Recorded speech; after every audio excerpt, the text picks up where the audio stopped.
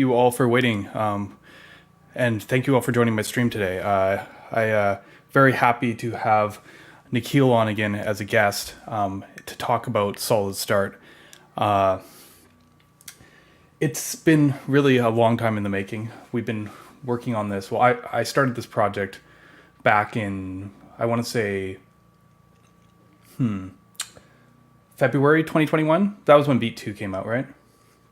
Basically, at the beginning, I never really wanted to start making a meta framework. I was like really wanted to focus on core and not get distracted. But learned a lot along the way, and I'm really glad that we did. And I think it's really important for the future of how people develop applications in Solid. Just giving people a minute to join in on the chat. If you're here, come and say hi. You know the drill. But yeah, sorry for the delay. I had this demo all set up, and then I realized that I was banking on something being written in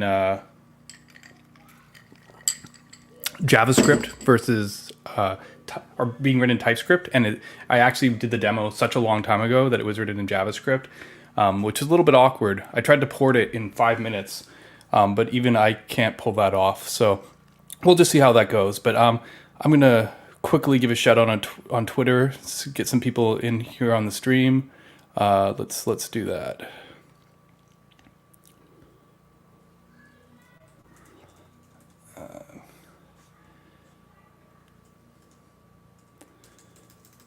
But yeah, how's everyone doing today? Just give me 2 seconds here as I get this all going through. All right, cool. All right, well, now that I've taken care of some business, let's see how you do in chat. Has YouTube given us a bunch of spam already? No, we're good. Hi, everyone. All right, okay. Let's get this show started. All right, and we're going to do that by welcoming Nikhil onto our stream. So, hello, Nikhil. How you doing? Hello. Very nice. I'm doing very well. How are you doing? Pretty good. It's a little hectic. I thought I had everything in place, and as usual, I'm just double checking my demos, and sure enough, missing little detail. But in general, I'm pretty happy. We've put a lot of effort over the last several months into this, and it's awesome to kind of start seeing all those pieces come together. But yeah, last time we had Nikhil on the stream, he was telling us all about how to do WebGL and Ink and what else? Markdown and PDFs. He basically took Solid's custom renderers to the extreme and showed us all the different things we could do with it. But that was back in, I guess, November or December time period. Since Yeah, I think then, January. yeah, since then you've been doing a lot of different stuff with Solid and focusing on SolidStart. Do you want to tell us a little bit about that?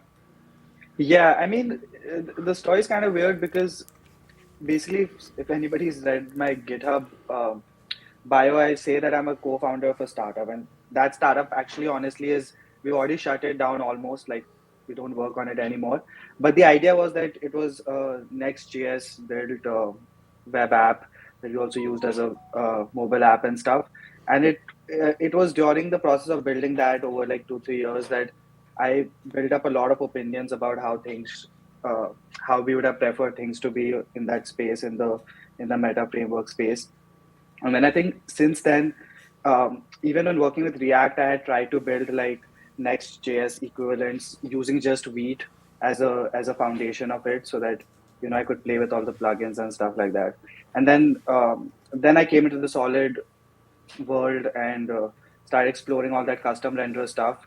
And then I constantly saw discussions about what's the meta framework story like, what's the SSR story like, and I saw you responding. Didn't see a lot of activity around it, but then that's when I just started proposing some of my ideas about like, okay, should we do this style of RPC?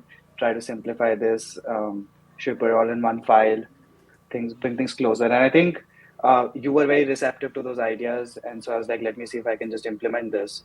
So I started making PRs, and I started accepting them, and then the ball got rolling. And then I really see SolidStart as a vessel for like my ideas around this space and trying to see how far we can push um, what the ideal developer experience could be like um, around building web apps. So that's mainly my motivation here. Uh, working on a project that hopefully a lot of people can use. You already see excitement about people wanting to use it. So it's a good. It was a good vessel for me to put out my work that I want to do in this space. And Right. the energy was also really nice around the ecosystem. About they were all very willing to like listen to the ideas and give them a try, even though some of them are real out there. Yeah, you were using React then to try and do this stuff Hmm. originally. Yeah, yeah, Okay. exactly. Okay. No, that makes a lot of sense. Um, but yeah, so I honestly I've been super stoked to have you on because, as I mentioned a couple moments ago, this was not an area that I'd intended to spend a lot of time on initially. Hmm. I was pushing it off, pushing it off. We finally got a really good SSR story in fall of 2020. I guess it was almost 2 years ago. We'd added streaming, we added async, suspense on the server, all that kind of stuff a couple years ago. And I was like, okay, well, someone go build something with this. And then, obviously people are like, well, how do you do it? I'm like, okay, well, you do it like this. So I started making examples, and then it's like, oh, okay. And and they start building stuff, and I'm like, oh, no, but you got to handle routing like this. You need to do like, here, I built a nested router, Yeah. and I just kept on being like, oh, no, actually, I couldn't help myself. And, you know, I'm actually glad to have found Nikhil and be able to step back a little bit on that side, and that's made this process so much easier to be able to focus on the core stuff and split the work. We now have actually a number of contributors working on SolidStart, but it's been a long time coming. You all may have seen some of those demos that we made, like the Hackernews demos, and on the various platforms. I guess the first one would have been we did the Cloudflare demo March 2021. But yeah, I mean, there's a long path to go from a simple demo like that to like a full generalized framework that everyone can do. Like we have the pieces there already because of Beat, but there is so much devil in the details. Hmm. Yeah, I mean, so it is a lot of work. People talk about that, like how long it took SvelteKit to go through its cycle. We're on a similar cycle. Remix, I think I said it to someone the other day. I estimate it takes about 18 months to really take like a meta framework from beginning to where like a sort of usable place. And we've been kind of conservative. I'd say we are not we're not at beta yet. For anyone's wondering, like what, Nikhil, how do you feel about the current state of SolidStart where it is right now? I mean, it's tricky, right? Like, because the funny part is, I think it's been since March or I think in March or April we started saying like, let's try to see if we can get the beta out at the end of this month or at the end of next month. And I think the thing around this meta framework space is that a meta framework is really trying to be in the middle of the whole universe for you, right? So it's got to take care of bundling. So when it's bundling, then you got to worry about what dependencies you can support and what what dependencies will fail. So that's the whole ecosystem. Then you have routing, then you have server side rendering, and you have the client side. So there's just so much to worry about uh, for that meta framework. So I think like as the bugs kept on rolling, okay, you're like, okay, this doesn't work perfectly, or this. So things kept on rolling forward. Right now, I think in terms of an API, where I think we're reaching a good spot, like where everything feels very balanced and everything kind of makes sense. Um, the stability around, all the HMR, like hot model replacement working everywhere, that's a little finicky. Um, all the adapters, they sometimes they break, so we got to figure out a way to test those stably. But otherwise, I think the core code base is coming along really nicely. It's very clean. I think it's decently simple for contributors to pick it up and start playing with it a bit, start changing things. Um, I think it's in a good place, but yeah, I mean, this is really my first project that I'm actually trying to bring to people for them to use in terms of a software package. So I'm not sure what kind of what are the sort of the formal requirements for something like a beta. How sturdy does it need to be? So I do delegate that judgment to you, really. Yeah. No, I mean, that's the whole thing here. We're all learning stuff. People who've been joining me on the stream for the last year or I guess 8 months, have seen that I've been looking. There's like obviously like the, how should I call it, like the build process, the production process in terms of the steps, beta, how to launch a product, documentation, all that kind of side of thing. But also from a technology side, we've had to kind of adapt to things as they change. And I've been using the stream as an opportunity to actually learn about other frameworks and see what we like about it and explore, because it's great. You, the audience, get to learn about it. I get to see what ideas are coming out, and it's just win-win. And I feel like we've been able to incorporate a lot of that into Solid. And what's actually really, really cool is, while you were just talking, I managed to finish converting the app over. I knew that I could do it in about 5 minutes. I just didn't have 5 minutes before the stream. So I'm actually pretty stoked on that too. We've been talking a bit about this stuff. I don't know. Anyone have any questions so far in the chat, or should we just kind of get into stuff? Let's take a quick browse through this chat and see how everyone's doing. Let's see here. People talking about component libraries. What do we got here? Yeah. Any test coverage goals? I mean, that's always an interesting thing. Test coverage is always like one of those things that's like forever out there. Like, you can always make it better. Yeah, we're gonna get into what SolidStart is and isn't. People tell me I should update my article. It was 2020 when I did it, I think, but yes, I need to update my article. And sure. Yeah, these are all topics we're going to cover. So, I think we should probably just get into it. My port, and as you can imagine, we're going to get into it by using my favorite demo in the world. We're going to use the Hackernews demo. My port is not perfect, because I literally just did it in 5 minutes, because I had to update it from JavaScript to TypeScript, and some of the types are missing. So I'm going to get some help along the way. But let me share my screen. And Nikhil, I want you to kind of we're going to go through the process, because this is actually important to SolidStart, and let me explain why. Because for us, we view SolidStart as more than just how should I put it? More than just an SSR framework. Mm-hmm. And for us, it is actually it's like the potential of how you could start any Solid projects. And I want to show you this. Sorry, I like literally shrink it as I say that. I was trying to enlarge it. I want to show you this project that this is kind of the starting point of any project you've used on Solid today. This should look familiar to you if you've used Vite, and this is just literally the Vite dget template that we use. And I very hastily copied over this template. It's because it's not even fully TypeScript. I very hastily copied over this template that I'd done in an old roll-up thing. This is like what I've been doing forever, essentially. This is a client-side rendered single-page app, the typical thing that you might build with Solid. The index.ts, has a router in it, the nav, the outlet. You get the root element and you render. And I'm using Solid's router. I was using the file because I was always big on the nested routing. I was using the version of the router where you just define everything not as JSX.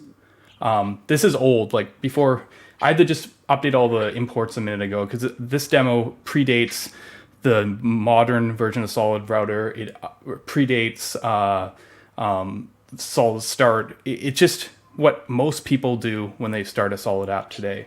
And they get their router in, they define some routes, and then you'll see this funny pattern. I was prepping this for a file system based router when I made this demo a couple years ago.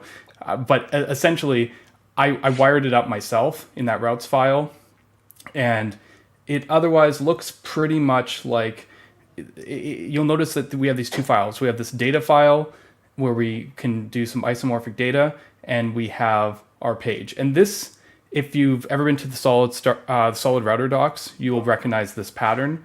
This is pretty much how you build apps in Solid before SolidStart, where you basically have this parallelized data fetching and nested routing. This is not part of SolidStart. This is just Solid. We've been doing this for a few years now. And this is just like the Hackernews example done that way. Right? I just wanted to show this example because maybe you've tried something in Solid before, and maybe you kind of wired it up yourself. I'm not sure everyone even got to this pattern. I tried to document it. The reason we separate the .data from the .tsx here, and actually I can probably rename these to .tsx, and they'll probably complain a bunch because I'm missing some types, but it probably will still work. The key part and reason we do this is so that we can code split it. So we can use it in parallel. You can fetch the data and fetch the routes, and even nested, do so in parallel. And when we do that, we can put them in different bundles. So the data routes, which have to do the data loading, can go in the main bundle, and the view code, which is usually much, much larger, can go in its own bundle. Yeah, exactly. And loaded as the route needs it. So that way you can load the data and the route in parallel at the same time. And hopefully, after I just do that change, our app still works. And I think it does. So I apologize. As I said, this is very last minute for me because I had to take a very, very old Solid demo and move it.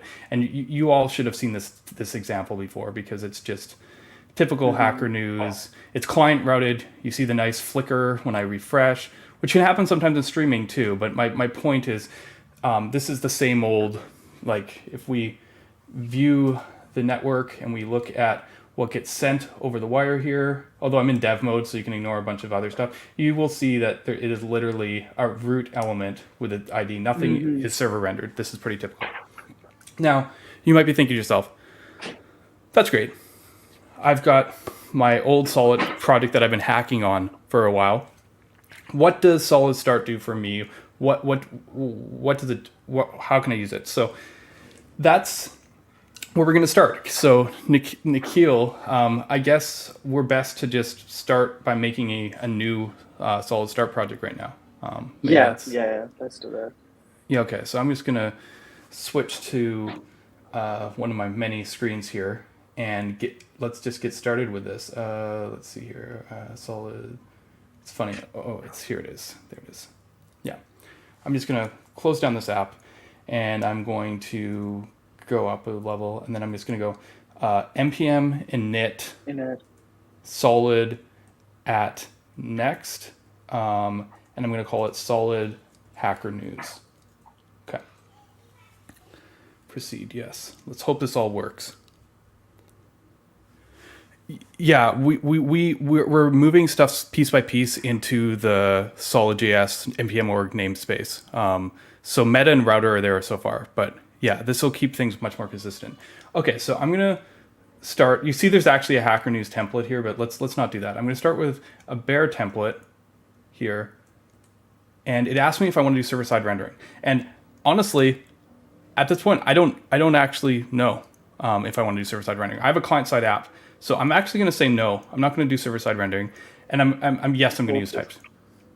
You're like, I hope this works. Okay. Yeah. We're doing the seat of your pants. Let's hope this works. Okay.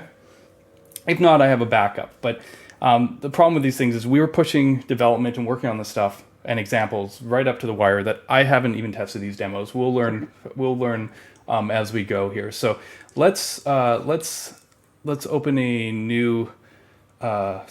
Let's open a new VS Code window. Yeah.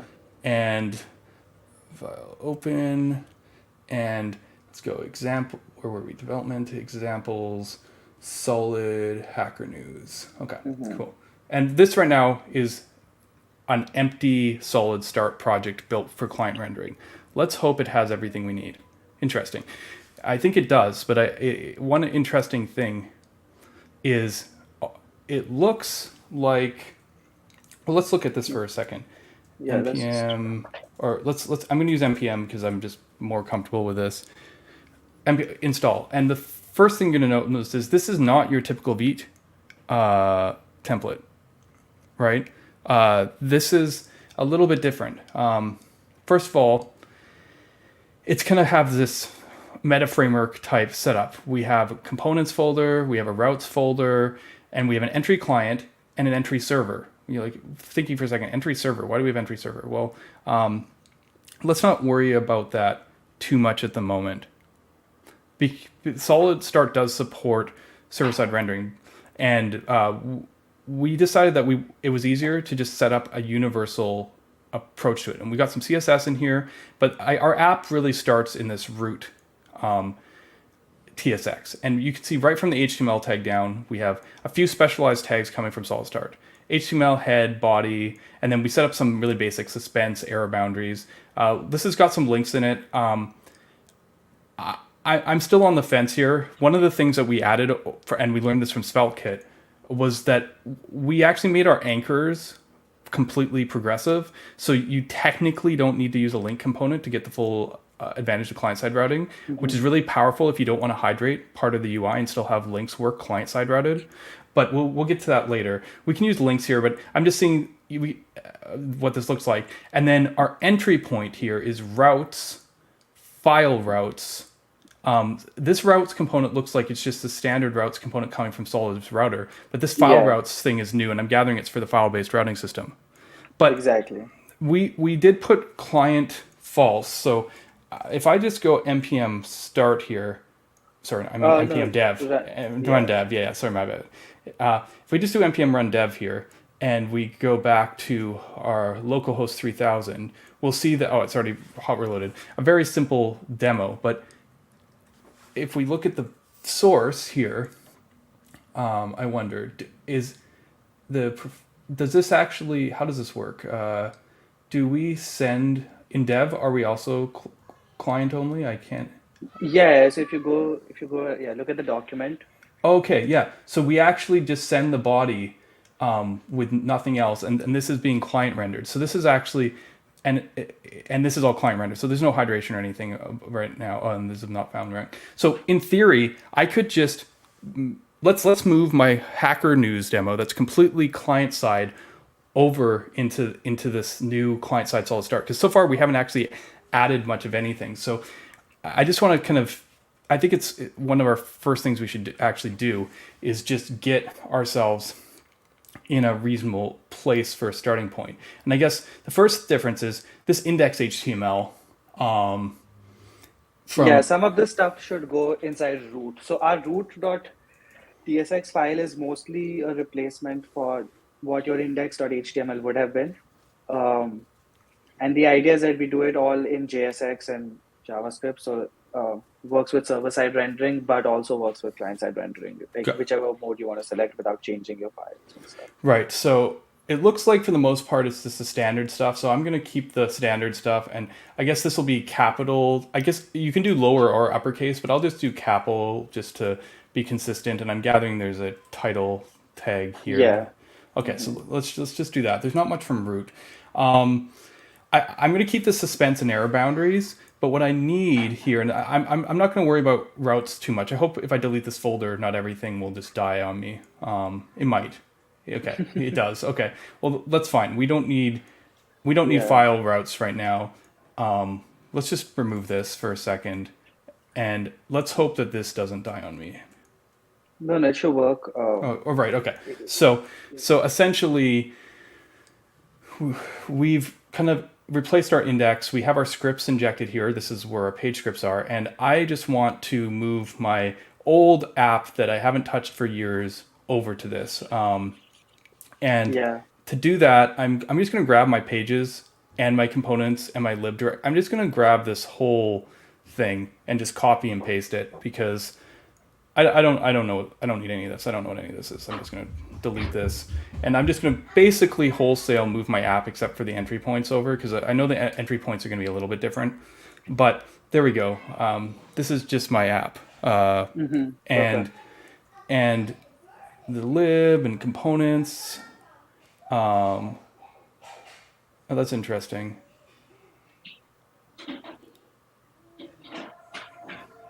It's funny. You will get the types. I didn't realize I'd implemented this the same way I'd implemented for partial hydration. Right.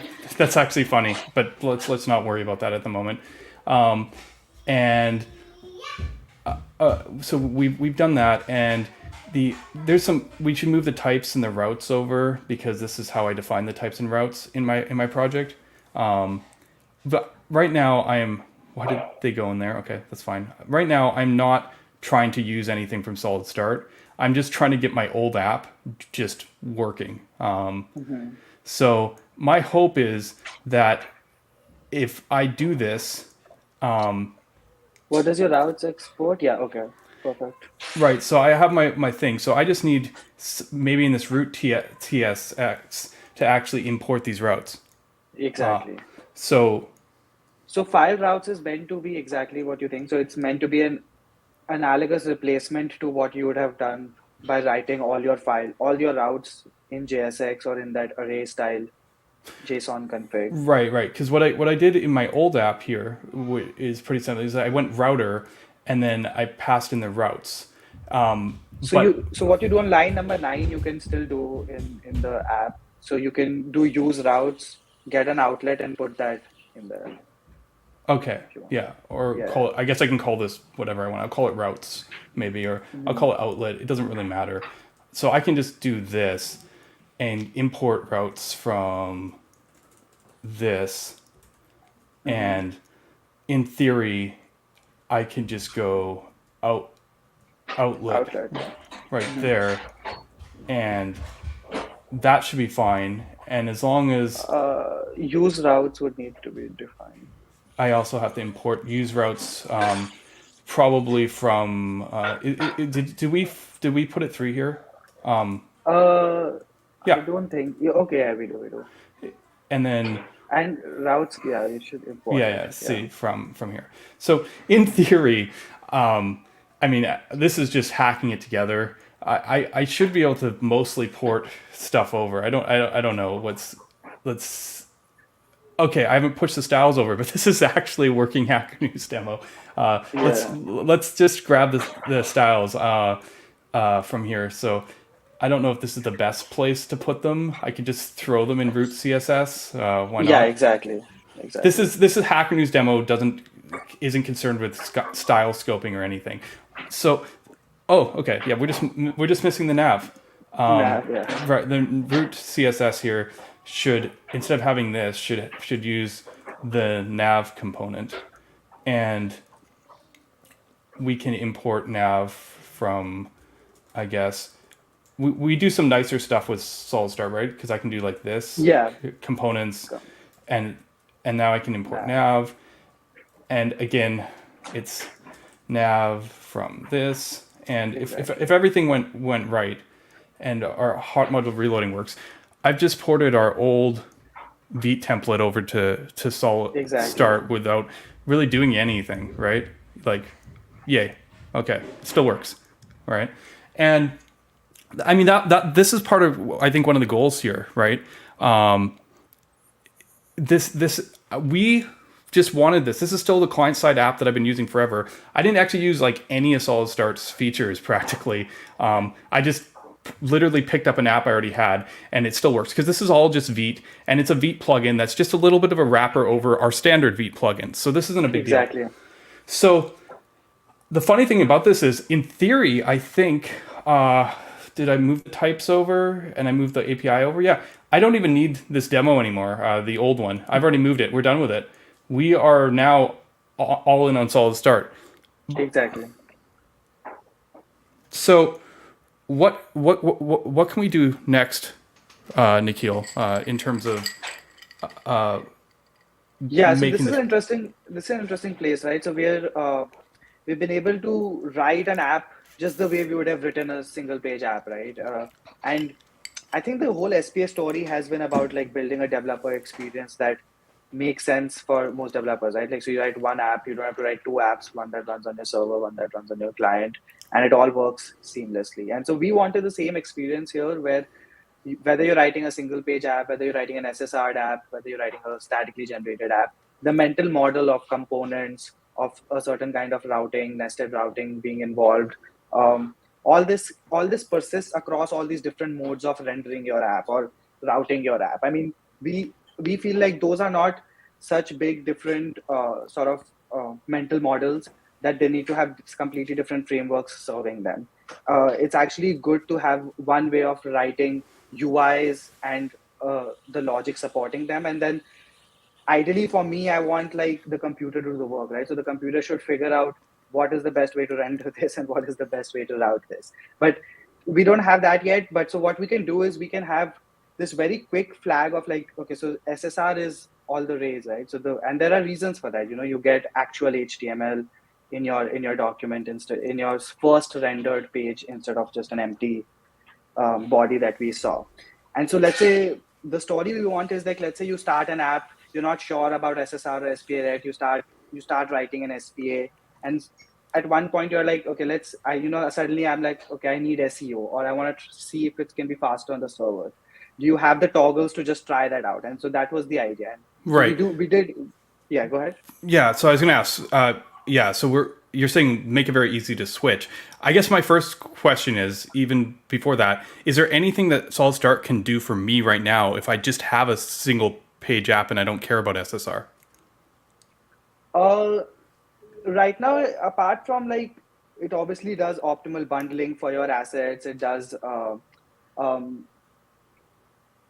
actually the file system routing, right? So like, let's Yeah. say our server-side solutions, most meta frameworks have this file system routing thingy. And I think it's a really good way to write your apps, split up your code in a natural way that also should be in production split up like that, because only one of those views is coming in your page at the same time. And Let's. even though you wired it all up manually, we can just remove a lot of this stuff that you had, because we do that automatically. So this line number 19, where you have to use routes, you have to define your own routes, define your own outlet. You don't need to do any of that. Okay.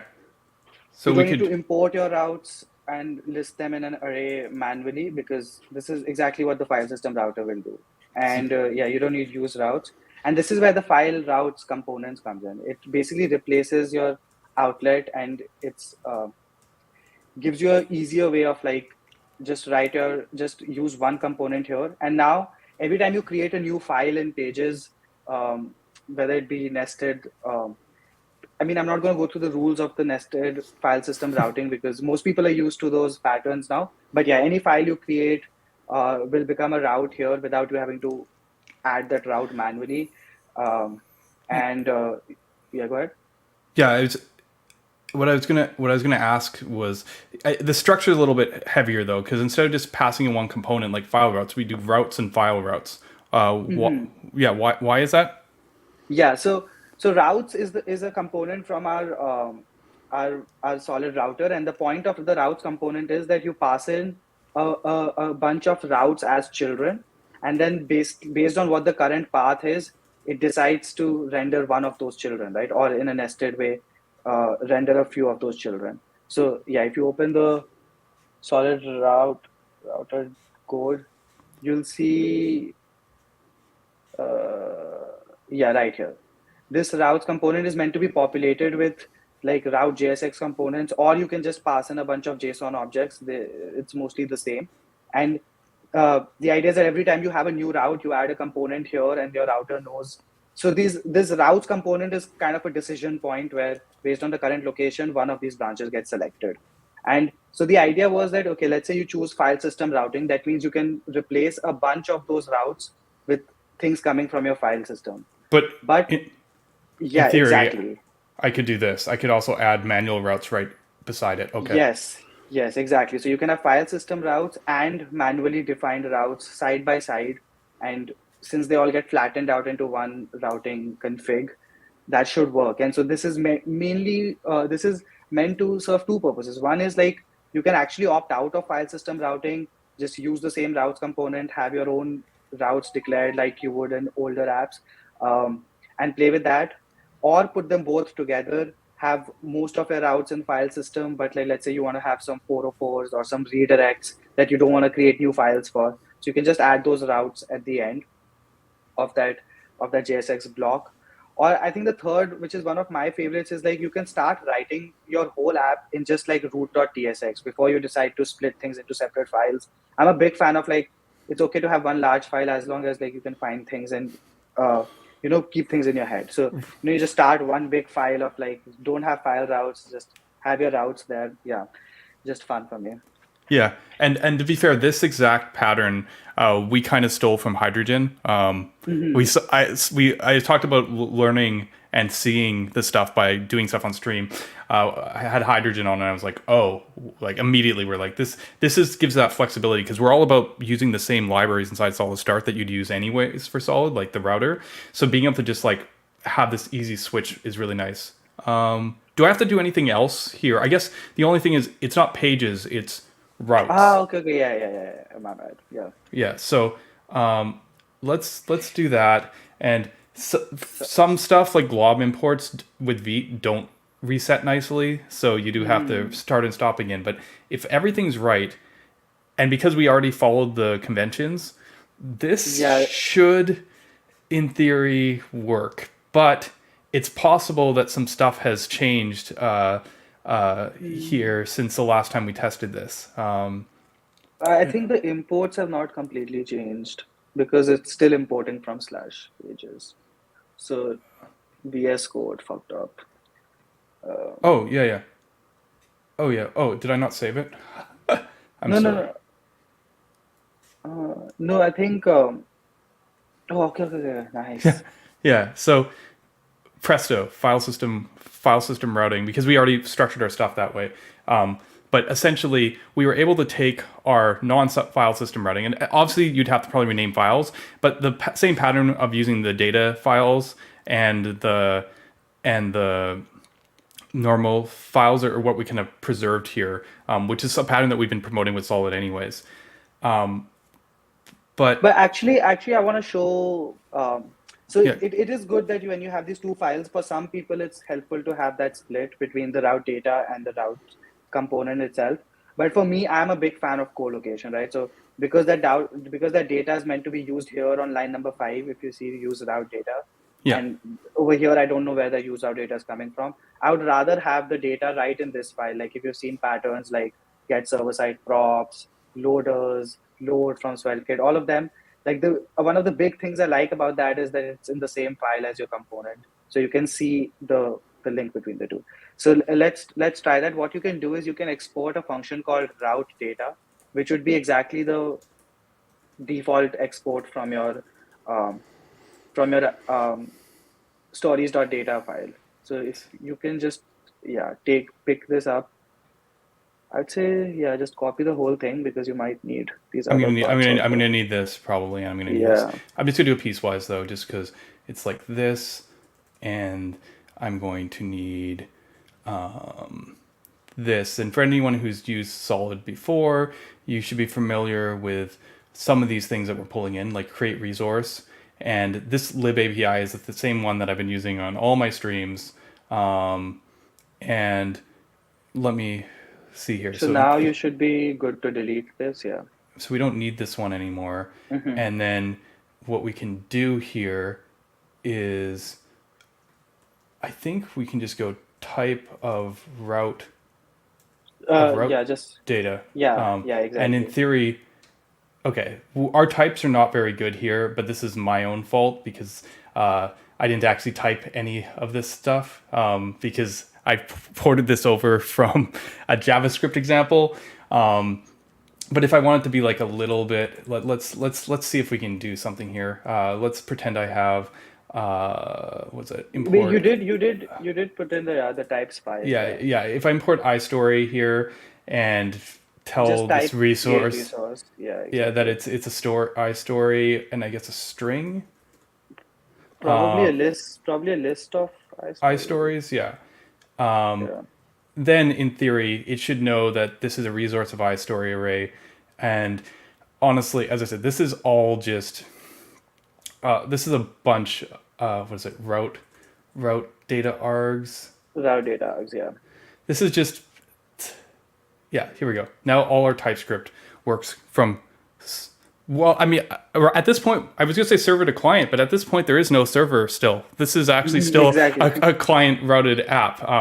This pattern, This is route data to component, yeah. I mean, which is also important, I think. Like part of the TypeScript story has to be that your data and your the place where you use them, those can be type safe. And so normally when you split out any of this into another function, you have to have a way of like being able to reference it back and not having to declare a lot of types manually. So yeah, I think yeah, like the fact that you can just do type of route data there and get type inference without having to define them manually is important. Yeah. yeah. Yeah, I I think mean, yeah, you can just yeah, exactly. I just export function route Just data. yeah, remove the default. Yeah. Yeah. So yeah, I can just this is my lazy port version of it, but you all will forgive me because I did not have the perfect prepped example, even though I was trying very hard last minute to do so. But we can essentially just We delete forgive you. We all of forgive you, these Ryan. and do this. And these aren't all perfectly typed because I didn't go through the effort of perfectly typing them. Um, but we do know that this all still works. And yeah, I mean, this is just to show how, I didn't import even the control flow components in this because in JavaScript we do auto imports. So show and for aren't even in here. So Yeah, okay, whatever. TypeScript aside, we do this and we still have our working client side demo that we've had. exactly. Yeah. Yeah. So If if you see, yeah, I think if you look at the document that came back, I think that should still just be the body. right. Um, Yeah, it still is. Yeah, it's just the empty body still. It's prettier or prettify it. nice. Yeah. So this is just our client side app that we've always had. Someone asked about custom routes outside of the file system work with SVG and code splitting. Yeah. Because you do that, right? If you can just pass a component in, or you can use a lazy component. Like if you remember, and I did shrink this down a moment ago. Where is it? Did I get rid I of? think you Take shut the it. No, no, no. no Okay, yeah. this routes file that define the routes, I was just passing lazy in manually into the component argument and then passing the data function as a direct import into this. So you can still basically use the component argument on a lazy component or whatever. It works exactly the same way you do all the code splitting and stuff that you would do when you just use the router normally. Okay. Yeah. But I mean, we introduced SolidStart this way for a reason because we wanted to show that it is just a better version of our standard V template. But I don't think that's why most people are looking for SolidStart. That at least that's my suspicion. It is not because it is a Yeah, I think if you're building an SPA, what it does bring you is like this integrated SDK kind of a feel, right? Like we have integrated the router, we've integrated the meta provider, we've integrated Wheat, we've integrated the bundling, code splitting, and things like that. And so you just write your app, and hopefully we can give you a production ready experience with the app. But with SSR, I mean, there are even more parts, right? There's a server involved which has to render things, and the client has to pick it up from there, hydrate it, and make sure all of that works properly. right. Um, So, so I've got my app and I've taken advantage of some SolidStart niceties here so that, I just have the routing and meta all built in and this just works nicely for my client-side app. As you know, the data functions in Solid run isomorphically. They run on the server and the client. So this pattern holds up about resources on the server and client. Suspense works on the server and client. It's all isomorphic. How do I take this client-side app and now make it an SSR app? so simple. Okay, just go to wheat.config Yeah, and just change this flag to true. that's it.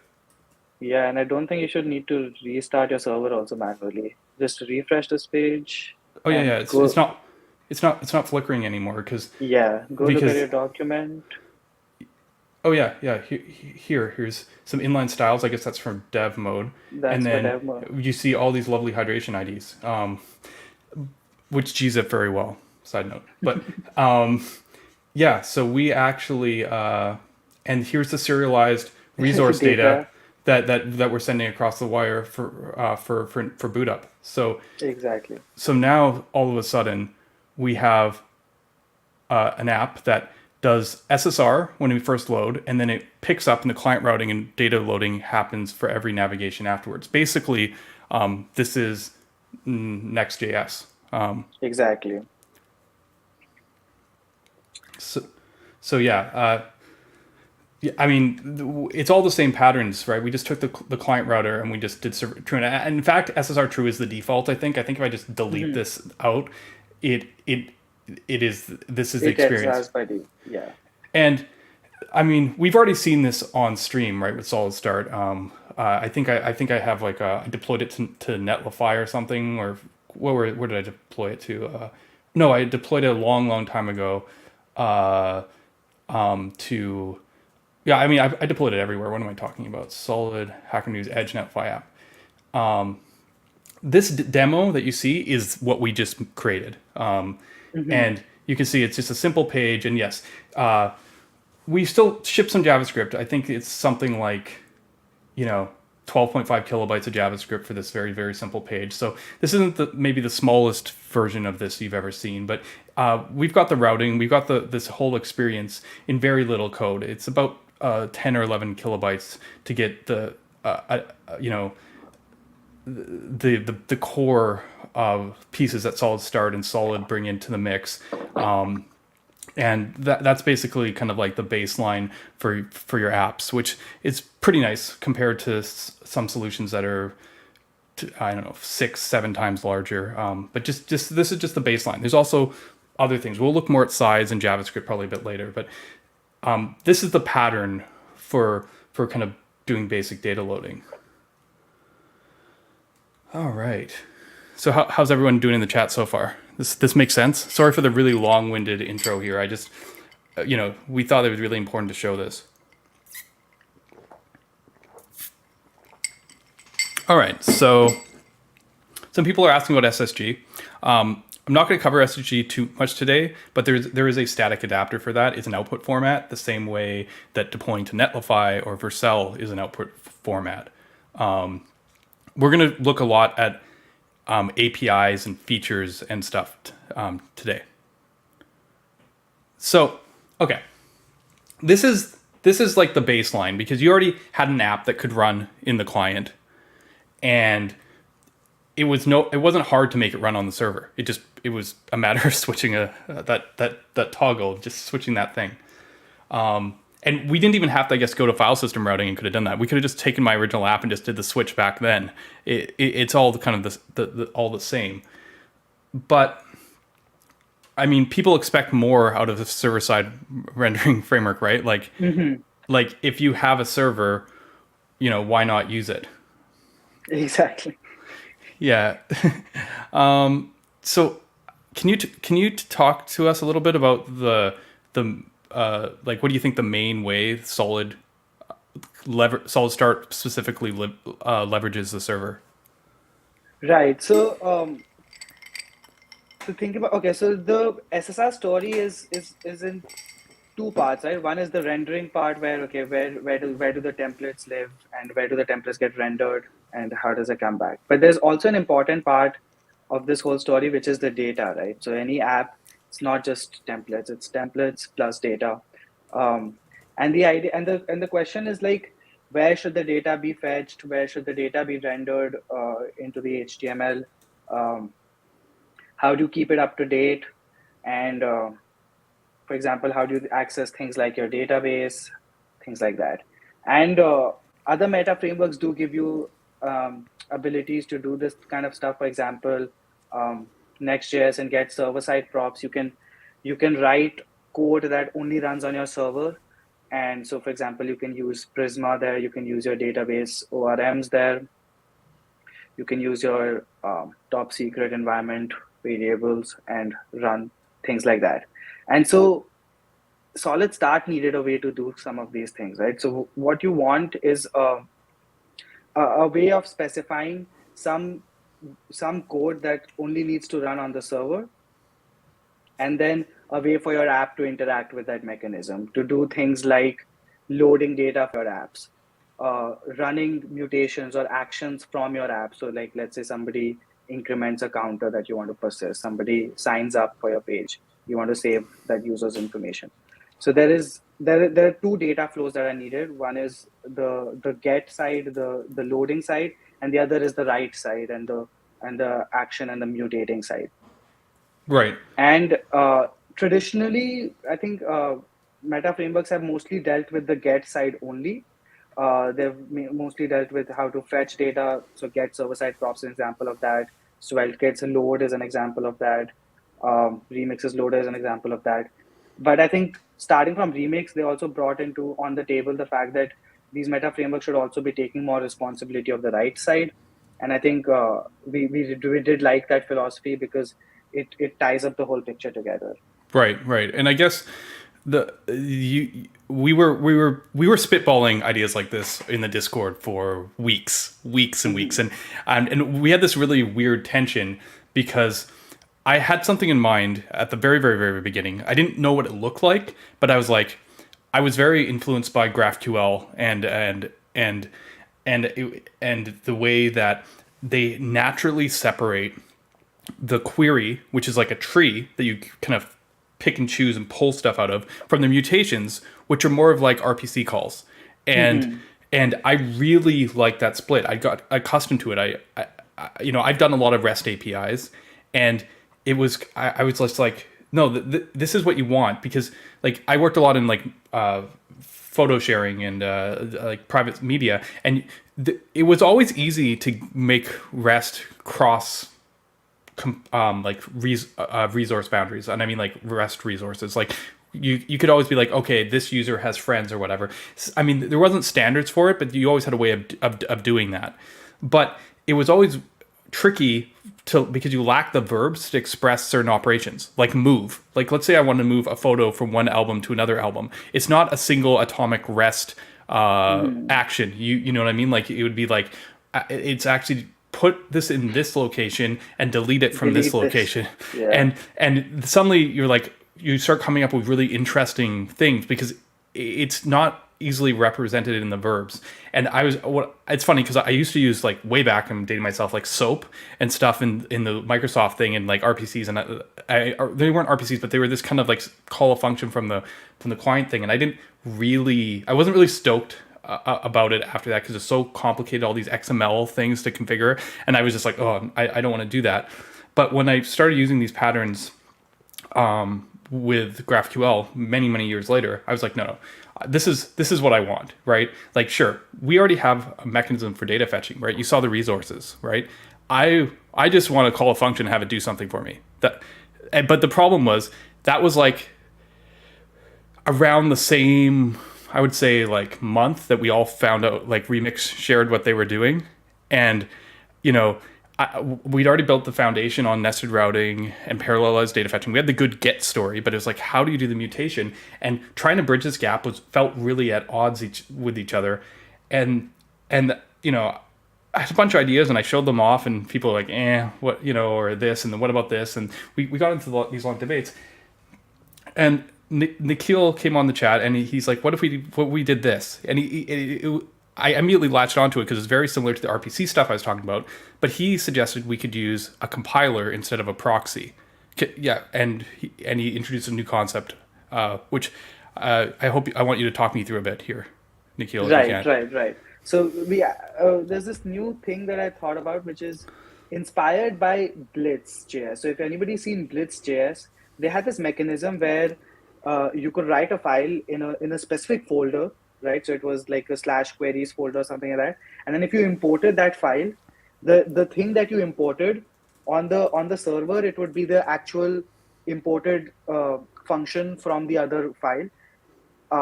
But on the client, that imported function would become an RPC call, right? So on the client, that imported function would be compiled out into a fetch call to a URL that mapped to kind of the file path of the original import. And you would be able to pass in arguments as serialized JSON props, and the data would come back as serialized JSON to you, and the RPC's infrastructure would take care of parsing the JSON.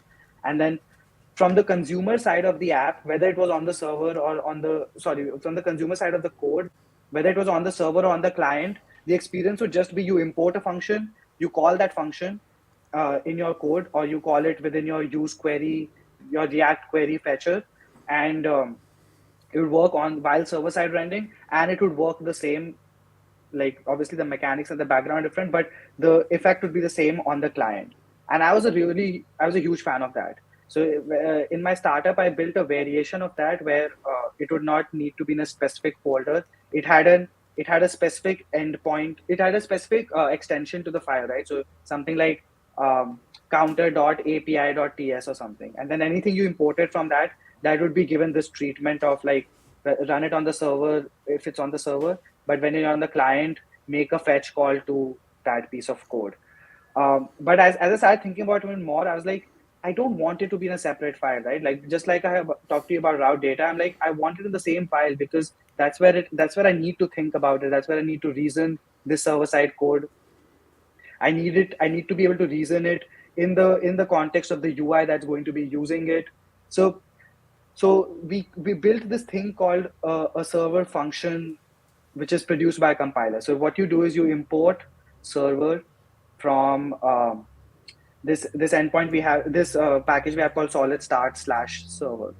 So server from SolidStart/server. Yeah. So Right. what I've done here actually is I just made the bare template again. I just got back to here so that we could actually play with this a bit. And yeah, let's make a really basic function here. Let's maybe like a greeting function, something that let's do something where we can pass in a name and greet them with a hello or something. Exactly. Okay, So let's try to do that. So the API for the server function is essentially you pass it any async function, and it basically wraps it up in this RPC functionality where on your server calling this function greeting would basically just run this async function inside the server function. Like nothing really gets played around with. Whatever arguments you pass to your function, they get yeah. So and this block, like Rans mentioned, this block of code inside the server function will only ever run on the server. That code will never even be shipped to the client, even though it's in the same page as your component. We compile that code out, and we basically give it an address, right? So yesterday I was thinking about this. The analogy for the server function is you take a piece of code, you put it in a location, and you give it a URL, and then you can use that URL to address it in your app, right? So whether it be on the server or on the client, the compiler basically just assigns a piece of URL to a function. right. Yeah, so I'm just going to keep the counter working, but I'm going to leverage this button click and maybe put in greeting here. And Yes, exactly. it's complaining at me. What did I do wrong? Oh, Because TypeScript works, right? Like this was one of the big motivations behind this signature, this way of doing things is that you get automatic type inference, like whatever TypeScript was already doing for your general functions, it will do for your server side functions as well. all right. Right. So I'm going to say hello to Nikhil here because he's been doing such an amazing job on this. And if everything works right, I should, in my console here, when I click this, okay, so what did I not do right? You just refresh. Yeah, okay. HMR. Right. So here's the thing. I'm saying on the server, I'm saying hello here, but I'm not doing anything with this information because I greeted Nikhil, but we need to do something to actually see it. Yeah. So I'm gonna just then it. I'm gonna be Yeah, lazy. it's a normal promise, and the contract of the promise is that it will try to return to you exactly what your server function returned, and it will also throw in the same manner if your server function threw, right? So if your server function throws with an error, you can expect this promise to also throw on the client. Oh, there we go. See, I'm seeing hello Nikhil in the thing. Every time I click it, it's saying Yeah, but you're hello. not seeing the on the server Yeah, call, which right? which is happening here. Yeah. Exactly. And yeah, so the point of this mechanism is anywhere in your code, you have a piece of you have a block of a function that you never want to run on the client, you want to run on the server, and you want to give it an address, you want to give it a URL that you can refer to later. Yeah, And because so I can add as many of these to a file as I want. I can put them exactly, anywhere.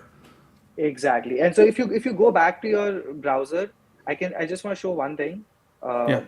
If you go back to the browser, yeah. If you scroll up, when that error happened, I just want to give a sneak peek of the URL that's generated. Can you scroll up in your console logs? Remember that error happened? If you see what kind of URL we generate, it's like you take your file path that exports, that uses the server function. We add an index so that we can, um, if you have two functions and we can't give it an actual, so if you see, we gave it the name greeting because while compiling, we actually try to find the closest identifier that this server function has been assigned to. And so we give it that name so that when you're calling it, you can actually see it in your network dev tools, like what function you're probably calling. So yeah, if you create another one, call it something else. One thing I thought would be fun is We just can try this. if Yeah. just show that this is actually like not Possible. not a single thing. Like it's like this is HMR sometimes with local stuff because the difference in the server and the client does actually get us a little bit here if you're messing with it. But I'm hoping that we'll see the Nikhil Yeah. 1, 2, 3 increment here.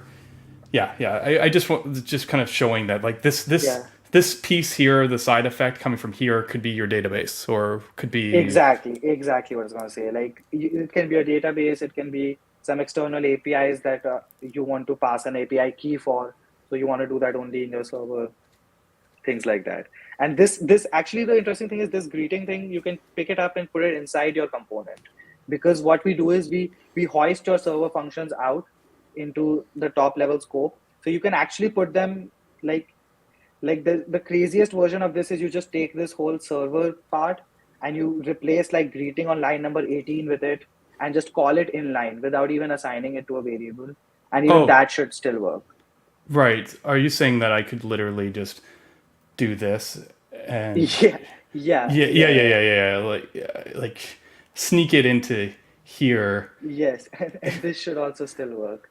Um, I guess the only gotcha is referencing variables inside have to be top level scope, like imports and stuff. You can't reference component instant variables in here. yeah, I'm gonna work on part of the Babel plugin that basically just like prevents you from making that prop error, right? It's So funny. like It calls it counter now because it doesn't know what to call it, but it still works all the same. yeah, and the name is not important because of the index, it will always be split up. Yeah. Like two functions won't get confused between each other, but the name is important just for the developer to identify what is being called. Right. Uh, Yeah. So, I mean, that was fun. You would probably, I mean, me personally, I Not mean, want you to do don't that. have to that. I like organizing. I like to be at least be able to see my code where it sits a bit. But I mean, this is all up to you, preference wise. No, no, yeah. The point is, like, I think Do you it's know where that'd be useful? You just gave me an idea of where that would be useful. I'm going to close this demo for 2 seconds and reopen up where we just were. Remember, we were in Hacker News a minute ago, and I think it would be actually useful if we went back to our now our Hacker News demo that we just switched to SSR. Right, this was client side, and we're doing fetching isomorphically. But if we actually wanted, this is just a function, right? So exactly. I could just go import server from SolidJS or SolidStart So slash server, and yeah. now I could just go server No, so this.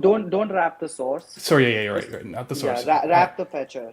Yeah, so I could just go server this fetch API that I've already implemented in another place. And now, on future navigations, it won't fetch from the client. It will actually always fetch through the server. Yeah. So the server right now because your fetch API is also an external. I think you're in the wrong folder. Yeah. Yeah, So because your fetch API is right now also an external API, server is just kind of acting like a proxy, right? Like you call your API, but it will only ever run through your server. So if it was a private authenticated API, then you can use your API. You can use your API keys right. on the server. So in theory, what I'm going to see here when I navigate on the network tab is I'm just I No, wait. Can not you just read? Yeah. refresh once. What did I miss? Did I Did you do a different page? which page did I do actually? You did the users page. Oh, that's like the worst page to do. It's fine. It'll still work. When I go into the users page, it'll work. Yeah. No, it won't. Why am No, I? this is not a users page. This is a story page. Oh, users page. It's like the only page I don't use. Yeah, exactly. But yeah, no, we called it See? user because of what Right. you assigned it. Sorry. Okay. I picked like the wrong page to switch, but you can see now that it's actually using the /0/user thing. So instead of the other ones you saw, this is going to directly to the Hacker News API from the client. And this one went to our server, which basically proxied it because we said, run this on the server. You missed it. Like literally 5 minutes before the door of the stream, we did a whole thing on the type safety. But we can go back to that if you want. Because these functions. Yeah, I mean, I think the type safety story is, yeah, I think the point is that everything just works with TypeScript itself, right? Like, so because our compiler is trying to replicate the same thing as it would have been as if you'd written your function right there, right? What ended up happening was this app was a JavaScript app that I was like on the fly converting to TypeScript as we were talking, and I didn't do all the pages, so I chose the non-TypeScript page to port to the server function. But yeah, what we were doing a minute ago, if I go back to the demo that I was doing here, is that if you try and call this server function with something that isn't what it's expecting, it's going to complain at you because it's like, no, this takes an argument, or, you know, if I put in, I don't know, 7, it's going to be like, no, it's expecting a string, not a number or whatever. So this greeting has a signature which tells it what its types are.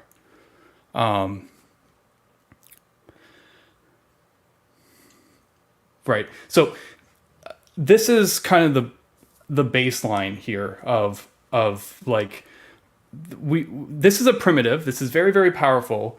It's very composable, but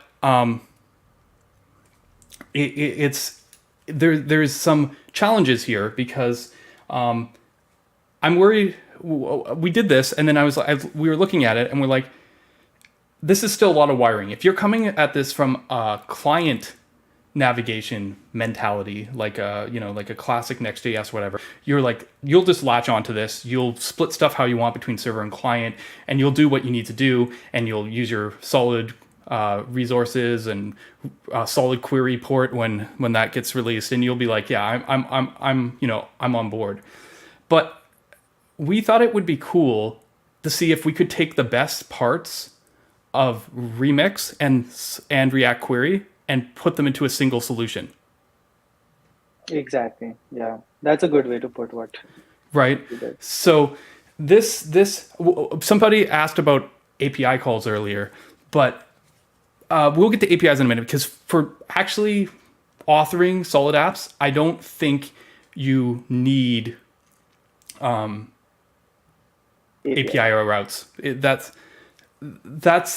essentially like something that if you want to have an external API, and we have considerations with mobile. Server has a server.fetch, which does like the Svelte kit trick where you can have it fetch on the client and then against an API route, and then does just calls the function on the server. So we have the ability to do that, but we see kind of, as I said, GraphQL was, at least for me, although Nikhil arrived at the same conclusion from a different spot, was my motivation here, because that separation between the query tree and the mutation thing, we like having lots of mutations, or wherever we need it, named mutations. Like this does a specific action, and honestly, we had a lot of challenges though, even on both sides, because we like granular updates, and that was really a challenge here, because how should I put it? Loaders are really simple, like really, really freaking simple. It's an async function. You can think about that. But we wanted a couple things. We wanted to be able to stream, right? we wanted to be able to independently update things. Like maybe not everything it needs to update. And every time we tried playing with it and we came up with different abstractions, it'd be like another abstraction. And we wanted to keep that story from client to server, like we've been showing you the whole time. So I think maybe the best way to showcase this is, I just keep on jumping back and forth, but maybe we should go back to our Hacker News example one more time before we go into a different example, and just talk about how we can take. I guess I'll just use this user's page again, but how we can take this, and I mean this is fine. You can compose this as you would, but what we realize is, so there are a few things that this will not do right yet. So if people are used to their traditional create resources, what they do is like on navigation, they should try to refetch. I think if params.id changes, that resource would try to refetch right on navigation.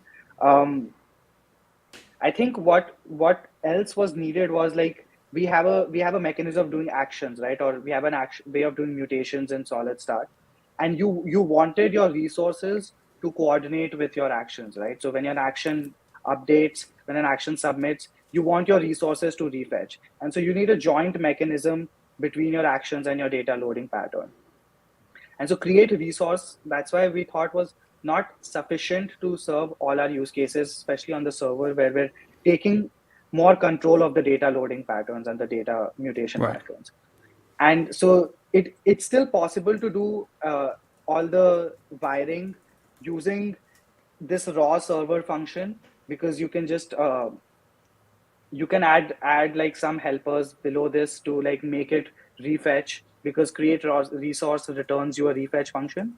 You can use a bunch of things to like actually refetch when your actions happen. But we wanted you to give you a simple way of doing the effect that wrapping things in server does, right? The effect that it only runs on the server, it refetches on actions, it refetches on navigations, and just package that all up in one helper, still backed by the resource function primitive via compilation. But so we created this function called create server data, right? So route data can use either resources, or it can use our server data functions or your server or your route data functions. And the idea is that this, instead of returning a tuple as a resource, it returns just a single signal, which is your data. Obviously dot loading and dot header do hang off it, but mainly just represents your data. So your loading action, your loading UI should anyway be shown via suspense, and your error UI should anyway be shown via. This is all my fault for not having the types in here. I think iUser should do it. Yeah, do we have iUser? I hope I have iUser. I think I don't have iUser because I think okay. I think it was in a different file. Do I still have? Maybe this one has it. Sorry, this is just types is like on the top level. I think this one was inlined, which is why I don't have it. Sorry, this just this should hopefully, and then type of route data, route data, sorry. All right, and then you could tell this is from it's again. You could tell this is from a JavaScript version of the app, because I didn't even update the control flow. Okay, so now all our types are working. Sorry about that. But yeah, this is actually just equivalent to what we just showed there, because we didn't actually do anything special here. This is still gonna just right. You're not gonna see it on the client because it was from the server. But if I go back and then I navigate to one of these, then we're gonna see route data. But we're gonna see essentially our data now coming through our internal request, right? Through the server thing. So this is just a shorthand, but it helps streamline it, because for the majority case, people can just do this route data, return server data. Now it's almost like a loader, right? Yeah. You can make multiple of these. You can make them all fine grained that update off different parts of the route and all this stuff, and have all the typical stuff. You can use all the options you have on resources, like defer stream. Like if we were streaming, like this example isn't streaming right now, but if I go back into our entry server and change this from render sync to render stream, essentially, what's Wait. going on? Let me see what the TypeScript is. Okay, TypeScript's being weird, but it's fine. I'm used to it. Ew. Yeah, I mean, you're not gonna really. Maybe the homepage can see streaming, right? Yeah, it's more visible, but I think you can actually see this from the actual document in the network. Like you can actually see response that we put in the header, and then I don't think this one has a loading state, which is why you don't see it. But not. No, I think we do have a top level suspense, right? Yeah. Can you just prettify it? And I think the HTML should be coming at the end, right? Oh wait, did we do defer stream or not? Oh, did I defer stream already? Oh, no, okay. You didn't, right? So all the stuff is coming in later, right?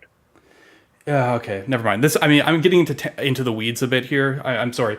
This is a feature that Solid has. It's not SolidStart specific. You can like choose any resource to make the stream wait for it. So like that part loads ahead of time, and then if you like, the default is it lazy loads everything and it loads it in to the page as it loads. But then when you put the first stream, it treats it. It's like wait for this resource. So you can do that at a fine grained level.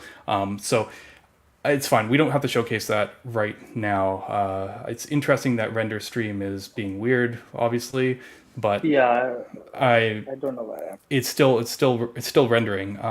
Let me see. What did I do here? Yeah. Oh, you didn't defer stream. So if Yeah. you did, So yeah, this is actually on stream. yeah, We'll come back to this. Yeah, I'll verify that. Yeah, okay, that's fine. We've made plenty of streaming demos to showcase the difference there. Okay, so let's move on from that. But yeah, this mechanism. Yeah, I think the key part is that important. Yeah, because on hydrated, may not use that one, but the initial value, all that kind of stuff, and it does still exist on this API. It's just a wrapper over create resource. I think it was important, like why exposing entry server is important. I think you just showed it, right? So that you can switch between the various rendering modes Solid has, right? So you have on your server, you can render async, which is wait for all your resources to resolve before you send back anything. You can stream it, which is wait only up till the first suspense boundary or any resources that defer stream. And the third is you can just render sync, right? And which is wait for nothing and do all your resources on the client. I think it's happening very quickly right now. So quickly though. Yeah, I'm not seeing it right now. Can you do slow 3G? Can you do slow 3G? I think there is streaming going on. Throttling will not help necessarily with this, because the way that the Chrome DevTools handles the stuff, we're not seeing it. Why is the whole page loading? Yeah, it's weird. As I said, we've showcased streaming like 1 billion times on the stream. So yeah, I need to verify this. Okay. Anyway, but yeah, the switch between these three rendering modes is going to be just changing the render helper you import and use here. Yeah. Everything else remains the same in your app. Right. So the reason we showed this create server data was kind of a prefix, because we need to basically come back around. And I got another example for you all. I made a TodoMVC example. Yeah, I'm just going to pull this one up. Oh, actually, I already have it open. What do you know? Not too surprised. And it's very simple. It's basically just a single component index route that is our whole app. Okay, good. Make sure that's not done. And there's actions are this new primitive we have here, right? And actions aren't that much different than the server function we showed earlier, right? In that we call this a create server action, but essentially you get back this thing, and it has a submit function that calls whatever function you do. So if I did something like const something equals create server action, and in my server action I put name string, like our greeting that we had a minute ago, and return name or something, right? If right, async, right? Async. If I do this, something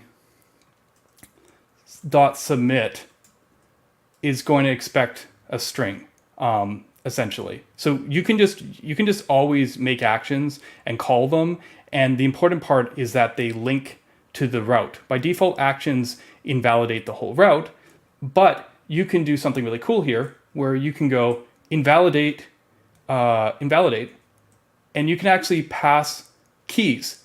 And if you saw in our create server data and resources in general, there's that first argument, the reactive part.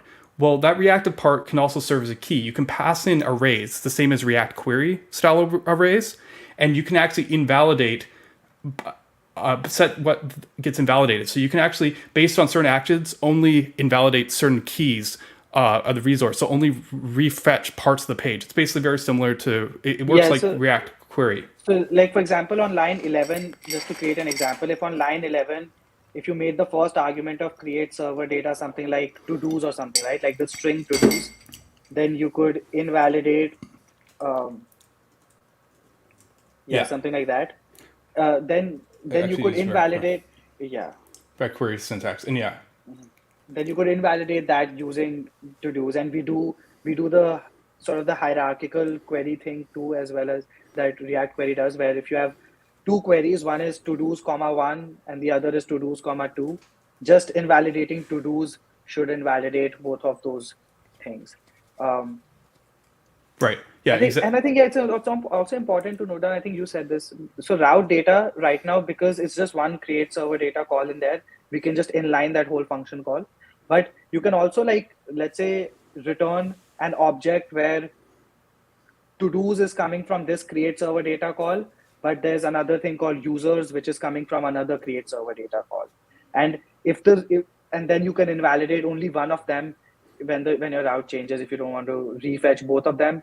And the source will work as general. So if they're connected to some part of the route, then when the route changes, those server functions anyway get recalled. But I think this is this showing this React query style invalidation. I think it's very nice, like just as a DX improvement on top of what we already had. Right. This is what was missing. Some people talk about comparing React query to like SWR, and SWR doesn't really have the full story on the mutation. You can do it manually with invalidate. We want to just kind of tie our favorite parts of React query and remix and kind of stick them on top of each other. And you might be pointing out, well, this isn't quite remix still. Like obviously, but we're going to get there in 2 seconds though, so don't worry about it. So server function, and you can submit it. And the thing is, you can create as many of these server actions as you want, because by decoupling the mutation from the URL, we're able to just like define our mutations. As I said, this is like the GraphQL thing. When you use the loader pattern,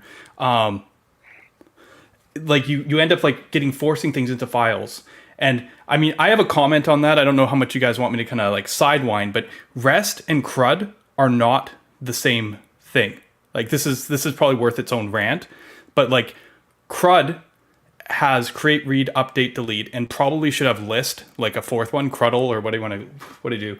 But verbs that you use for HTTP, like get, post, put, patch, delete, are not the same, right? So like, how do you, like, it's a mapping. When you go create a server, a REST resource, you're actually going to be mapping a bunch of these things. So like list is get on / to-dos, but kind of like the show or the read in CRUD is get on to-dos / ID. And this mapping, when you force it to a file-based system, is weirdly awkward. Like you're going to abstract it anyways into your own models and stuff if you're doing server, backend stuff. But it is very weird to me at least, to kind of force this thing, because as I said, your pages and how you do the gets are different than your, like, it's a difference between the conceptual model and the implementation model, and tying them together is very strange to me.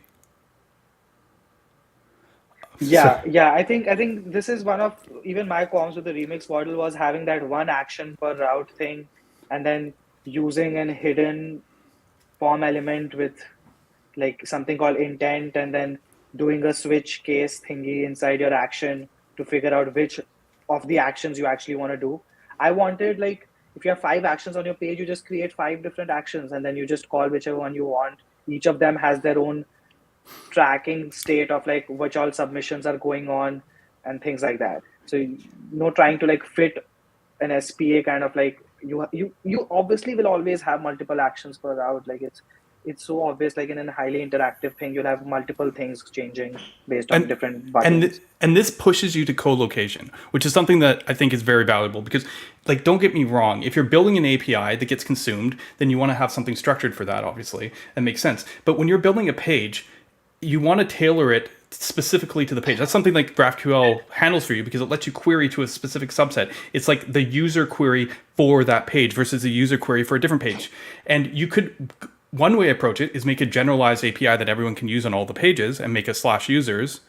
But another way to approach it is like this kind of, as I said, more RPC kind of mentality, where you're like picking out exactly what you want and then making it as relevant.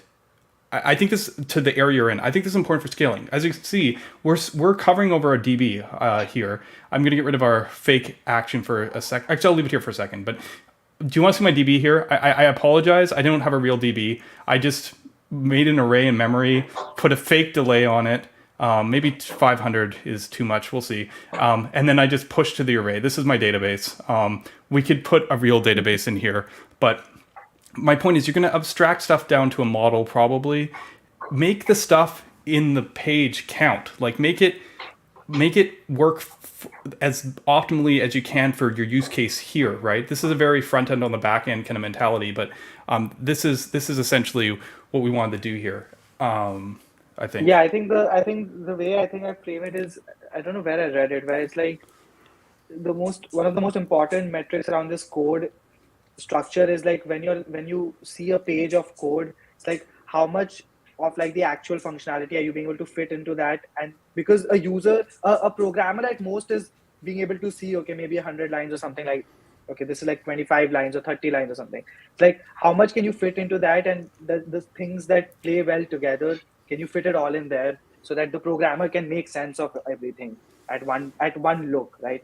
And the idea behind co-locating all of this is exactly that. So like in Remix, you'd have to put your action outside your components, but for us, you put your create server actions inside your components, where you want to use them, so that like if you do go to definition kind of a thing, you go exactly to your action right there. You see what you're doing with your code. Just very transparent in terms of, okay, exactly what's happening at any point. But I mean, we haven't really shown this in action, and put this into context. You can call submit, you wire up your event handlers. But I think one of the coolest things that people like about the Remix solution is forms and handling this with progressive enhancement. So what we actually go ahead, Nikhil. For that as well. Tell me how you do it. Well.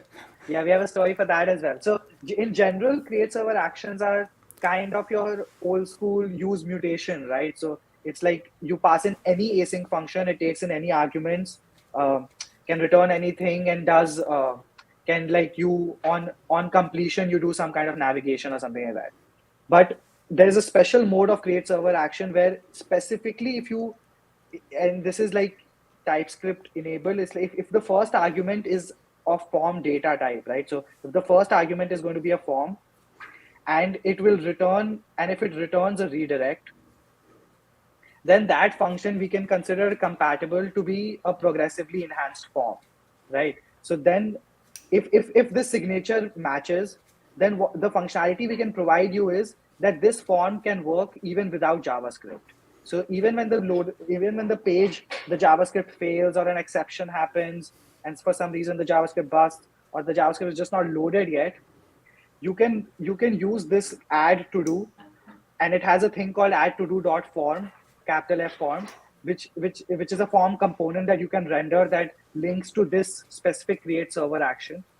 And redirects are required. I mean, we can go into it later, but Yeah. they are just the mechanism like traditional forms have always had. Like you go to a page, you go to a URL, the URL does your processing of your post data, and then it redirects you to a different URL or the same URL back, like based on whatever user experience the programmer wants to provide. This is pretty cool though too, because all the invalidation rules still apply. Like all we can still wire it all fine grained because this is just a resource. But then let me take an example here, just so we can follow it. We have add to do. Add to do creates action that takes form data, and then gets the title from the form, and it calls our database add to do, and then it redirects back to itself. We're on page slash. The client doesn't really care about it because it's redirecting to the same page. It's not going to do anything. But when the JavaScript's off, you're saying this will actually reload the current page. The page. So let's see how we use this. Add to do dot form. So we just take our action, which we can call submit on, or we can take a form. And what have I done here? Just to remind myself, I'm doing a little client side validation. We can prevent default. I still got some work to do on the types. I was working on this yesterday. But on submit is not required in general. If you're just rendering a form, you just render inputs and buttons inside it, and then you just put an input in there, put in a button in there. When you click the button, the name assigned to the input, that becomes a key in your form data. The value is there, so you can access it using form data.get something. The name of the input. Yeah, reason I did this is because on commit, I was like, make sure that the input actually has something in there, and then I did a timeout so I could clear the input after you typed it. It's a little bit different. I had fun wiring this one. What's cool is this example is only 200 lines of code, so it's actually not. I was worried that this would get really heavy. I saw the remix to do example, which that's like 600, 700 lines. Right, but it does more. It has more error handling in it, and it has all the database stuff. But I was just like, when I was looking at the code, I was like, okay, can we do this in a way that it isn't too overwhelming? And I hope we succeeded. We'll have to rely on you guys. And sort of this is the fabled sort of progressive enhancement, right? So this on submit client side. Set timeout and prevent default and all this only happens when JavaScript is there. If JavaScript is not there, this form works as usual. Like this on submit is not changing anything. You'll see your page instantly refresh with your new to do. Like we'll probably show an example of that soon. But you'll see it in action. It's quite amazing, like how it works quite similarly to an SPA would have. And like you see that these different create server actions have all been rendered as different forms on the page. So toggle all.form.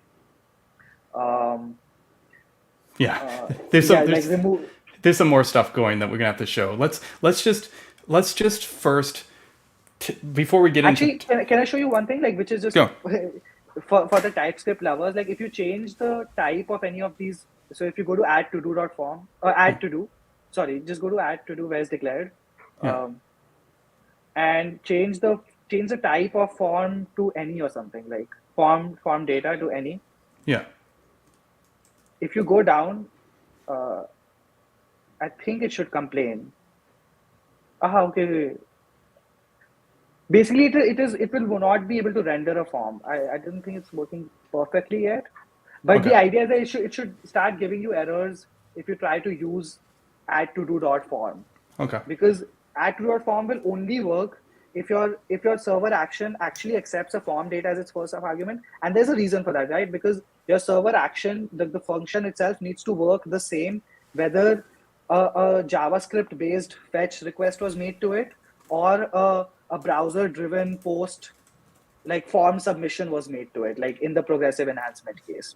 Yeah, I mean, let's just do it. In both those cases, you'll only be getting a form data. Let's just go straight to that part of the demo because people like that, right? What is it? You go sources and then you command P and then you go here and you go disable JavaScript, right? And then you refresh the page and then you go hello. And then it goes to the server. There's a big delay that I put in, artificial delay. It's not usually that slow. I can remove that, but you can see that you can perform all the actions. You know, this has got my artificial delay. You can see if I make this completed. No, but the good thing is, you see the loader appear in the tab, right? Like whenever you change one of these actions, because That's the browser behavior for form submissions. You do have Yeah, some loading state. yeah. It takes a second right now. It gets nailed on both sides, both the fetch and the request. Makes sense. Let's let's delay this to 0. And my database sometimes doesn't like HMR in this case because it's just a thing. So I'm restarting. So let's do this again. We still disabled JavaScript, but now this feels faster. Like, It is actually doing the full server page refresh. yeah, This it's is loading a new page every time you click something. right. So this is there's no JavaScript here, and this is just JavaScript's disabled or whatever. So yeah, this has the progressive enhanced story. If you want to go through and use the actions as forms instead of just submitting them directly, but that's not the whole story, of course. This part, as I said, of the presentation is very remix inspired. So I'm going to add the delay back. And I had a lot of fun developing this feature. I'm not going to lie, because in Solid and in React's core, we have a lot of really cool things to handle async. Things like suspense and transitions. And these are built into the framework. You don't have to build your own loader model or loading module into your meta framework when the core framework already has the ability to handle this. Yeah, there's type question. Action form code is typed as a form. Yes. Yes, yeah, definitely. So what am I doing? I'm enabling JavaScript. This is always such a fun thing. Was it enable, or let's try JavaScript, enable JavaScript. There it is. Okay, so JavaScript is back. Okay. And hopefully this still works, but it's now got a second delay. But I'm going to show you something. You're not going to, okay, let's actually reload the page and make sure that it's actually the page. Okay, yeah, there we go. Okay. So you're not going to see the second delay though, because of something called optimistic updates. So if I go yo here, you're going to see it drop immediately, and then it's purple is until it finishes the time that it goes. And similarly here, I'm just kind of playing this game. It goes purple and then it finishes going. So this is, and the thing is, you can go like as crazy as you want. We get to show some pending state while things are in flight. Right. And this is we can be deleting them, and we can this can all be going on at the same time, and it'll eventually bounce off to where you're going to end up. And the reason for this, as I said, is suspense and transitions basically take care of this automatically for us. Transitions ensure that there's no race conditions and everything ends up being the final version once you're into them. And suspense is our mechanism for tracking the resource reads that make this all possible. So it's just a little bit of fun of queuing up the transitions and stuff like that. And the other piece is being able to do those optimistic updates. And so I think part of what's probably not evident here is like anytime any of these actions are so when you click a button, when you click the checkbox, your action gets submitted. As your action finishes, we have automatic invalidation for your route data stuff, right? So this creates server data, gets invalidated, and your to-dos are refetched, and that's how you actually see a fresh view of your data. But and your server action is not doing anything to achieve that. Just the fact that an action gets submitted means that something probably changed in your database, something changed on your backend. You can invalidate manually, but by default, we assume that any resources that don't have a client-side source attached or like a reactive source attached, we think that it depends on the database state, and your database state changes as your actions get submitted. So we refetch your data just automatically for you. Because the main goal we have is consistency, right? So we want to be able to show you as consistent a state as possible whenever we can, right? Right, but this still follows the typical Solid thing. This component isn't going to rerun because it's still Solid. It only runs once. Mm-hmm. It's just the data getting updated. But what I wanted to show is that the actual actions themselves also have a state to tell you if they're pending, and they also have pending, which is an array of all the in-flight things going on. So to do the optimistic updates for for adding, I just went add to do pending and just added a for loop at the bottom with essentially a limited API that's not interactive, right? This is, as I said, all Remix, super super smart. I saw this approach to optimistic updates, and I'm like, this is brilliant. You don't need a client side cache to do this mechanism. You can rely on the browser cache if you really want to. But it's this way of using temporal state to feed back into the components for optimistic updates makes things so easy. So we made a couple of changes to the API and the way we're handling concurrency, but essentially we have an array here, so all of them can go here, and then like later on when we're looking at each item and deciding like is it removing, we can just check, like am I in the array? You can also make an action per iteration if you want, but for this I just did something really easy. I just was like, okay, if I'm in the pending array for removing items, don't show me. If I'm in the pending array for adding items, show me. If I'm what's another one? There's a few other ones, like if I'm pending state, disable the button. These calculations can be all made off of just looking at the current state of the actions, and then the second when they complete, they just clean themselves up and your state updates. Declarative optimistic UI is so much better than the thing. I mean, I can't emphasize this enough. To me, this people talk about a lot of the features of Remix and stuff, and a lot of frameworks are already playing a lot of those things. There was already nested routing, parallels data fetching. There's already people using request and response model. We haven't talked about that, but we're based all on the request and response model, can deploy to anywhere, all that.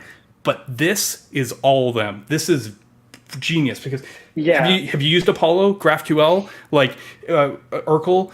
What ends up happening is you first start very naively, right? And you're like, okay, let's load some data. The cache. Right. Well, no, but even simpler than that. Let's load some data, and then you're like next thing you're like, okay, now we're going to do a mutation, and at that point you have two options: refetch all the data for this page, or patch the cache. And the funny thing is, even in things like React Query, we've already seen people start moving away from patching the cache because it gets complicated, and everyone's like, oh, I don't want to patch the cache. I'll just refresh the data here, and essentially, like you start going, okay, I'm just going to refresh instead of doing the cache. But then the second you go to optimistic updates, you're like, oh, actually, I need to pre-write the cache now. And you're back to writing the cache again. What Remix has solved is you never need to write the cache. And that is what I want to take. I said, this is, if nothing, like this is the most incredible innovation on this side. And it powers the whole thing. Someone's mentioning, but in the case of Remix, you need to still full re-render the whole route. Right. This is part of the fine-grained renderer versus not render. This is why Solid's had a hard time integrated into tools like Remix or other SSR solutions, and why I was kind of pushed into building our own solution, because we want those fine-grained updates. We don't want to re-render anything except what needs to be re-rendered. This isn't, I'm going to talk about this maybe a bit more in the future. Right now, these resources are still signals, so they're a little bit clunky. We're going to incorporate stores into our resources. It's a feature coming in 1.5, so that we will diff down to the data points. So that refresh, if you choose to do it and don't use the browser cache, is only going to update the most pinpoint areas of your UI, because they'll use store-based diffing. So this, like, we're going to keep all the performance, keep all the cache, not caching, but key-based invalidation, and hopefully progressive enhancement, and give you hopefully something that's close to, I honestly, I don't think we can get there on simplicity. Remix is so simple. I mean, again, brilliant API design. Something tiny bit, like one level up, on the abstraction level, or one little bit, or I guess one layer less. Hopefully more powerful, right? Hopefully more powerful. Hopefully to give us be able to leverage the full power of Solid here. And I think the optimistic update story, there's important thing to note about caches, right? So when you pre-write a cache for optimistic updates, there are two things, right? One, you need to make sure you roll back properly, otherwise things are in an inconsistent state. And also, it's almost impossible to show good pending UI like we're showing right now, right? Like, so if your pending UI, if your optimistic data merges with your real data, then there's no way for your rendering mechanism to differentiate between the two. But right now, because if you see, like, when you add anything, you'll see like purple state before it turns gray. Or when you add something, it becomes it stays gray for a while before it becomes active. if we are just merged into the to-dos cache, there's no way we can show pending state for the ones which are actually pending, right? We'd have to do more logic to do something like that. But Yeah. right now, what we have is you have your to-dos real state, you have your pending state. While rendering, you just merge them together, like put them one after the other. But you can have different mechanisms for how, so you can actually have different components that render like a actual to-do versus a in-flight to-do or something like that. So you can create like patterns like that around optimistic UI, and then optimistic UI obviously gets added on top of any of your actions. So when JavaScript is not there, your optimistic updates, they just don't play a role because there's no JavaScript to do anything. So you just see normal UIs as you were seeing before this.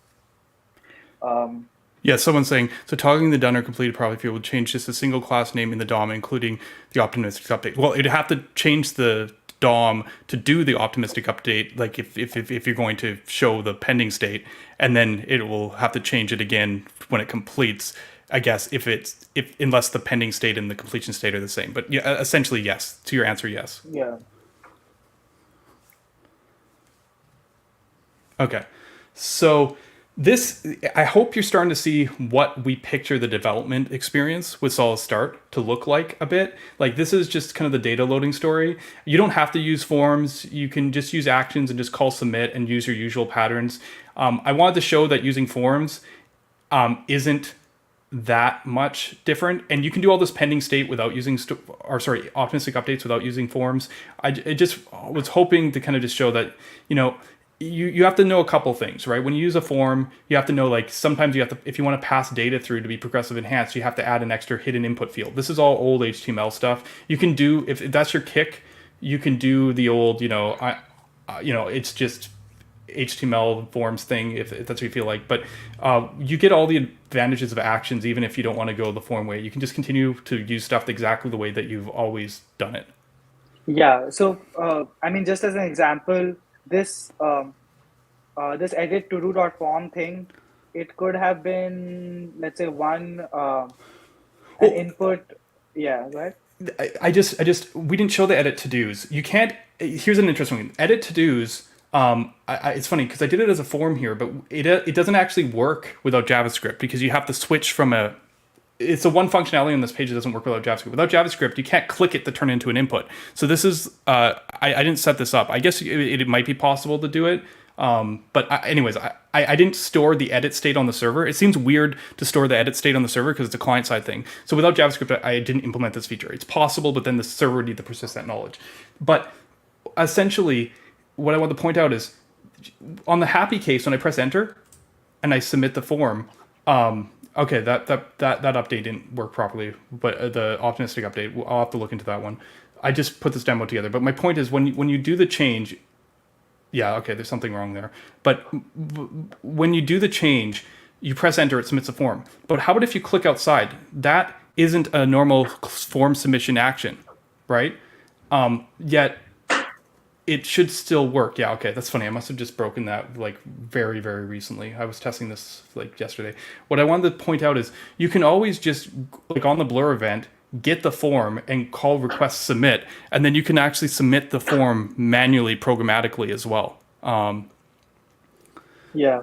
The one thing we need to figure out in this whole mechanism is how to make sure form data is typed properly.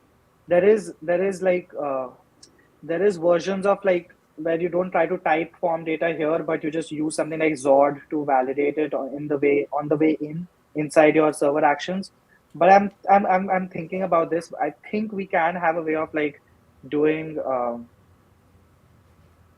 like a typed form data thing so that those get calls and form like inside your server actions, you should get full type safety for like what kind of inputs you put here. So it's part of the story I'm trying to figure out here. But I think, yeah, again here, like edit to do.form should generally work without JavaScript, but this mechanism of, okay, when you're blurring the input, it still works. That's kind of a progressive enhancement, right? Like it works with JavaScript. Without JavaScript, your app will still work usually. Yeah, I think this demo was pretty sweet. Like to get It's funny. I just realized that, I know exactly what my mistake is. It's that I'm not using the optimistic state to show the title. I'm showing. Yeah, I'm yeah, showing. yeah, Yeah, yeah. yeah. It's. We probably. Yeah. Sorry. I can do that another time. But we could just change it to actually read off the submitting pending Yeah. state and show Yeah, the and I think title. this is the pros and cons of the optimistic updates in the cache versus like temporary state kind of thing. Because if it was a cache, then we would have seen this optimistic update, but like we wouldn't have been able to show pending state properly. So there is this pro and con, but I think it's more important to be able to show what's not real yet, right? So like if you're showing things that are not real yet as real, I think it loses trust with the user a bit. Um, when things just switch out in front of them, like for example, when Twitter, like when you try to like something and then the heart just disappears after a second, not a great experience. So I think it's important to show pending state when things are really temporary and have not been finalized yet. Um, and I think it's okay. It does add a little bit of more complexity in your UI code, right? Because you're trying to show slightly separate UIs for your in-flight things versus your uh, yeah. So just an example of how you would do something like this. So edit to pending is a list of submissions. And in this case, the submissions would be that those form data objects that we have sent to the server. So you can actually get the fields of the input from that form data and just run confirmations on it. If this is the user I care about, if this is the to-do I care about. Uh, yeah, let's try this. I mean, I'm just. It was just bugging me. What am I? Is this just because? It's because As string, yeah. yeah. It's because of that. Yeah, this is the annoying part of the form data API, I think. And actually, because my database is just a file that might get affected by HMR, I'm gonna restart this again and see if that's all I needed to do this. Hopefully, that is all I needed to do this. Yeah, that worked. See? Yeah. So now I update, and it shows it in the optimistic. Yeah. So, yeah, it's this is this.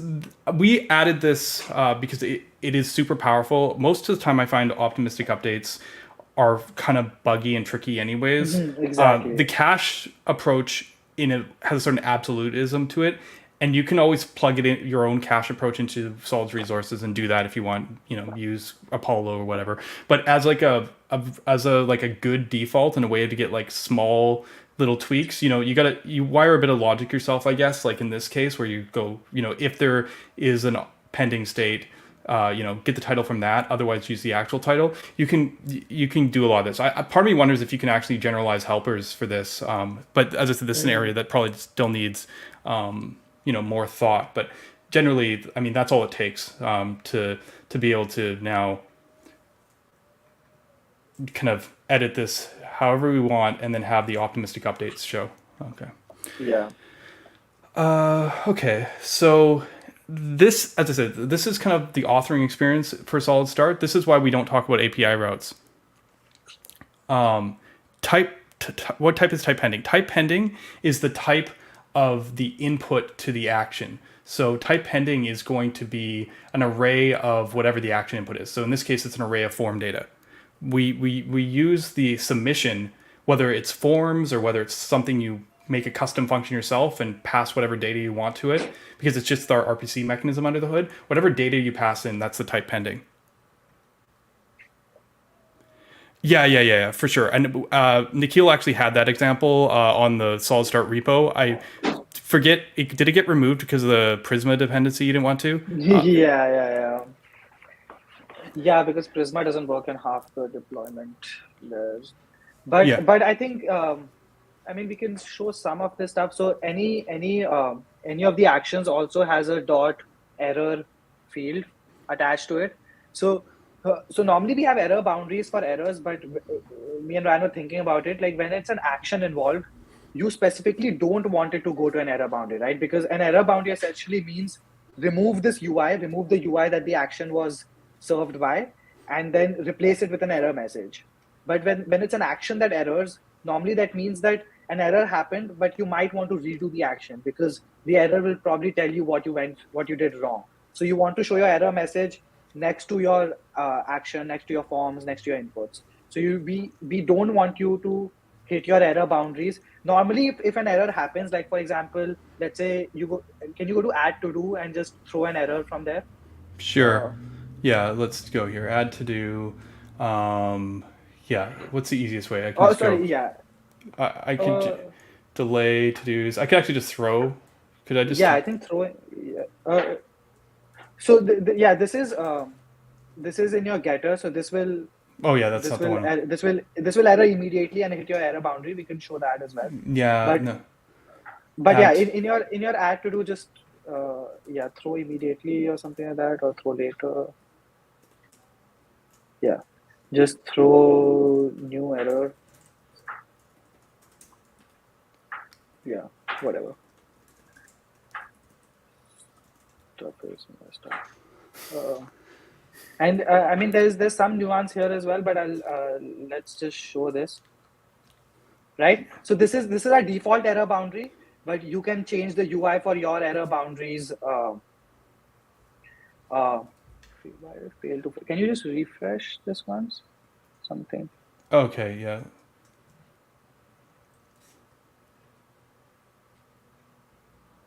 No, I know what's happening. I know what's happening. Yeah, can you go back once? Yeah. I think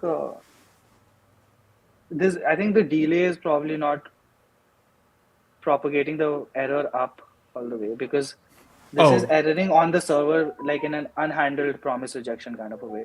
okay. Yeah. So, Uh, do you want me to? Oh, but then I have to get the get. just throw new error without the delay. I think the delay is not that important Okay. for now. Yeah. Um, and you'll have to throw it. All right. Yeah. So how our server functions work is anything you throw on the server should be like should be propagated to the client in the exact way. What is happening? Wait, can you show what's happening on the console log? Why is it uncaught?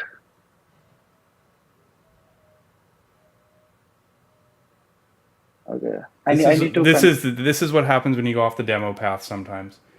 Production users will Yeah. have no idea what the error is. I think they're Why is it? saying. Why is it not coming? Okay. No, I think our error. Did you add an error boundary? Oh, you did, right? For some reason, our Um. error boundary is not getting hit. Yeah. You Yeah. did. Yeah. You did. It should be So there. yeah, like you were seeing in the previous example, right? When the failure was happening, the error boundary was being hit. Normally, these errors should show up in the error boundary. I don't know why this is not working. I need to confirm.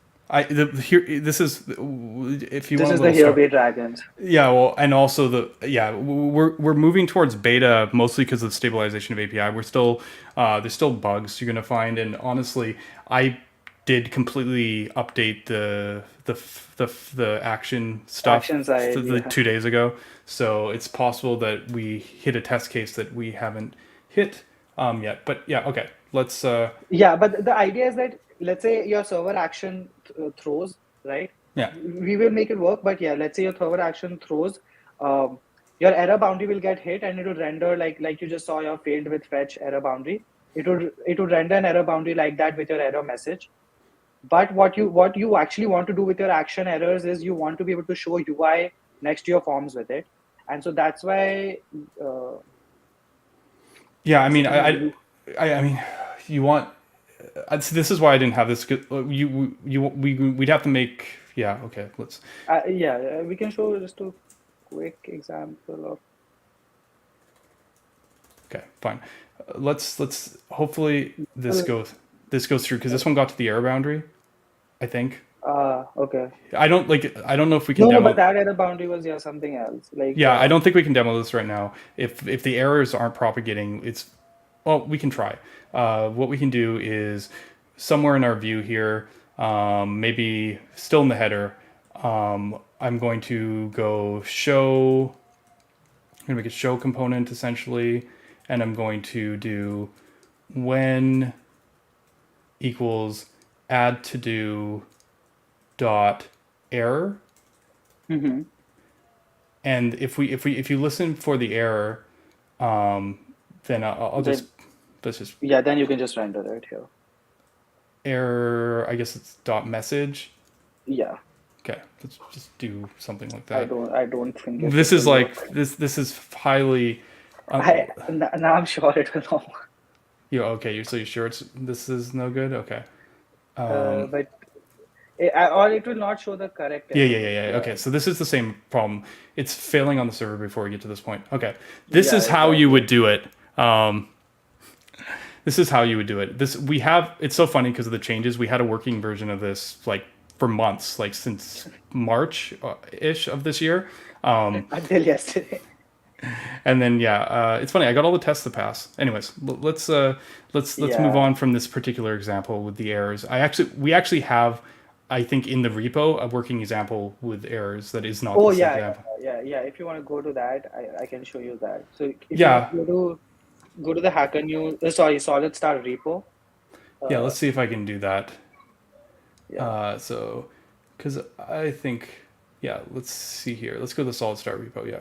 And which are the examples here? There's a bunch of examples. Is the So with yeah, if you go to the with auth example, yeah. Yeah. The with auth, yeah. Uh, this has an error bar, yeah. So if you open roots. Let's say the login page. That's generally it's a good place to show errors. So you have these validate functions that show errors when the username or password is not correct. And if you scroll down, this is your general route data function. This is your login action inside it. And if you see this is throwing a specific type of error called form error. Yeah. It's a special class we created so that we can serialize form errors properly. But if you see this login action.form exists, it Right. has a bunch of inputs, and then right under the username input, you can see like a specific field error for username. If that exists, then we show that field error. Okay. And yeah, maybe you can run this once and show that. Yeah. Let's go back. CD. No, I don't think. Let's start examples. Oh, it's because I'm on the. Yeah, sorry, my bad. I was like seeing TodoMVC, but it's because I'm on the branch. Yeah. It's fine. Example. I can go pm filter. Yeah. Although I don't ever run this on this computer, apparently. Filter. I think it's called example with auth. Examples with auth. No, example with auth. Dev, yeah. No, it's just example. Yeah. Yeah. So if you open the login page. Right. And I need to give me a second here. Let me pull that over. It's open on my other. Oh, it actually is. It's opened right here. Yeah. This So is if what you I'm just supposed press, to. yeah, if you just press login, yeah, you'll see all those error messages pop up, and these error messages actually work like even without JavaScript. Like we propagate the errors in the non-JavaScript case through the URL, like to the client side, so that we can render it. And if you actually put in the correct password, like it's yeah, Or do it in part.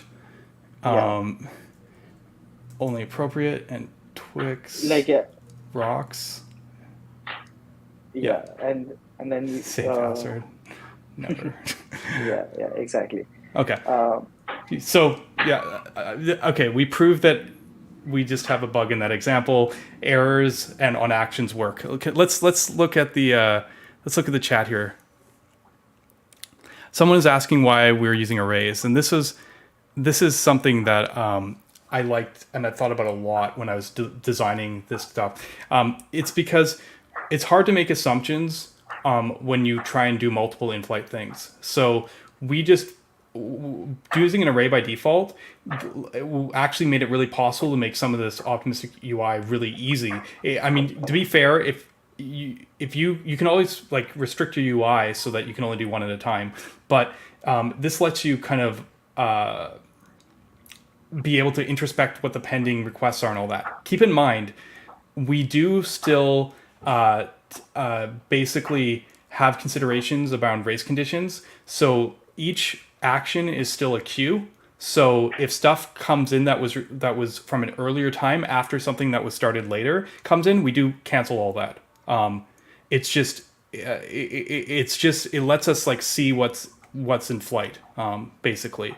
And because it's important because of the way fetching the refetch works too to get the consistent state. We actually leverage transitions for that. So if you have multiple in-flight of the actions, they'll get entangled in the transition, and then they'll show when all the state gets consistent again. This is more technical, but yeah, this is kind of this is all this stuff is just solid, so to speak. Yeah, I think Ian was asking, so you put throw in the DB code, not the action. I think like yeah, the idea is that your server function, just like any function, any of the functions it calls can throw an error anywhere down the stack trace, and then we basically propagate those errors up, serialize it in as a HTTP response with a 500 error code, and then on the client we parse that error, create a new error object out of it, assign the message, assign the stack and all, and then so to the client it looks like just your DB actually it feels like your DB threw an error and your client caught it, and it still looks like a JavaScript error. Like that's the feel. And we recently added something where like we don't show like if you throw a normal error on your client, it shows up as an internal server error. So we actually hide the message because somebody showed me an example where Prisma error or something like included the URL, like the Postgres connection URL in the error message or something like that. So we are like, okay, this is not safe. So we have a class called server error. If you throw server errors, those even the message sticks around up to the client. But for normal JavaScript errors, we hide the message because it could create proprietary server only information. Right, when in production, right? Because we do push them through in dev, so you can debug what you're working on. Yes, exactly. Yeah. So yeah, exactly. So we have built-in guards for that. Yeah. So this example I just wanted to kind of pull out just because we were still talking about errors, but we're kind of as I said, this is the happy path, but I think we should show off some of the extra features and powers of this approach here. It's funny, I've been so bad, I haven't been using my headers. I'm gonna have to do a lot of work editing to actually cut up stuff the way we want to cut it up. But the first thing I want to ask about is what if we do want to do an external API? So I'm going to open up our Bear project one more time, the just a simple, solid example where I was doing all those server RPC calls. And my question is, what if I do want to create an API route? What do I have to do here? So it's the same. It's part of the same folder hierarchy. It's all part of routes. Your routes include your API routes and your UI routes, your component routes, whatever, page routes. Okay. Just add a file, whatever you want to call it. Let's say /API/user or something. I think you can start creating. You can write API/user.ts. It will create a folder, I think, for you. /user.ts or something like that. Yeah. Oh wow, VS Code. Okay, so we're just going to call it API. It doesn't have to go in API folder, but we're just going to call it API. It doesn't have to, yeah, but just for sense. And then from here, you can export a function with the same name as the HTTP method. So we do some kind of like internal routing here. So get is for get calls, post is for post calls, patch, update. For delete, we have del, because delete is a proprietary word. Do I have to do anything special here? Can I just go hello world? No, you can't. So you have to return an actual HTTP response object. Fair enough. Yeah, so just new response. Yeah. All right, fine.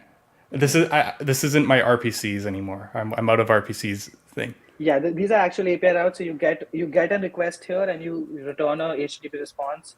And if you run this and just go to /API/user, you should get just that text. Okay, npm run dev. Yeah. And it even tells me this route exists here. I love how you list the routes. Oh, right. Okay, and I'm going to have to, it opened on the other window. Let me pull it across here. Yeah, although that's kind of burying the lead a little bit when I do this. Sure enough, our route is returning hello world. And we can do something more interesting? I guess we have to JSON string if we're sending JSON. We have a JSON helper that you can call, but otherwise you can JSON. Yeah. So how do I do that? Yeah, like that from SolidStart server, and then I can basically be like ID 999 first name something. Okay. Yeah, I think the one big issue with API routes is obviously the type safety issue. You can use something like TRPC, but yeah, I think type safety is still a concern here. But yeah, otherwise, our main use case for API routes we think is for everything external from your app, right? So if you want to have an externally exposed REST API, or if you need webhooks that you want some service to like call back into your app, or for example, you want to dynamically generate um, an SEO OG image or something like that, then that image can just be. I think that's an one interesting example to show is like, let's say you want to have an endpoint that serves, let's say, robots.txt. That's Yeah. that's one of those files, right? But let's say you want to make that dynamic, right? So you want to, for some reason, change that based on the request. You're right. So what you can do is you can have a file called robots.txt.ts. So you're saying I can go robots. Or we can do with it manifest also, right? So if the manifest is one file that people worry about, right? Manifest.xml file. So you can have manifest.xml.ts, and then you can basically have a get function here. Right. And then as part of it, you return some string, right? Or you return some XML text. And that will be exposed as your manifest.xml return new response. It can't be just text, it has to be new response Yeah, text. I know. Yeah. Yes. I've moved so far beyond API routes. I'm just not thinking about them. These are.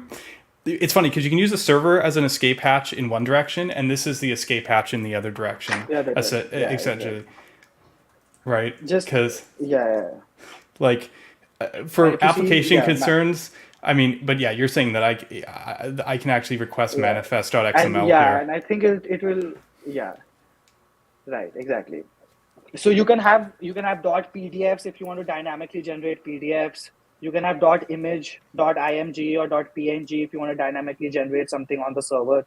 And obviously your API routes are only running on the server, so you can What use things like Sharp. what's It the takes a it what's takes an the object with request mainly okay. as its first argument. Yeah. Right. So And then our there's API, types for all yeah, this. I just don't know them. yeah. I think it's called API fetch event. The type. Okay.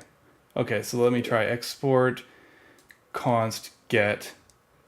No, just the argument needs to be typed. Don't try to type the whole thing. I think that's bad design. Like when you try to type the whole function, yeah, just You think type the so? That argument. makes life way easier.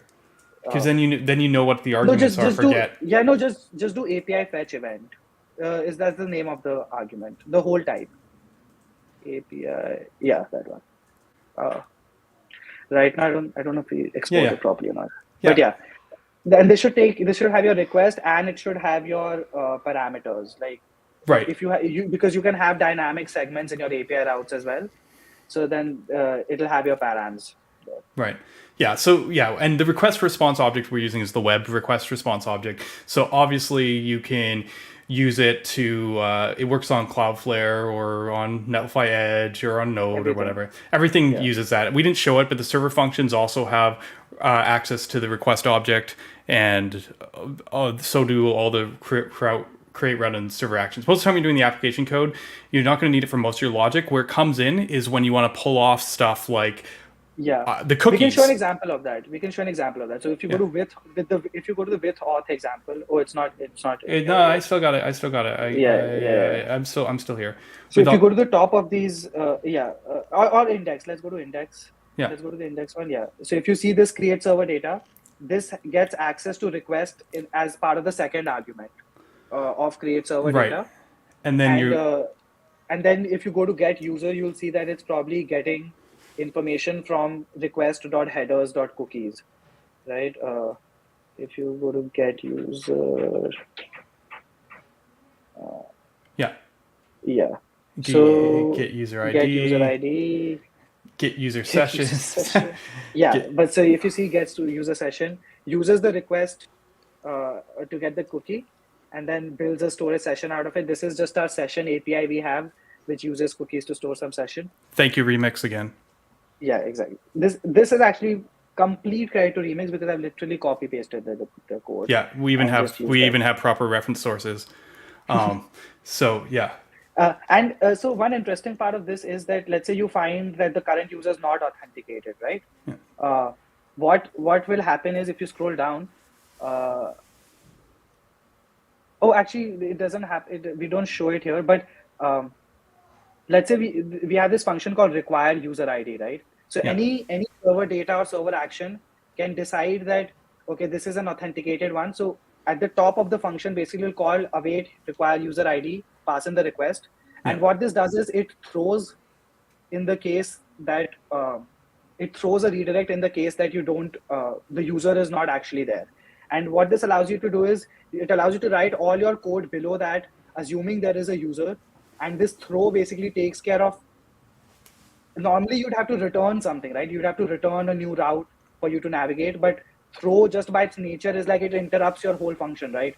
So if you're unauthenticated, you just throw, and using this redirect helper, you can redirect somebody to the login page, right? If they're not authenticated, or to an error page if Right. they're not meant to have access at all, something like that. So this throwing thing works really well for us. You can throw errors or you can throw redirects, which just interrupt your app and make your client redirect.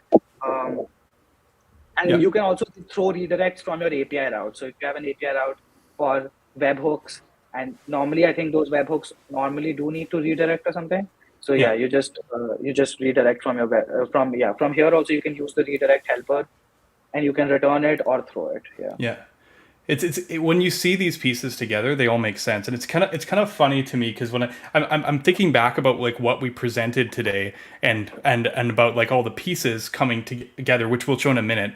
But the funny thing is, so much of this is just solid already, like just like the resources, the nested data routing, all the stuff, even the stuff with the file-based routing. Yes, it's a Vite plugin, but it's just solid router. There's nothing extra there, and and then this is a Vite plugin for a bit of the processing stuff for like being able to handle the compilation for the routes.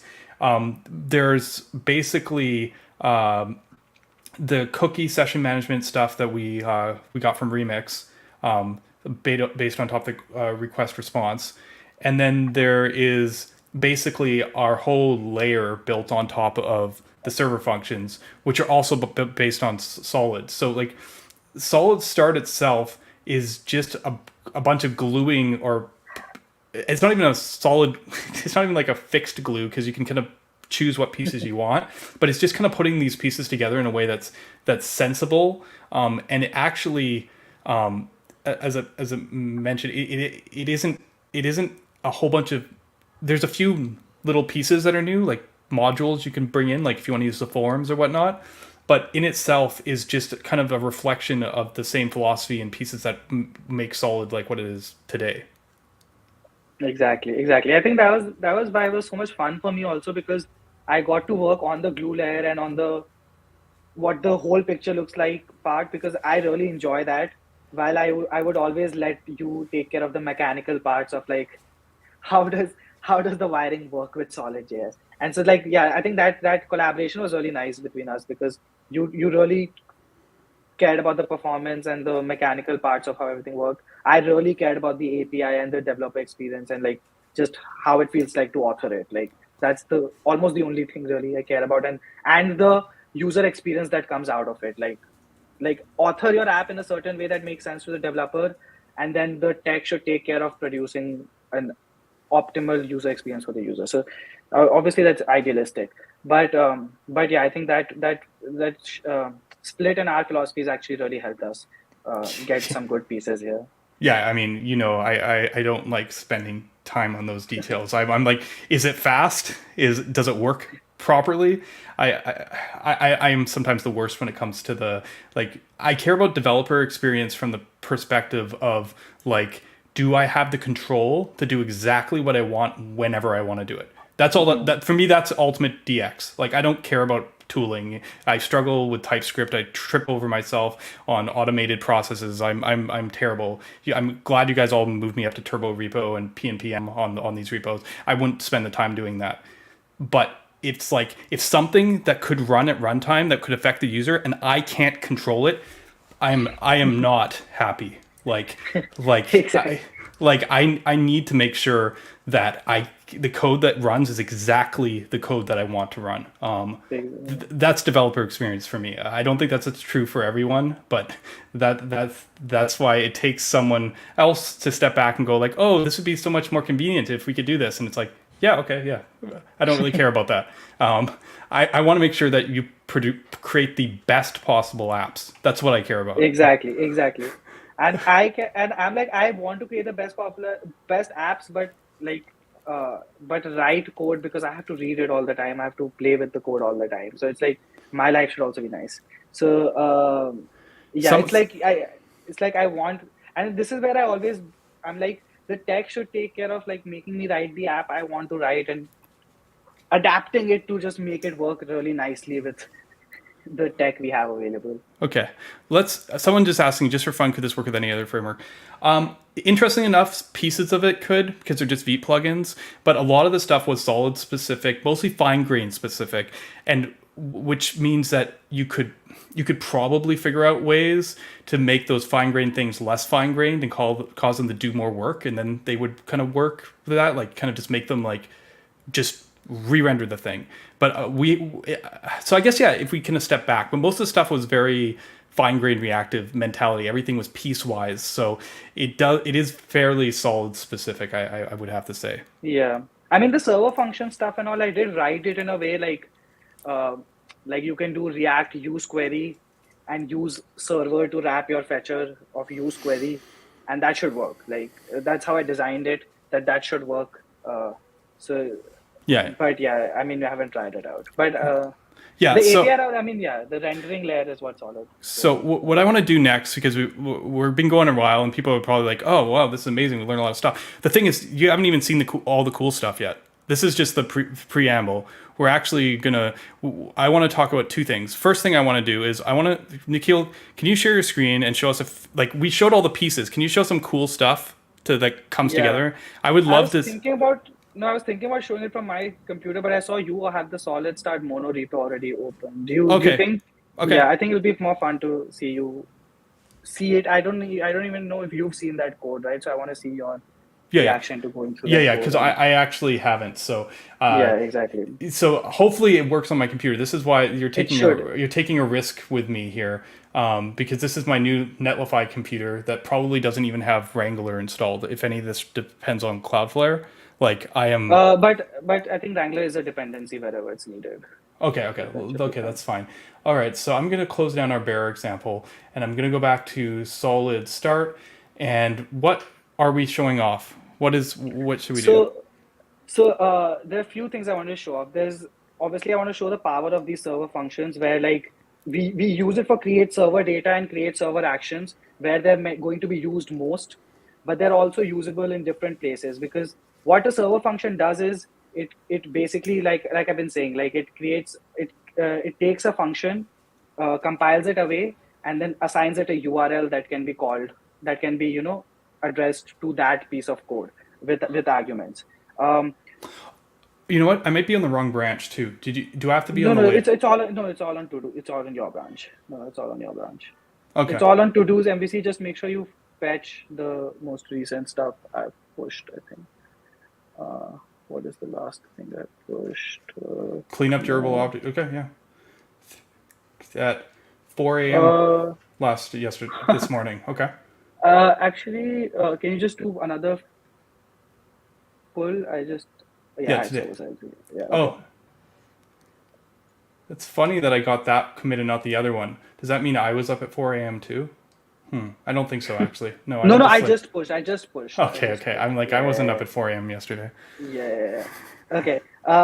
So basically, the demos I wanted to show was how can we start building even more powerful stuff. Like, so for one of the things I always like to do is start using WebSockets for some of this interactive stuff. Like, let's say you have a room, you want to have a presence server between multiple people using the app, like some kind of multiplayer thing. Or if you want your server to like continuously send you information, kind of a stream of information, all these different features, they're normally difficult to develop with, firstly, in the serverless environments that we deploy to. Most of them don't support long running processes, like they have to reply immediately. And Yeah. then the abstractions are always very annoying because any of these meta frameworks, they don't give you enough control over the server to like play with this stuff usually. And the serverless platforms are just not amazing. But very recently, I saw Cloudflare came up with this thing called durable objects, Okay. which is sort of this like persistent JavaScript object that lives in one of their data centers. And then what you can do is it can actually represent a WebSocket server, right? Because a WebSocket server is just a long running process that there is only one of, so that if multiple people address it, they each reach the same instance. And so I was like, okay, I want a much easier path to developing Cloudflare durable objects, because right now I think what's needed is, I mean, Wrangler does provide you a pretty good thing, but if you're already using Vite, there wasn't already an existing harmony between them. Like, you would have to build your Vite app and then run it in Wrangler to get that dev environment. So yeah, I think that's a good thing. But so what I did yesterday was I integrated MiniFlare into our dev environments, right? So what that means is, like, if you go to this durable objects example in Vite config ts, right? So if you see, this uses our Cloudflare workers adapter, Right. and it allows you to bind to some of the Cloudflare workers functionality. I'm thinking of how to make this WebSocket stuff even more cross-adapter, but right now it works with our Cloudflare example because it needs durable objects. This is a good point, actually, and one of the challenges here is because there might be possibility to generalize this stuff. Someone was asking about ISR in the chat a minute ago, and I was going to talk about this more later on when we talk about the future and show some really cool demos of where we think things are heading. But like, every platform has their own version of ISR. Like, it's like part of Vercel or part of Netlify. They called it something, we call it something slightly different at Netlify. So, when you get these infrastructure built stuff, even like the build API, like technically we're built on top of Vercel's new build output API, but we're going to, as a baseline, generate the same thing for every project. So like, how do we leverage Vercel more? Part of that is exposing it so you can use Vercel specific features, which is one approach. The other one is trying to generalize across the whole thing. I think if there are some common things, generalizing would be great, but I think that's also a very tall order to try to like decide how to generalize across all these different infrastructures. Yeah. The idea was generalize what we can and then allow you to access the platform specific features wherever possible, right? So not take them away from you, but if you choose to use a certain adapter, you can buy into all of the functions they Right. provide you. So like, if we had a Vercel adapter, we could perhaps have it opt into ISR that way. Yes. Exactly. So what this is basically doing is and we do have a Vercel adapter site, just so everyone's clear on that. Yeah, we support Vercel, Netlify, Dino Deploy, Cloudflare Workers, Cloudflare Pages, Bun soon. I'm also working on this service worker thing that I think AWS Lambda. I think Daniel, last time was talking about doing it in a service worker. I think I want to try that as well, and I think we can. But yeah, you can see the... Yeah, Lambda is still waiting. We have Pages and Workers for Cloudflare. Yeah. Node static adapter for SSG. People were asking about SSG a minute ago. Yeah. Okay, so this example basically shows you how you can use things like durable objects, KV namespaces in your app, and just declare them here. So like, what this does is it creates one durable object called DO WebSocket, and one small nuance out of this is that WebSocket durable object needs to be exported from entry server, because that's how Wrangler works. Like, you need to export your durable objects. But so right now I put it inside SolidStart /WebSocket, and we just export it from there. Oh, I see. Because I think this is going to be a generalizable component. The WebSocket durable object itself is going to be generalizable enough that I would want other adapters to implement it. But yeah, the idea is you export this, but nobody normally the user doesn't need to, the programmer doesn't need to worry about this. This is just a one-line thing. The API for creating a WebSocket server, I think, is the one which is very interesting. So if you go to routes, first go to index, right? So the login is the normal login page. And if you see it was actually, first scroll down. I don't want to show the server yet. scroll down. So this is the route data function, which just does the normal, like if the user's there, Yeah. let it go. If not, like redirect to login. Yeah. We use route data. If you see this, I just put in another pattern here, which is putting create server data inside your components. This is generally not recommended because it creates waterfalls, right? So the main reason we have a route data function parallel to your home, to your component, is so that when you navigate, we can start calling your data functions immediately, even before your code loads and your code starts rendering. But if you do it inside your component, then we can't start fetching early, right? So this is a anti-pattern here, but what it was showing is that you get, along with request in your second argument, you also get this thing called env, and this env is sort of like the Cloudflare env you would have got in your Right. Cloudflare worker, or like we plan to use this env as exposing the platform specific features or platform specific environment stuff. Gotcha. And app, and this dot app is, if you hover over dot app, it's a KV namespace, Okay. which is this Cloudflare worker thing. And it's KV namespace is just a simple Cloudflare key value store. Yeah. Let's start running this example, and I'll then show you more as things happen. Yeah. So I don't know what I've called the name of the example. You'll just have to go to package.json and see it. Yeah. Thank you for this nice long one. Yeah, that's Filter what. this. Yeah, just to Dev. dev. Yeah. Let's hope that works. All right. So if you go to index, And not to manifest XML. no. So we need to log in. Yeah. This is none of the. This is not styled. So you gotta see old school HTML. Thank you. Pages. Okay. But yeah. So if you see, we have this counter here, which is actually part of our, which is actually stored in our KV namespace, right? Yeah. It's still not deployed to Cloudflare. It'll be persisted locally, but it emulates that API. So if you do increment, you'll see that, and if you have your network console, you'll see that that counter is actually coming from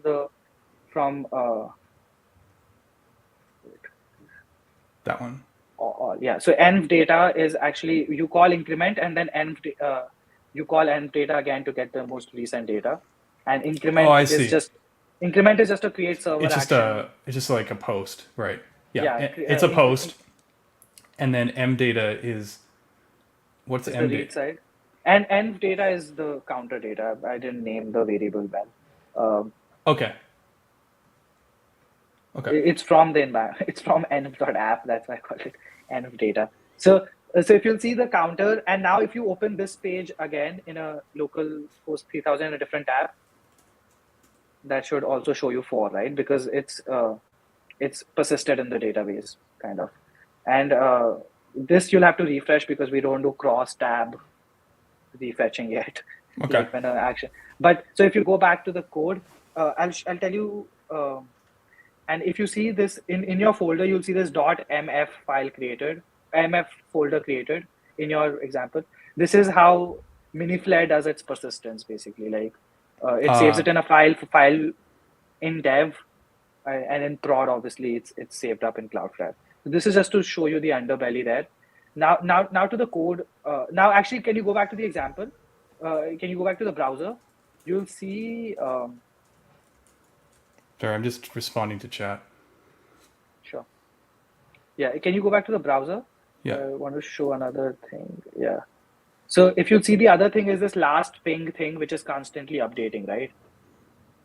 The last ping number. And so that number is basically like, if you refresh this page and go make all network, just show all network requests, you'll see there is this ping pong ID thing. This essentially is a WebSocket request, if you see. Yeah. But it uses our server functions as a backend for that. If you see, the URL is very similar to our server functions URL. Yeah. And if you go to messages on this tab only, on the network tab, yeah, you'll see that it's constantly sending pings and getting pongs back. All right. Right. So this is the general WebSocket. We connect to it. We get pongs back, and when we get a pong back, we take the timestamp and we update the UI with it. Right. Gotcha. general use case for a WebSocket. So let's see how this is implemented in Sure. in SolidStart. And I mean, the amazing thing for me still is that it's all just in one file, right? So if you go to index.tsx, if you go down, you'll see increment is just another create server action. This invalidate stuff I later found out is not required, but you Okay. can ignore it for now. And then this is the create effect, right? So normally when you have to connect to a WebSocket, you want to do it in a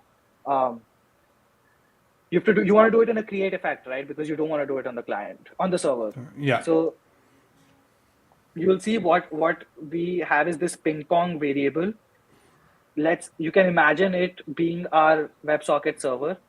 I have one question for you. Why did you use create effect over on mount? Does this update? No reason. So this could be on mount. Actually, yeah, this one can be on mount. Exactly. Okay. No reason. I, for some reason, never use on mount. I think creates effect is the same thing, right? Yeah, I mean, technically on mount adds a tiny bit more code because it has to actually do the work of making the effect inert. But yeah. Yeah, then I'm good. I'm good with create effect. Yeah. So if you see ping pong is I want to show you ping pong, what ping pong is after this, but the client side probably looks familiar to you. Doing WebSocket is of type WebSocket, like on the client on the web we have this WebSocket class that you just do new. Normally you do new WebSocket and you pass it a URL to connect to, and then obviously you add event listeners for messages, and then you can do WebSocket.send. So if you see, we add a message listener for message, and if we get a Pong message, we set the last ping to that time. Right. And then if you see, we've created an interval here where every 1 second we're sending a new message to our WebSocket, right? Yeah. Which is through WebSocket.send. Just a normal WebSocket client thing. And now let's see what ping pong is, right? So if you go to ping pong, the function. So ping pong is declared on the top. And it basically is this function called create WebSocket server that accepts a server function. And the first argument of the server function is of type WebSocket, but it represents the server side of the WebSocket. I see. So this add event listener is saying if you receive a ping, send a Pong back.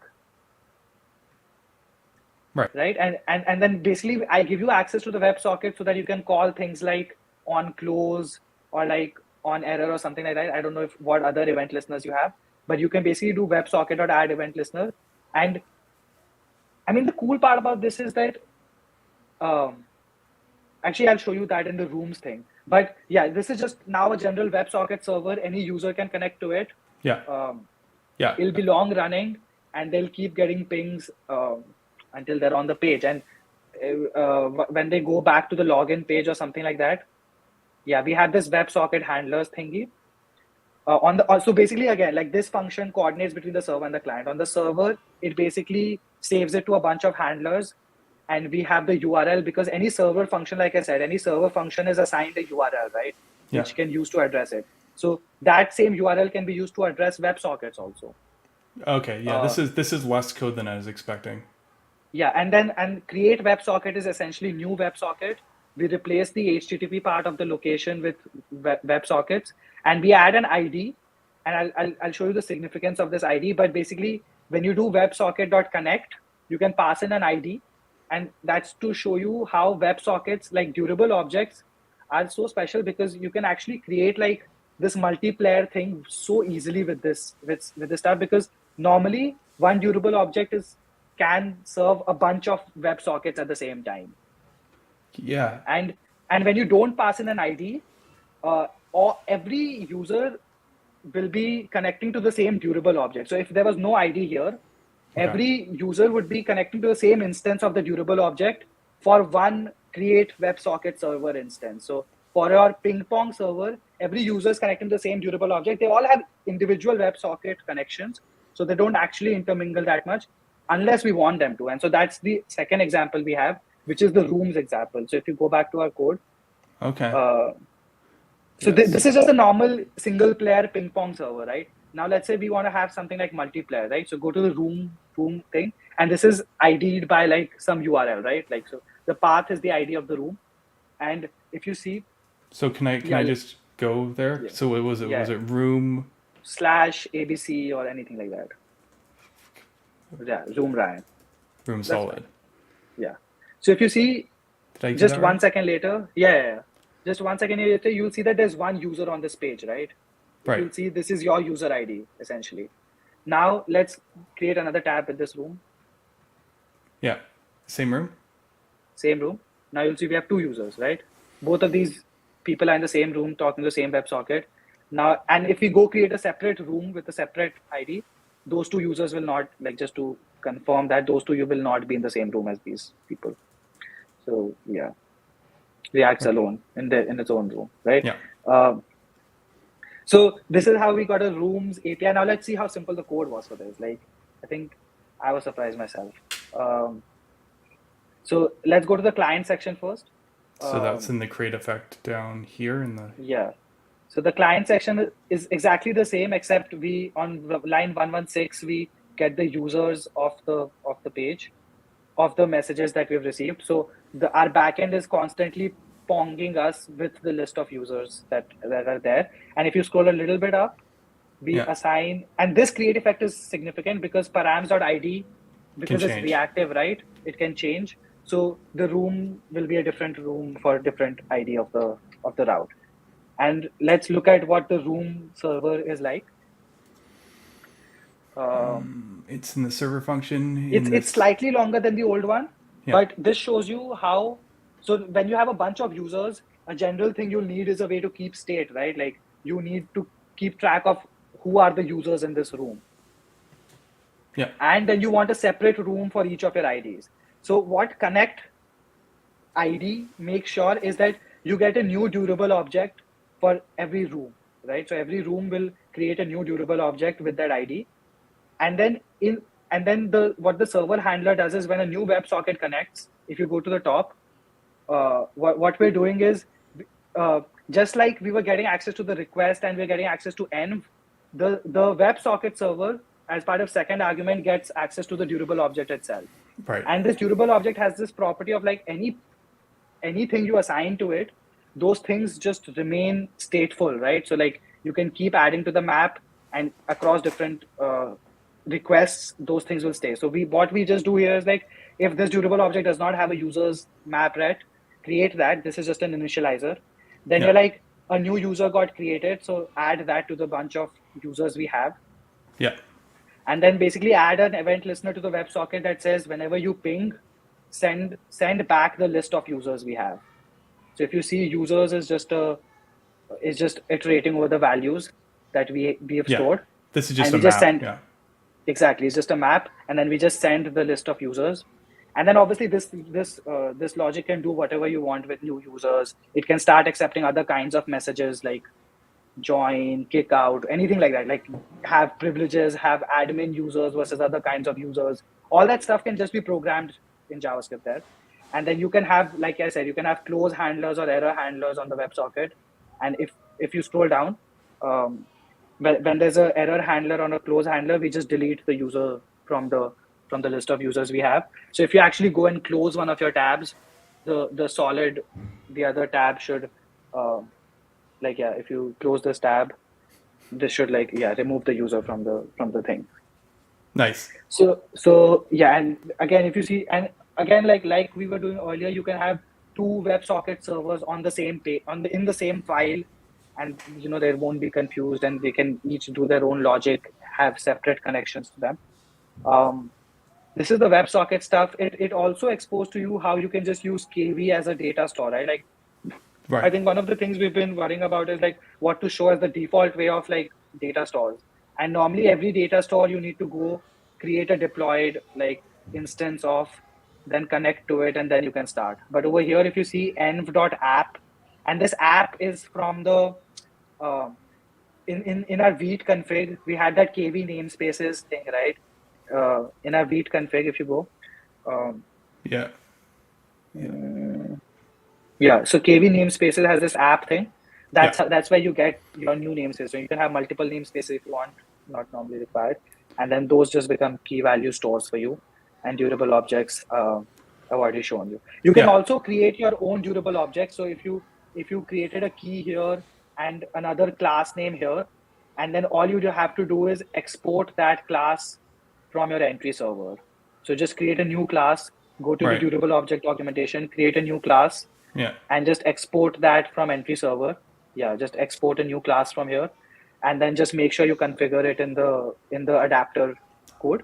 Yeah. I have to admit, to be fair, I am not familiar at all with the durable objects API. So this level of detail, I'm not quite following No exactly. I problem. hope some people in chat are following this, but if just so I can say it back so I can understand here, what you're saying is you can register as many of these as you want here in your config, and then you will be able to just go in here. Like, is this WebSockets? So if object is the name of the class that's meant to be Right. exported. And then do underscore WebSocket is the binding that's created in env. Okay. So to use this durable object, you do env dot do WebSocket dot. It has a bunch of functions to get the WebSocket or fetch from the get the durable object or get fetch from the durable object. Okay. Yeah. So if you see WebSocket durable object is here, and if you want to go into it, you can you'll see like it has a constructor and a fetch function. This fetch function is normally what your Cloudflare worker will call. And Okay. Cloudflare has this API called WebSocket pair. You create a WebSocket pair whenever a new connection comes in. The server side, you save it in your durable object to be able to send messages to. And the client side, you send it back to the client as part of the response. So if you see line 31, a new response is being sent with status 101, which is the switching protocol status. And then you attach a WebSocket client to it.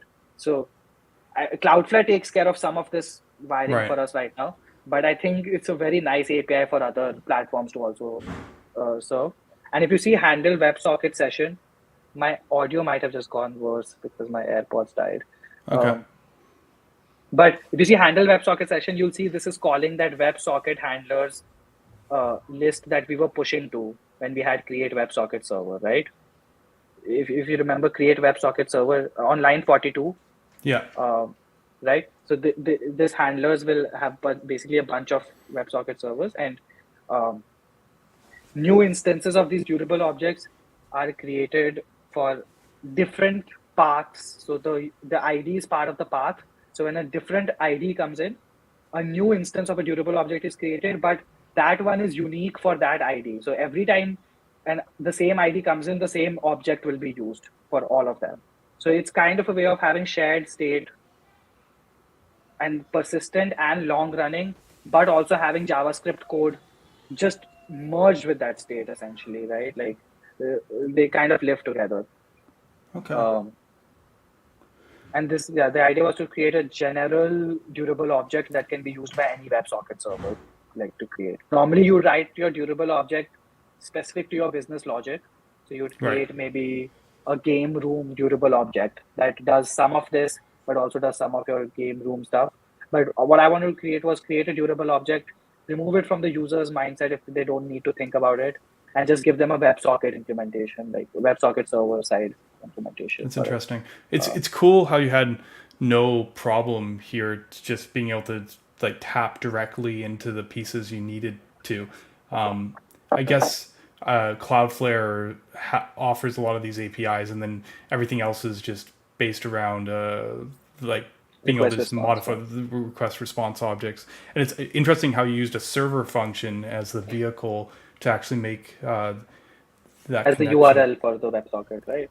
Yeah. So any WebSocket server need a URL, right, and an address, and it's like, and on that address, some code needs to run. I'm like, that's exactly what I designed server functions for. Like, need a URL and need something to run on that URL. Okay.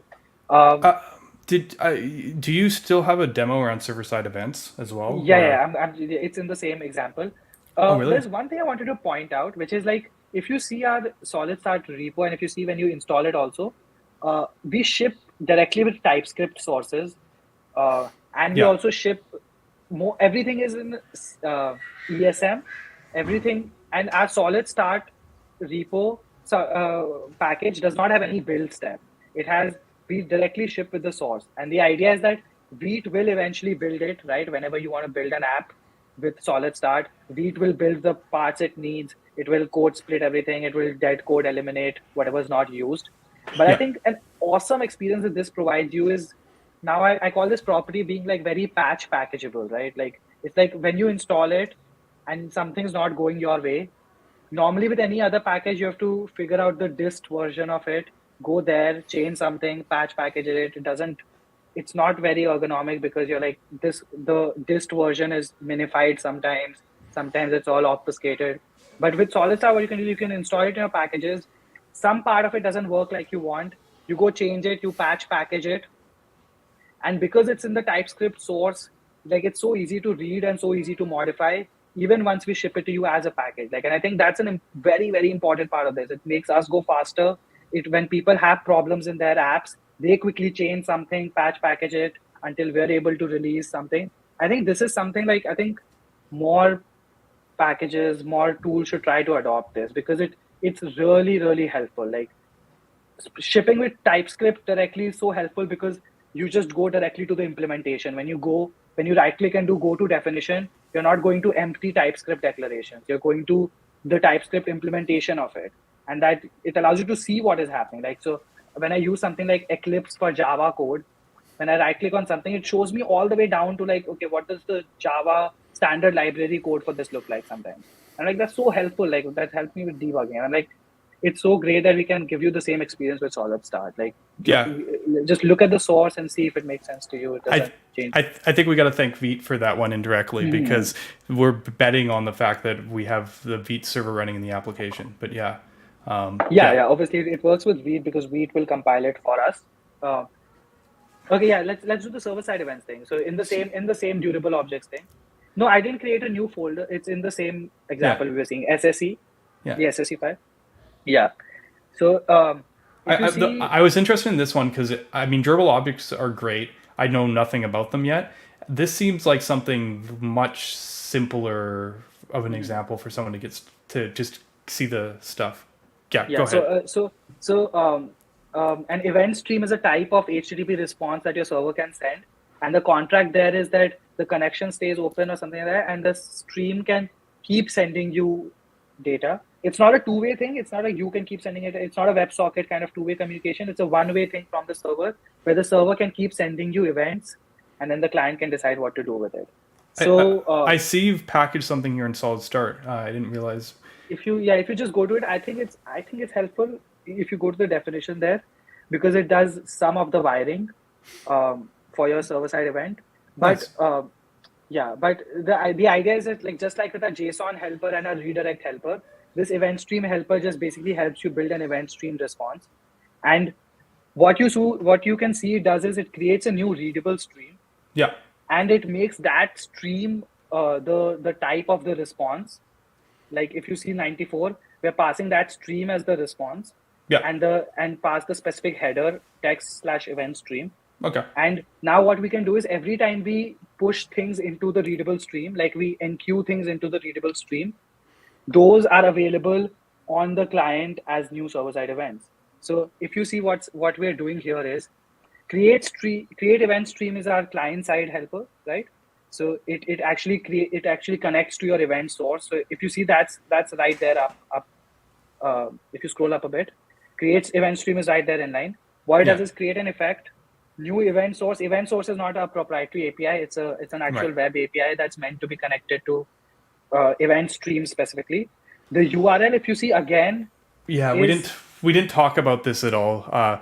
Server functions, while they are used and you can just call them with the arguments and be full type safe, they also export their URL, so you can feed their URL into something where you just need to hit the server function without actually invoking it directly. So you can create the server function just kind of reserves the a URL path for you, and connects it to the function that gets executed. So in this case, he's using the fact that he's calling server here, and instead of calling it with the arguments, he's taking the URL to that API essentially, and then calling event sources. So the idea is that there are a lot of APIs that you don't control a lot. So like event source or WebSocket, those depend on URLs, right? So it's like if you want to connect server functions to them, you need the URL to a specific server function. And so what we do is we just the thing that this server call returns that has a .url property, that gives you the URL for it. So you see that we just destructure the URL from here,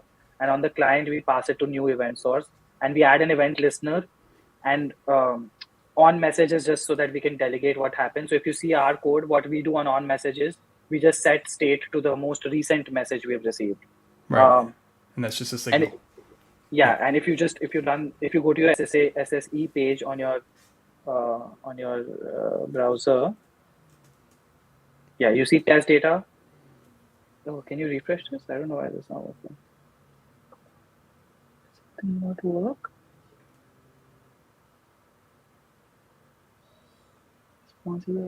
What? Wait, can you go back? This is what happened. Did we change anything? No, right? I don't think so. Why is it sending back JSON? Oh, can you return event stream? Where? Oh, okay. I changed this yesterday. Oh god. 20 on line number 20. Yeah. You have to return event stream. Oh. Right, because this was probably an error. Yeah. Right now it's getting like an empty JSON response probably. So hello world was the first message we said, and goodbye was and you saw you didn't have to do anything, and this updated. And if you see, and if you see the implementation for this, it's literally a set timeout inside your event stream, right? So you send chat hello world, you set timeout, and you send another message, and on your client you get like 2 messages, one after the other, like after a delay. And literally you don't have to leave your component to like do any of this. This is really cool because, as you said, this is just such a simple mechanism, and using server components, using server functions as a mechanism of just wiring up a URL to feed into any other thing is something that we didn't cover yet, but is actually really powerful because we get to use these built-in mechanisms. Like event source is part of like the platform, the web API, the platform. So like you can just kind of wire up our very simple RPC functions and use them with existing APIs. I think the point of this is like to be able to express it right within your app, right? So like obviously you could make an API route in a separate file and do things like that, but the idea is how close can we bring it to where you're using it so that it makes sense for you. Yeah, this is super powerful. This example, I apologize for not knowing enough about durable objects. I was getting kind of, I got the high level, but when you're talking about like multiple and like when they merge and when they not, I was not really following it all. Yeah. This example for me is very, very clear what it does. I'm sure some people in the chat use Cloudflare, so they're like, oh yeah, durable objects. Yeah, but that was not where I was at. This is really quite cool, and like we could do something like set interval, and then we could go, and you can have like, let's say you have a count here or something like that, right? Yeah. You knew where I was going. It's always a counter, right? And then we can go good, or instead of goodbye, we could just do whatever. Count, sorry. Still alive. And if this all works properly, every 2 seconds, we should... Oh, no, I didn't increment the count. This is my bad. We should do that. Let's make it 1 second because I'm impatient. Yeah. Do I have 2 instances working on the backend server? Yeah, okay. Yeah, the HMR was something we might have to play with, but we're probably not cleaning some certain thing up. But yeah, there we go. This is cool. No, this is very cool. I love how this is. Is create event streams be something that could be generalized or just pass back event type? Yeah, I suppose this could be generalized into primitive. One of the hardest things with Solid is trying to choose where to draw the lines on your primitives. But that's why we have the Solid primitives package and stuff, because we can build a whole bunch of these things into SolidStart, but we can also leave a huge amount of the stuff into packages that are dedicated to the specific things, like a Solid event stream package or a SolidStart event stream package. So yeah, I think it's really interesting just to show the composability of these primitives. Nikhil is muted.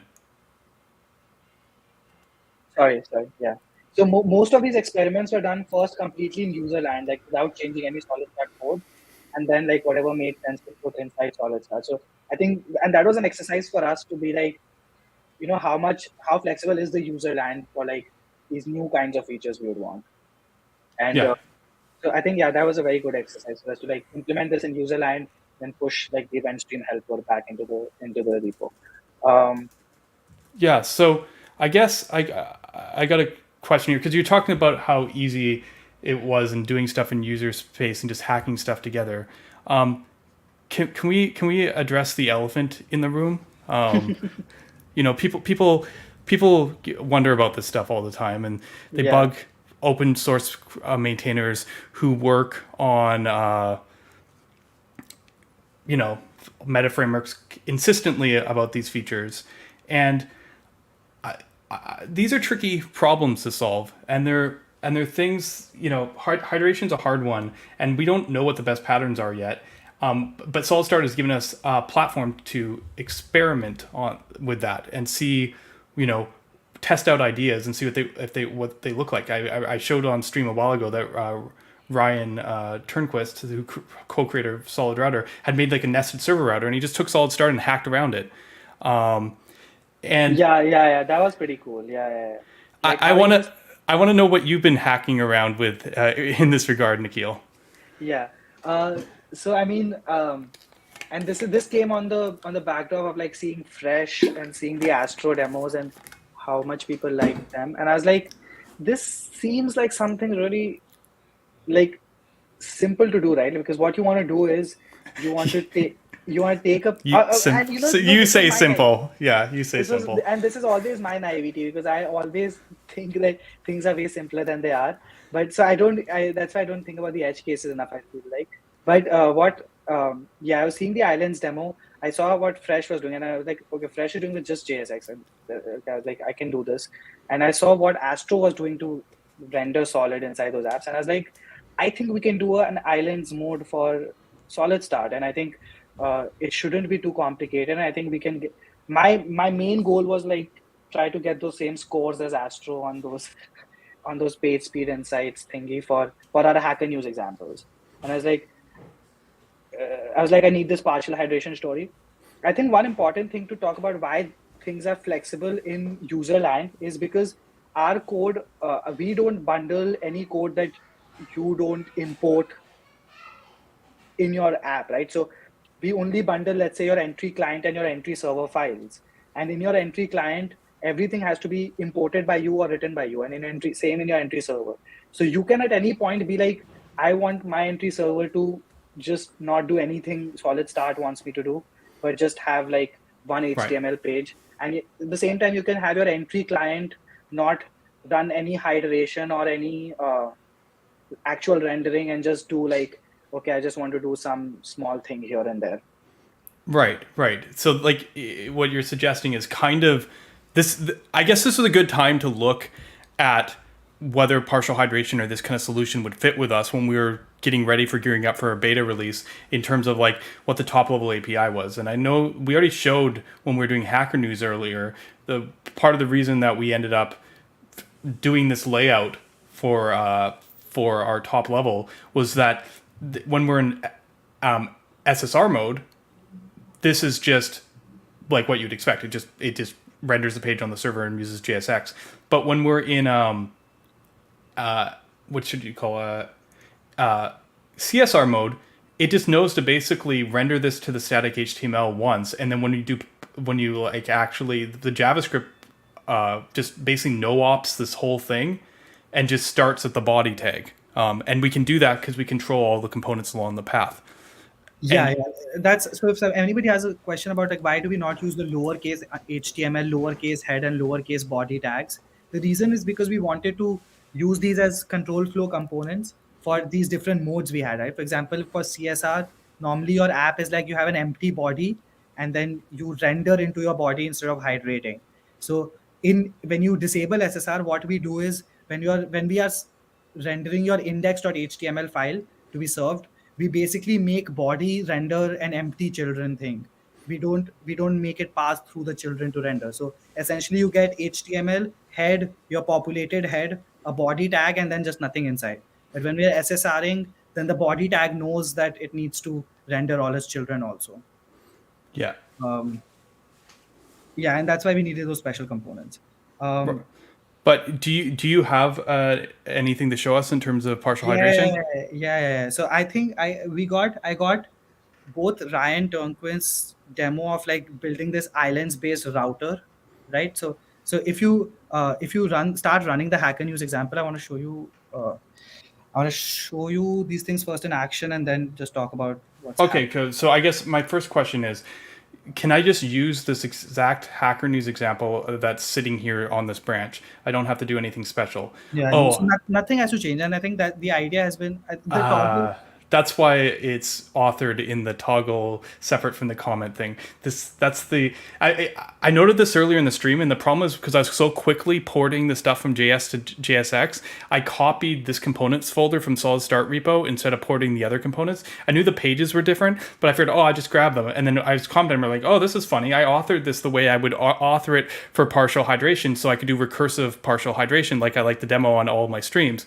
I'm like, that's funny. I authored it this way. It turns out I did not author it this way. Nikhil authored it this way, and now I know why. Okay, so okay. Now I also understand what yes, happened back there. Because I was like, these components haven't changed in 2 years. Well, they changed like yesterday. So there we go. So I'm going to go PNPM -S filter. I don't know the name of the example. Example Hacker News. I know this one because this is one that I use all the time, and I'm going to go dev. Okay, so this is our SSR. We've seen this demo already. Like we've been doing this one since the beginning, and this is our SSR Hacker News async version of it. I can see the script tags serializing all our lovely data, and then I can see. Okay, well, I don't know what that is yet, but I can see our typical Hacker News demo here. And no, actually, can you go? I think this is slightly. Can you go back to your beat config? I think this is. You might have buried the beat. We're ahead of ourselves. Okay, sorry. Yeah, just remove that for now. Yeah. Sorry. Okay.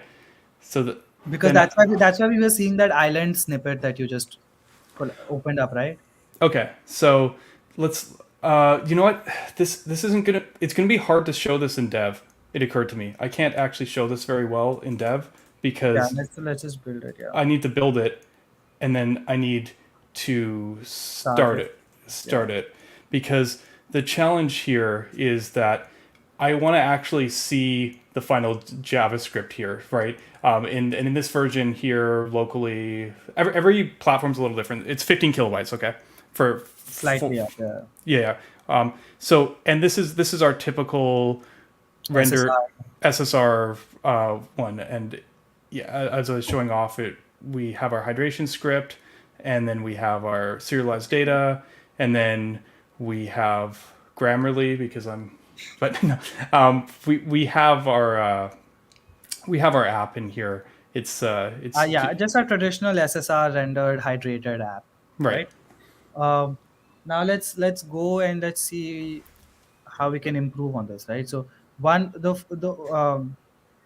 the first thing we did was introduced islands kind of experimental mode, and the idea is that in islands mode your app runs on the server like it did, but on the client almost nothing gets hydrated apart from your islands. So as opposed to just general mode, which is hydrate everything, everything that ran on the server just also runs on the client. In islands mode, everything runs on the server, but your client is like, I just want to hydrate very specific parts that the user said would be like. Right. So this isn't lazy, right? This isn't like. Yeah, I wonder what I'm looking at here. This is your solid code, probably. Yeah. Okay. So we haven't code minified. If you scroll all the way down, just this at the end is like our hydration code, basically. Okay. So this is the solid runtime, and so we haven't deferred the loading of the solid runtime here. So this is basically, So if I go to this comments page here, And I noticed that was an MPA navigation. This is So now. okay. So yeah, when we do islands, when we just do basic islands mode, Yeah. basic islands mode does not include the whole client side router, right? It does not include all your does not work. Oh, don't say that. It doesn't work Can yet. you just do it in dev? I think the build one might be broken. Just do it in dev. I checked it in dev for sure. Yeah, this is. You can still see the effect in dev. A lot of JavaScript gets loaded unnecessarily, but if you go to your console, all that JavaScript is unnecessary. It never executes. Doesn't work in dev either. Doesn't work. Oh, can you go to?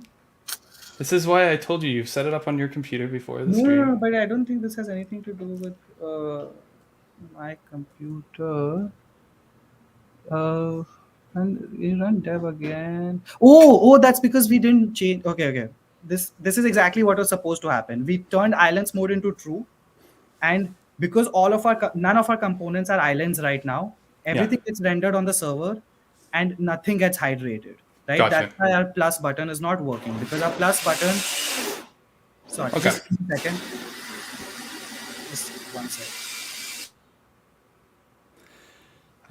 So there is a little bit more to this story, because I have not actually tried this yet. That's why I was pretty stoked to see this. Yeah, no. This is exactly what's meant to happen. So when you turn islands mode on, right, your entire app is now just a static MPA, and we haven't optimized not shipping solid or some of the data serialized stuff on the solid side. This is just an experiment at this point.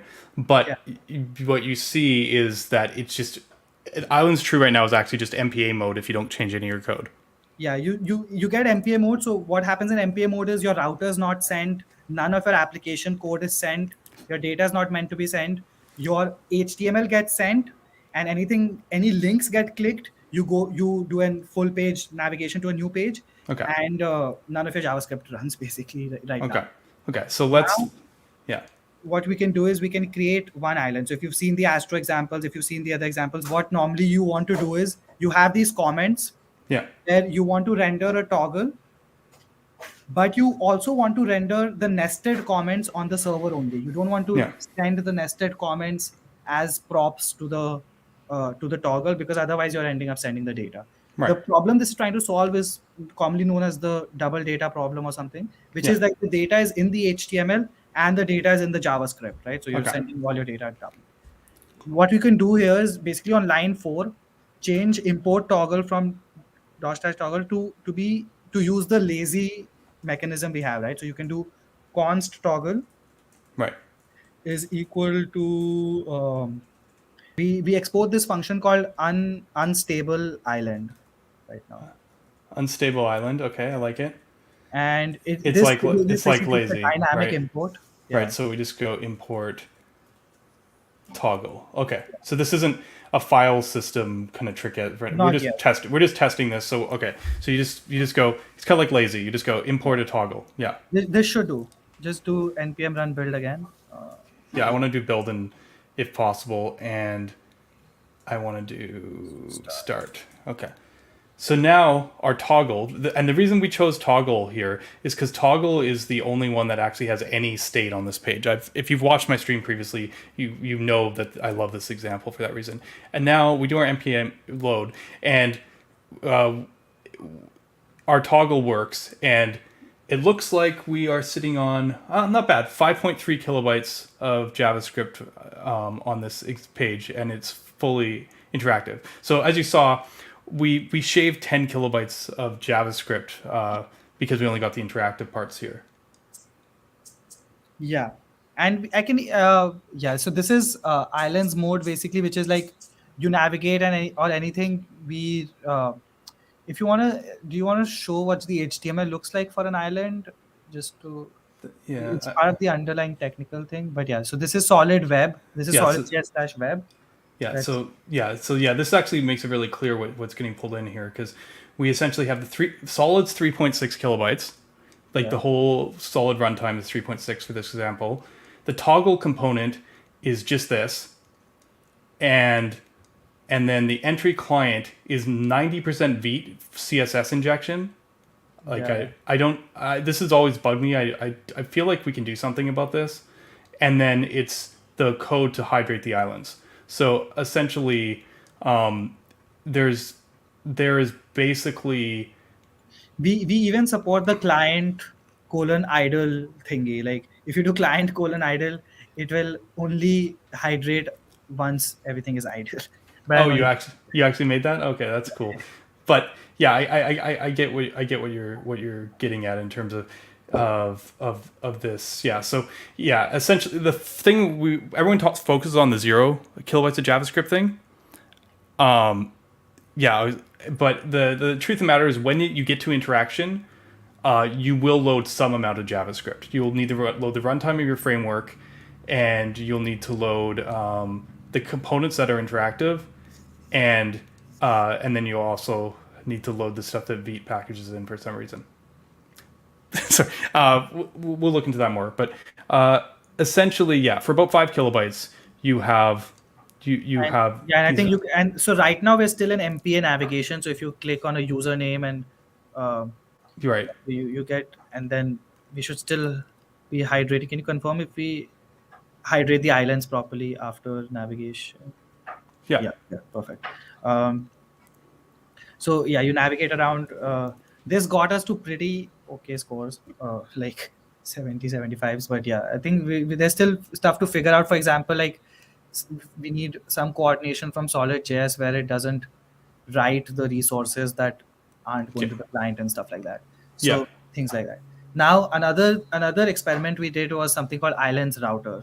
I call it Islands Router. Nobody else calls it that yet. Yeah. So what's Islands Router? So I can add that let's here. enable Islands Router here. And what is it? So what Islands routing is essentially, what I think of it is, it's an MPA mode mechanism where what you want to do is, because we have nested routing, if you go home, like you'll see that the browser tab is not refreshing, the spinner is not going around, but you see that our JavaScript has not changed at all. Yeah. It's literally it's 0.8 kilobytes more JavaScript. Slightly more for our small router that we have, very tiny router. So now we went from 5 kilobytes to 6 kilobytes, but we're server side rendering but client routing. So yes, exactly. So if you go to the Elements tab, I think that's where it's most on the Elements thing in your DevTools. So you'll see we have this thing called outlet wrapper. So what we do is, you have your nested routes. Each of your nested portions of the route, we wrap it in a wrapper. Yeah. And whenever a path changes on the server, we basically and we make sure that we also send in your previous URL when a path changes. So on the server, what we do is we take your previous URL, take your next URL, do a kind of a diff between just the URLs about like what nested sections changed, right? And just based on the sections that changed in your nested routing layout. So for example, when we're changing between Hackernews and new and show, it's like you're still on the index route, but you're probably changing between the nested part of the ID part or something like that, right? This is so insane. To actually be able to play in with this. Sorry, because this is client side routing, and I know others have been experimenting in this range too. They talked about this a bit on Quick, but this is like nested routing, like I'm accustomed to with Solid Router. Client side routing, I'm just like moving around, doing my thing, and my JavaScript, when I go to a new page, my JavaScript is not changing here. I mean, I guess if I refreshed, JavaScript is loaded. Well, that's not quite true. If I'm on this page and I go here, then I need to load we load the toggle at that point. Where it's not necessary. Right. So we load the toggle. So we load 700 bytes. So like we just have this okay. So we started at our 5 kilobyte page, 5.4 kilobyte page. We go to here, we're doing client-side routing. We load our 700 bytes, and now our stuff's fully interactive here. Like for a site like this, this feels like the other demo that was 15 kilobytes. We didn't actually trade anything off for going to islands here. This feels like that other demo. If you click on the username, and also, it's like 6 kilobytes. It's like 10 kilobytes smaller. So this is yeah. And how we do this is, I think, probably interesting, right? So if on your network tab you remove the JS part, you just keep all or something like just I want to see request. Oh, you want to see all? Yeah. Yeah. So if you just do a refresh or something, yeah, Or actually, let's do a navigation. yeah, do a you scroll down. Yeah, no, the new one, the new. Yeah, Yeah. so this is the page you just requested. If you see a response, basically what we do is we server render just a part of your page that needs to swap, right? And basically we send a response that's like outlet zero, outlet zero. What this means is like take outlet zero, replace it with this new outlet zero, and when you replace it, just inner HTML all the HTML we've sent you. Yeah. uh, and Right. Islands router also works with hydration, I think. Yet I'm not sure. I haven't checked that yet. But it's kind of like if you want to come from the MPA direction of apps, like still want not have a lot of JavaScript and go to pages between pages using links with reloads, but you just wanted a little bit better, right? You wanted a little bit better where you don't need the whole page. And if some part of your, like for example, if the navigation bar had an input and you had stuff typed into the search bar, that stuff would not be replaced, right? When client side navigation happened like this, Yeah. you don't fetch any of the code, you don't fetch any of the data for your pages. All that's just server side rendered, and even then you just send a chunk, right? Like with an MPA you'd have sent the whole page and have to do some diffing. You do it, you send a chunk. Sorry, it's just unreal to have this feeling. I mean, I know people talk about this, and there's so much more work to do to optimize this. I already know this, but to just navigate around on this app that I've played with a billion times before, and just see the JavaScript like basically be 6 kilobytes, and it's just the thing. Like to be fair, yeah, this is my first foray into this, but to have the client side routing. Sorry, I didn't mean to cut you off. I'm just No, this is perfect. This is the reaction. somebody actually said this in the. It's not perfect yet. I want to highlight. Yes, it. it's mental and unstable. Yeah. So like this is different. Yeah. I mean, it's the thing is like. I'm just impressed at how small. I mean, we're going to probably have to tweak it and add a little bit here and there and tailor it and optimize and stuff. But just how small this is to get this experience, like in JavaScript payload land. Like this is really cool to be able to start. Like one of the challenges, right? We have to do more work here, obviously. But one of the challenges is to get the baseline to be able to do this. You need more runtime than just an MPA. So trying to figure out how to scale it, like React server components solve this problem and do this basically. And once you load it, you won't be loading anything but the toggle. It'll work exactly the same way.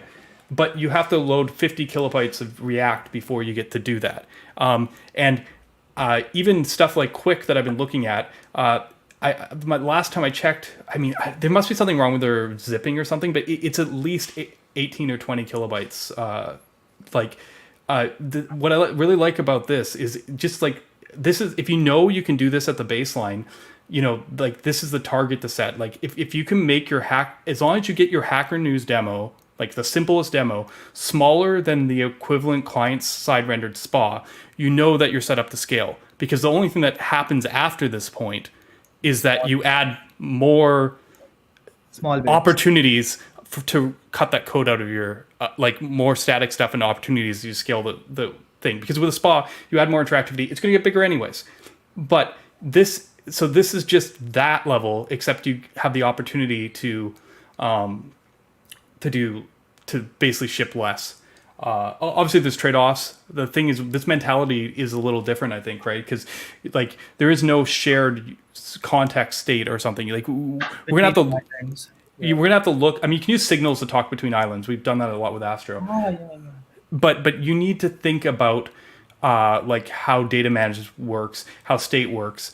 I don't want to even go too far down talking about this right now, but there's a lot of considerations and things that are different, and that's why it's important that we do experiments and actually play with this.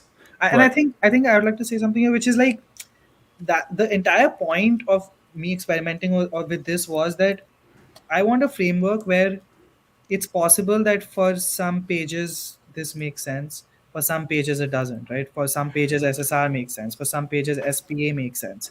And what I want to be able to do is try all of these out without changing my code, right? So in in my app, I want to go to islands mode, see what my app feels like, see what doesn't work, what works. Go to SSR mode, see what that feels like. Go to SPA mode, see what that feels like. Um, and it's the point of the tool is to give you sort of an interactive feedback process, even in choosing rendering modes and choosing routing modes. Like, can you quickly, like, one of the, I think I saw Twitter somebody suggest, like, when is somebody going to ship with the universal adapter, which basically deploys my website on all the platforms, runs lighthouse cores on all of them, and then picks the best one. It's like, and the main tool there is that you wrote your code once, and because it works cross adapter, cross deployment platform, you can do something like that. And I think we might even try to do something like that.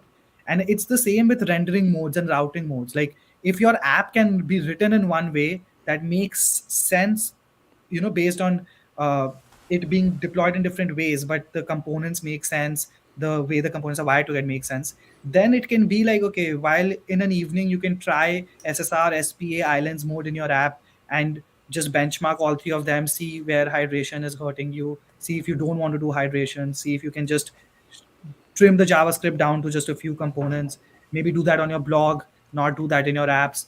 The idea is that, like, because we haven't found a silver bullet necessarily for like the rendering and the routing yet, you need to be able to play with, or like go across the spectrum, like that spectrum of, like, I think Jason Miller has that, like, Holotypes. holotypes of apps, or like that five, I think I've seen the table where there's these 5 categories of apps, from like blogs, websites, to like web apps. And I do want SolidStart to be something that's used for the entire spectrum. And and to do that, you need to be able to give people the opportunity to play with where the rendering happens, where the routing happens, where the data fetching happens. Yes, no, definitely, and I love this comment here. I mean, here's the thing: if we hadn't gone through all the learning, looked at all the other options, looked at all the other frameworks, understood what they were doing, and we did it all together, all of us together on the stream, we wouldn't be able to appreciate where we've gotten to and where things are heading. That's the thing, right? So much learned from Remix, Hydrogen. Even Fresh is what kickstarted this again, because we knew we could do it, and I was just like, one day, like, whatever. And Nikhil was like, no, I'm like, we got to work on SolidStart. We got to get those docs out. We got to get the release out. And he's like, give me an evening. I'm just gonna go and come back. And at first I thought he was just gonna show me the Islands demo, but then he was like, oh, actually, I also incorporated Ryan's router in as well. So now we got both working. I was just like, that's crazy. But the thing is, this isn't quite the holy grail yet, but I'm hoping this will lend, as Nikhil was saying, to us figuring out what that is. I love having that ambition and having that goal, like you're talking about, Nikhil, about being able to try stuff, switch it. I think that's the experimentation we need to figure out where things are heading. I think there's a lot of interesting challenges here. Like, I actually, like, my vision in the future might involve being able to make that choice and that selection, but it's tricky. You don't, because of the mechanics of it, I don't believe you can actually switch from SPA to this in the same app without losing a lot, because there's whole questions of, or this to SPA, like data serialization requirements, and like there's a lot of complexity that comes into like certain components expecting certain data to be present. Like, if we're not talking about just JavaScript, but actually data requirements. But honestly, we won't know if this is the holy grail until we try it. Like, until we keep on playing around with it. Like, my hope is that there is a merging point, because I don't actually think being like switching like between them, being like, I don't know, transitional. Yeah. I don't know if that actually works. I think that we need to figure out what does. So this is kind of the launch for that.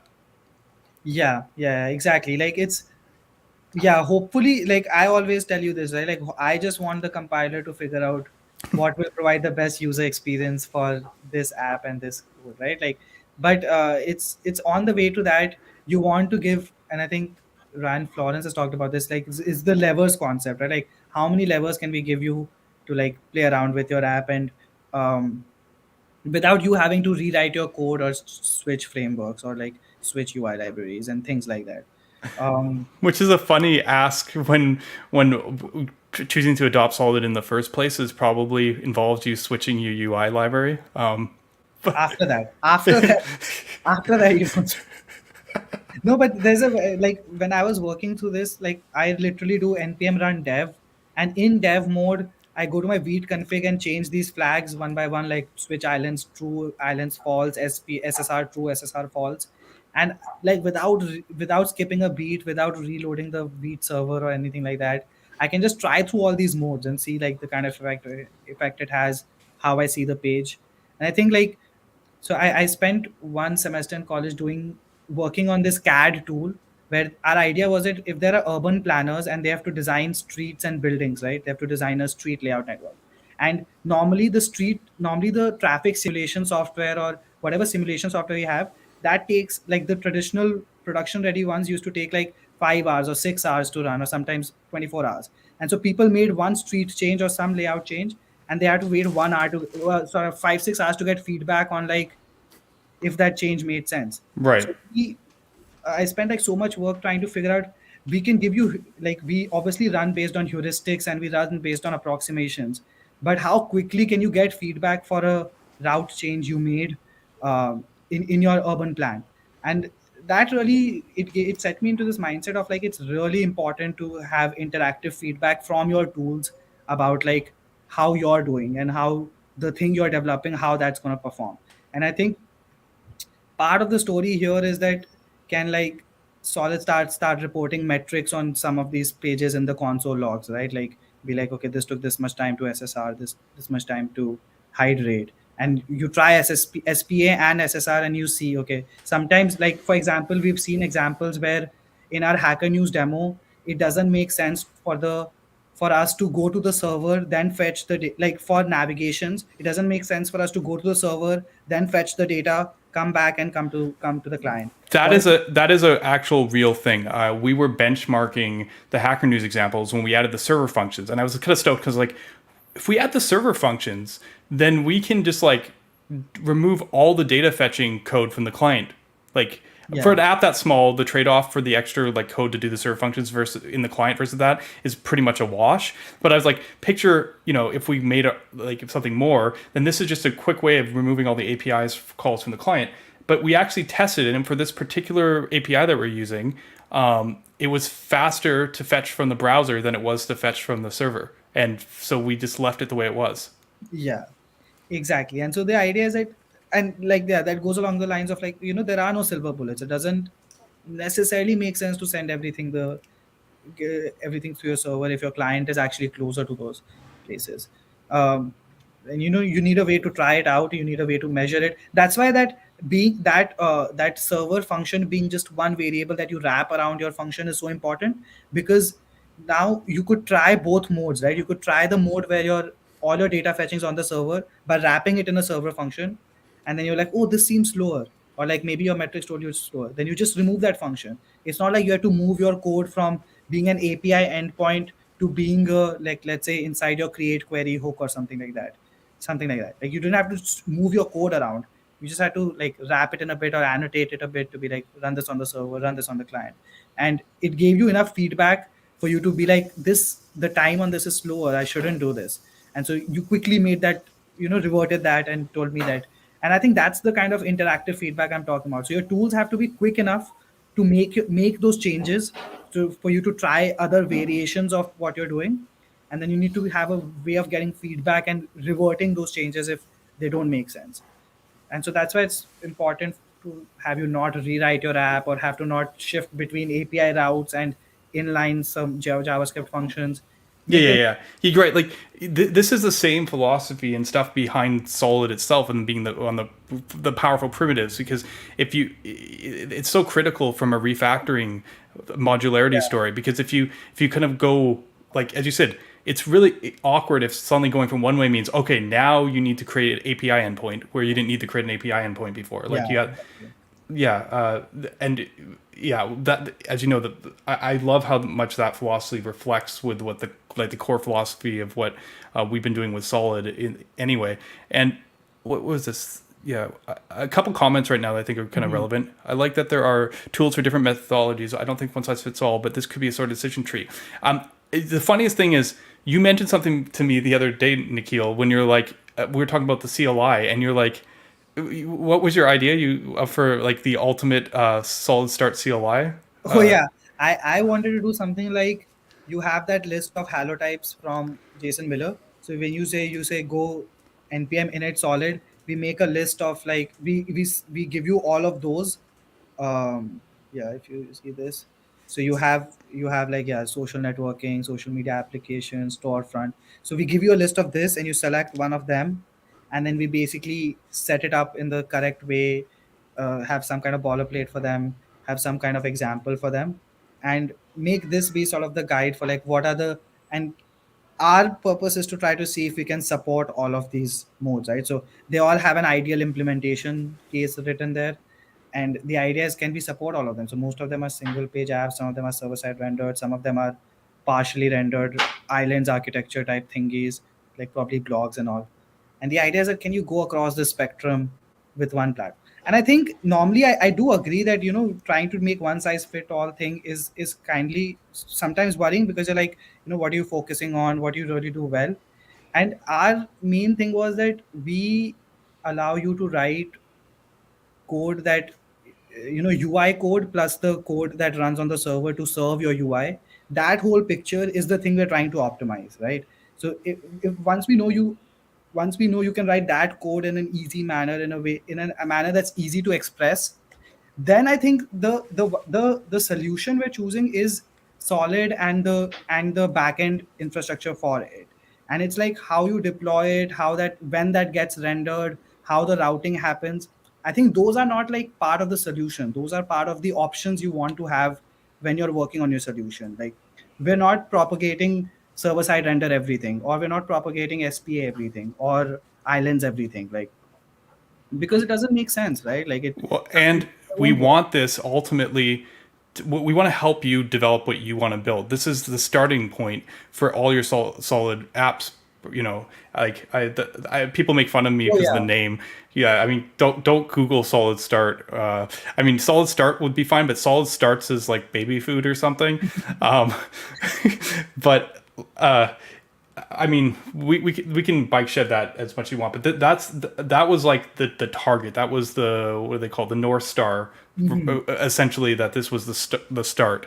And yeah, that essentially, as you have seen, everything is piecewise. It's primitives, interchangeable, but giving Yeah. you that flexibility. But I'm hoping with the help of great doc writers, good guidelines and best practices, Hmm. because you already saw something like that TodoMVC example. Really nice way to get progressive enhancement. Forms, actions. We've got enough tools that hopefully we've created the right primitives for you. And then, as we learn more from the community, we can see what it makes sense to incorporate.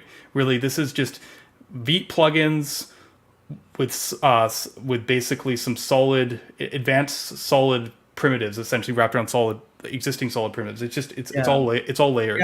I think I wanted to like I know meta framework is the framing everybody's used to, so it's familiar.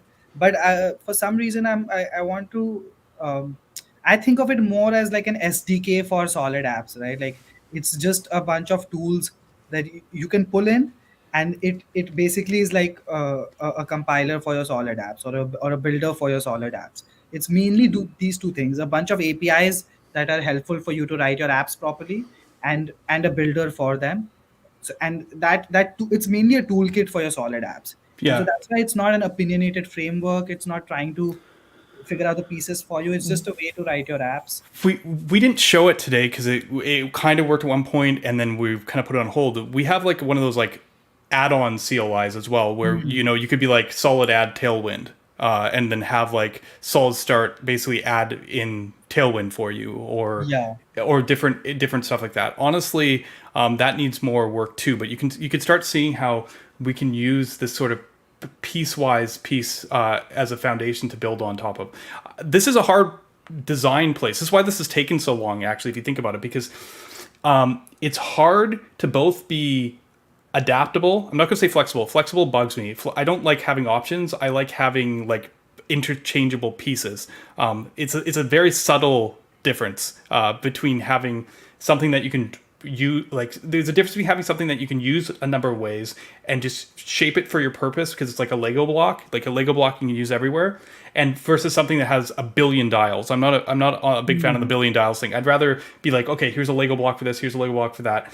But there is a balance there for streamlining the experience. So we've taken a lot of time to figure out how we can present this in a way where you can still have the very straightforward happy path that's similar to other experiences you've had in the past, yet be able to walk outside of it and still support the needs. Keep that control, and a lot of that builds on the same principles we always have, about low abstraction layers and lots of simple primitives that you can, and composition. It's one of those funny things. If you build something with composition in mind, you just find that it extends naturally. Like you don't have to actually worry about that as long as you build systems with composition in mind. They kind of naturally progress, and that's, I feel like, what we've done here. I have a question, or I think I want to switch gears or wrap up this section because we still have This Week in JavaScript coming up here, but I want to deal with kind of look at some of the stuff that's in the chat. So if anyone has any more kind of questions, now's a good time to kind of throw them in, especially about maybe specific features of the future, because I'm hoping we got our philosophy across. I think we've iterated on it a few times, but someone asked if we considered copying remix stack pattern. Are you familiar with that one, Nikhil? Yeah, no, I'm definitely familiar with all of them. I actually have considered it, and I think it's a good. It's kind of our examples thing, right? Like, so their stacks are slightly more overloaded, so they have more technologies opted in, more things set up, and I think normally that's a good thing for having and I think that's what I meant by the holotype thingy, was like to have some kind of stack set up for those different kinds of apps. So mostly it'll be like some data store or some if you need some testing and things. But actually, instead of the stacks, I think I'm still in favor of the model that Astro has used with its integrations thing, or Nuxt uses with Nuxt modules, which is that those pieces, if they can be things that you can add via CLI, like something like let's say SolidStart add Tailwind, SolidStart add Superbase, SolidStart add Prisma. Those I think still end up being much more easy to use. I don't know if they're easy to use, but I think they're more powerful because you can do that during the lifetime of your app, right? Like, so once you've started so stacks are like, you have to opt into a stack at the beginning, right? And then you live with it. What I want is, and I think this is again thing I've talked to you about, it's like with any framework, with any technical decision, normally it's like if the decision is like if the choice is opinionated, then you need to be way more careful at the beginning while making that choice, right? Because then it's difficult to move off it. Do you know what? I don't know if you watched Theo's stream this week where he talked to the guy from Redwood, but like the subtone of that whole stream was this, and I highly recommend anyone go check it out. I think it's still up on Twitch, but he'll probably post the vids on YouTube. But he talked specifically about evaluating things on the cost of moving off it and figuring out how much you want to take on up front. Sorry to interrupt. Yes. Continue. Yeah, no, exactly. And I think that's the kind of philosophy I'm thinking, like, if you know what you need right at the beginning, that's great. But I think for most apps, for most of my experiences, it's been like, I don't know what exactly I need at the beginning.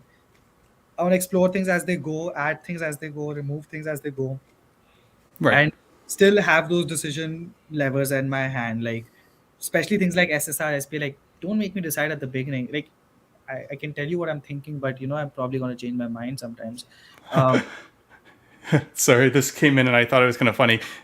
Not this stream. Nikhil showed us how to render to the terminal with Solid on the last time he joined us. So you can actually go see that. He ported, was it React Ink? Over to Solid Ink. So using our custom render, yes, you can use Solid to render to the terminal. Sorry. That Solid Ink is published as well. So some people can try it, just a normal node.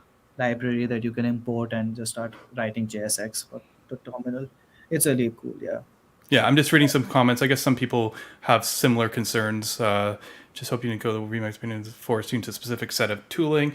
Yeah, I mean, it's tricky balance, right? Because anything that we put out there is going to be something that people will depend on and then support. I'm very conscious of the maintenance burden, probably more than anyone. So, yeah, I think there's a balance in there between how batteries include. I think you have to make these decisions as a framework designer up front. Like, we have to know what our goal is and how we evaluate these choices if we're going to include stuff. I tried my hardest not to include anything. I don't like opinionated stuff, even though I have strong opinions. That's probably why I don't tend to like opinionated stuff. I want Other people's opinions. yeah, I just don't want other people's opinions. Yeah. So we're trying. I'm trying my best, even though some examples do have examples because you need examples to show. We need to figure out how to make that split. As I said, these are the kind of decisions that I want to figure out during beta. I think you lock up the API and you kind of show people what they can do.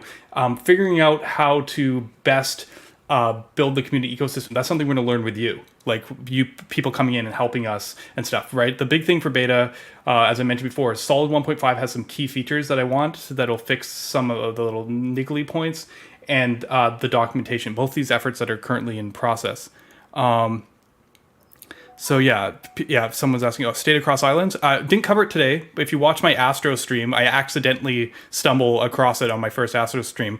Someone's like, how do you share state? And I'm like, I have no clue. And then I just was like, I just put a signal in an island and import it, like basically import it from other islands. Sharing state can be done because Solid's reactivity isn't tied to components. You can basically, if you can share a signal, you can do communication across islands. I think it is interesting architecturally when you think of stuff like stores and figuring out who's responsible for initializing it if stuff is all distributed. I think there's interesting patterns to be discovered there, but generally speaking, from a really simple dumb answer is use a signal. It'll just work.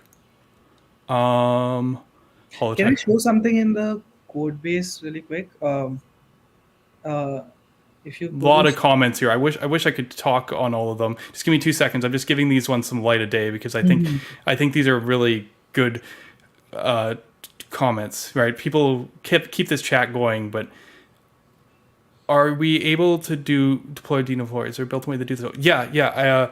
And actually, I mean, this is out of date a bit, but if I go to Vercel.com right now and I go new project, for example. And if you look here and you just start typing solid, no, these are import. These are your yeah. Yeah. Where is it? Browse all templates. Yeah. We're in here. SolidStart. We're still working on. I'm working with Netlify this month to get SolidStart as one of the official templates. But I point out is these options are, you can expect them to come in. Dino deploy, Fly and Netlify deployments would be great. Yeah, we haven't done Fly. We have both Netlify. I guess a lot of people are seeing this for the first time on the stream. I've been sharing SolidStart demos for a year now. If you've ever seen when the first day someone goes, we've just added edge functions to our platform, and there's Solid demo that came out the same day. Those were all done with using SolidStart. The day that Vercel launched their edge functions, I had SolidStart running on an edge function. The day that Netlify did, we got Dino deploy. These examples that I'm known for were all done with SolidStart. Fly is the only one on this list that we don't have. Legacy migration is painful. So much comments and people talking about stuff. Yeah. I want to show one thing very quickly. If you go back to the SolidStart code base, one API that if people can give us feedback, that would be awesome on this. Just once. If you can go back to the code base. Yeah. Sure. So if you go to let's say a bare example. Go to source. If you see, we have in routes. In routes, yeah. We have the 404 page, right? And normally it's people want to have these missing pages and they want to send a status code. Oh, yeah. And what we decided to do was keep all the things that are meant to represent your page part of the JSX, right? So your status code, just like your head, just like your HTTP headers and your JSX templates, are part of representing the whole response that's going to get sent to the user, right?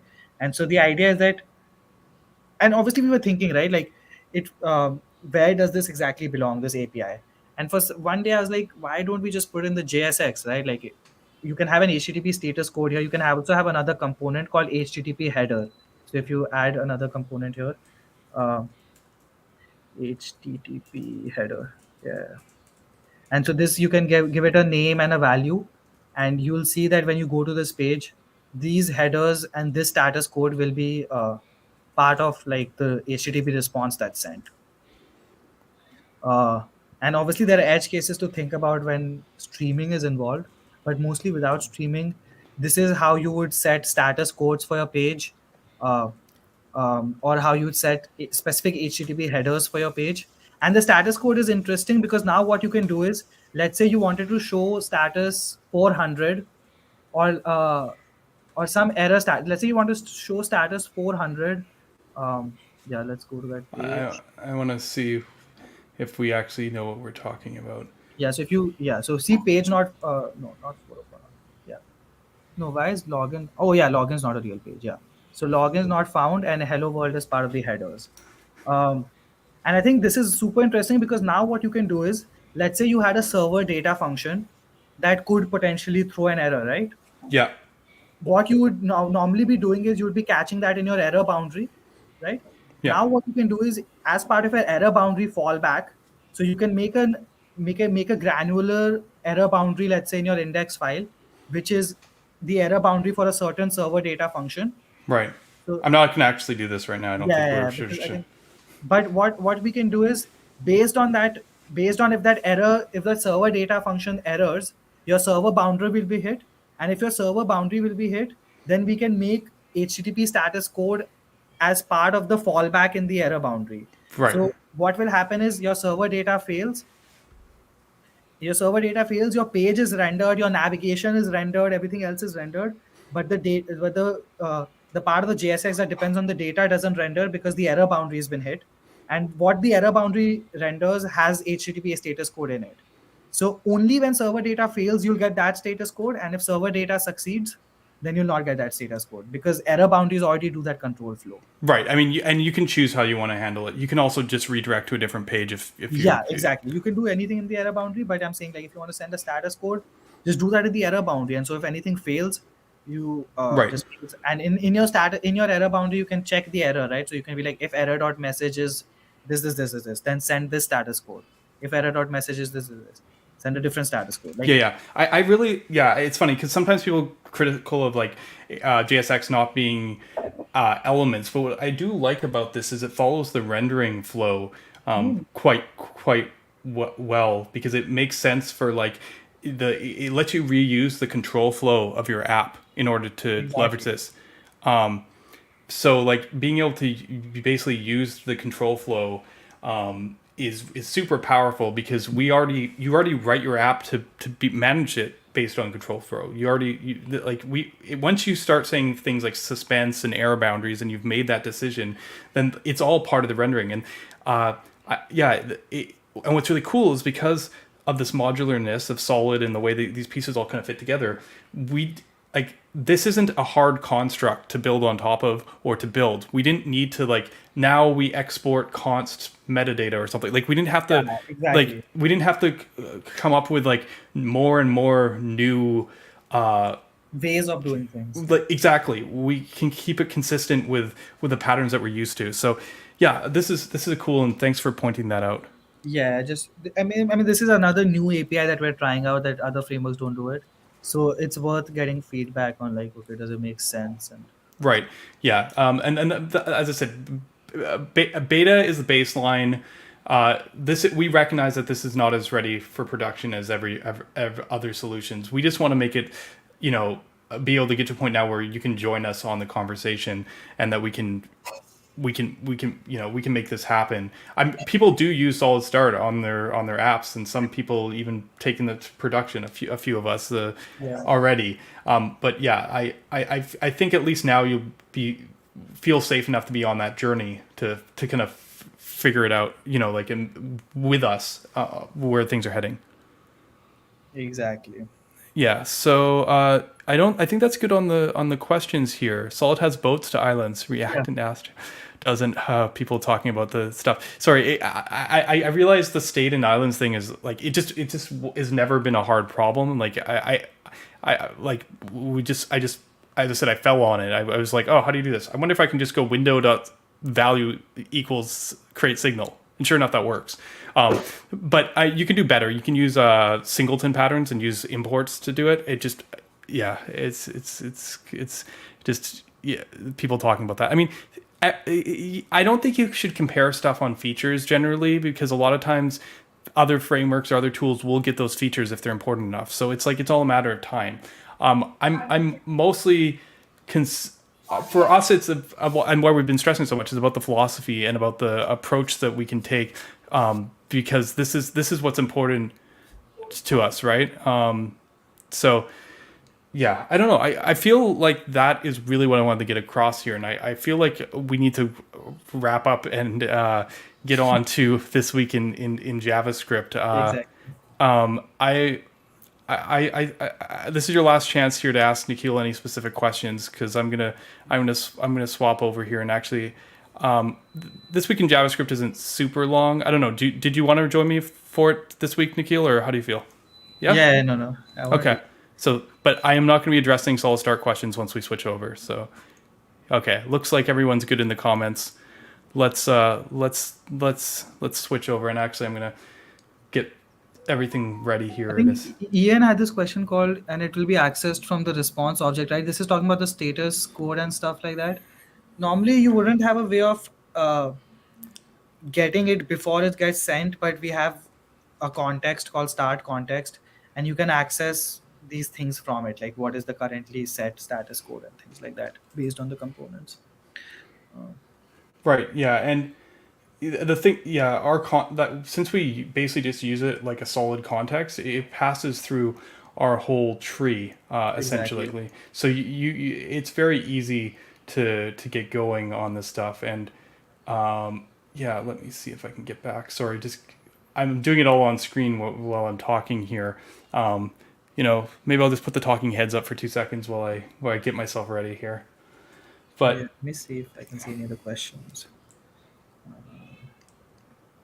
Nikhil, what is your GitHub? My GitHub is, let me just type it in here. Oh, I can type it, but it's Nikhil Saraf if you want. Right, you type it. Yeah. You can put it right in the comments tab, and it should go right in. I don't see a way for me to write a comment. Oh, interesting. I guess I don't give you permissions for that. Sorry. If you can send it to me in private chat, I'll drop it in. I'm just. Yeah. I'm not one for typing right now. Let me get left in my drink. Yeah. All right. Yeah. How do I want to start? Yeah. Give me 2 seconds.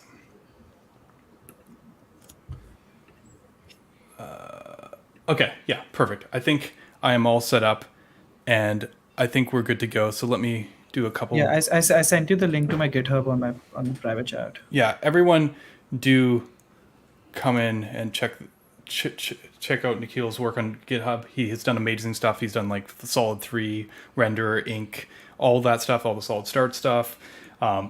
Incredible amount of work for a guy who's been involved in the project. I guess it's been like 7-8 months now. Now, yeah, must be approaching. Yeah. Yeah, but just amazing work.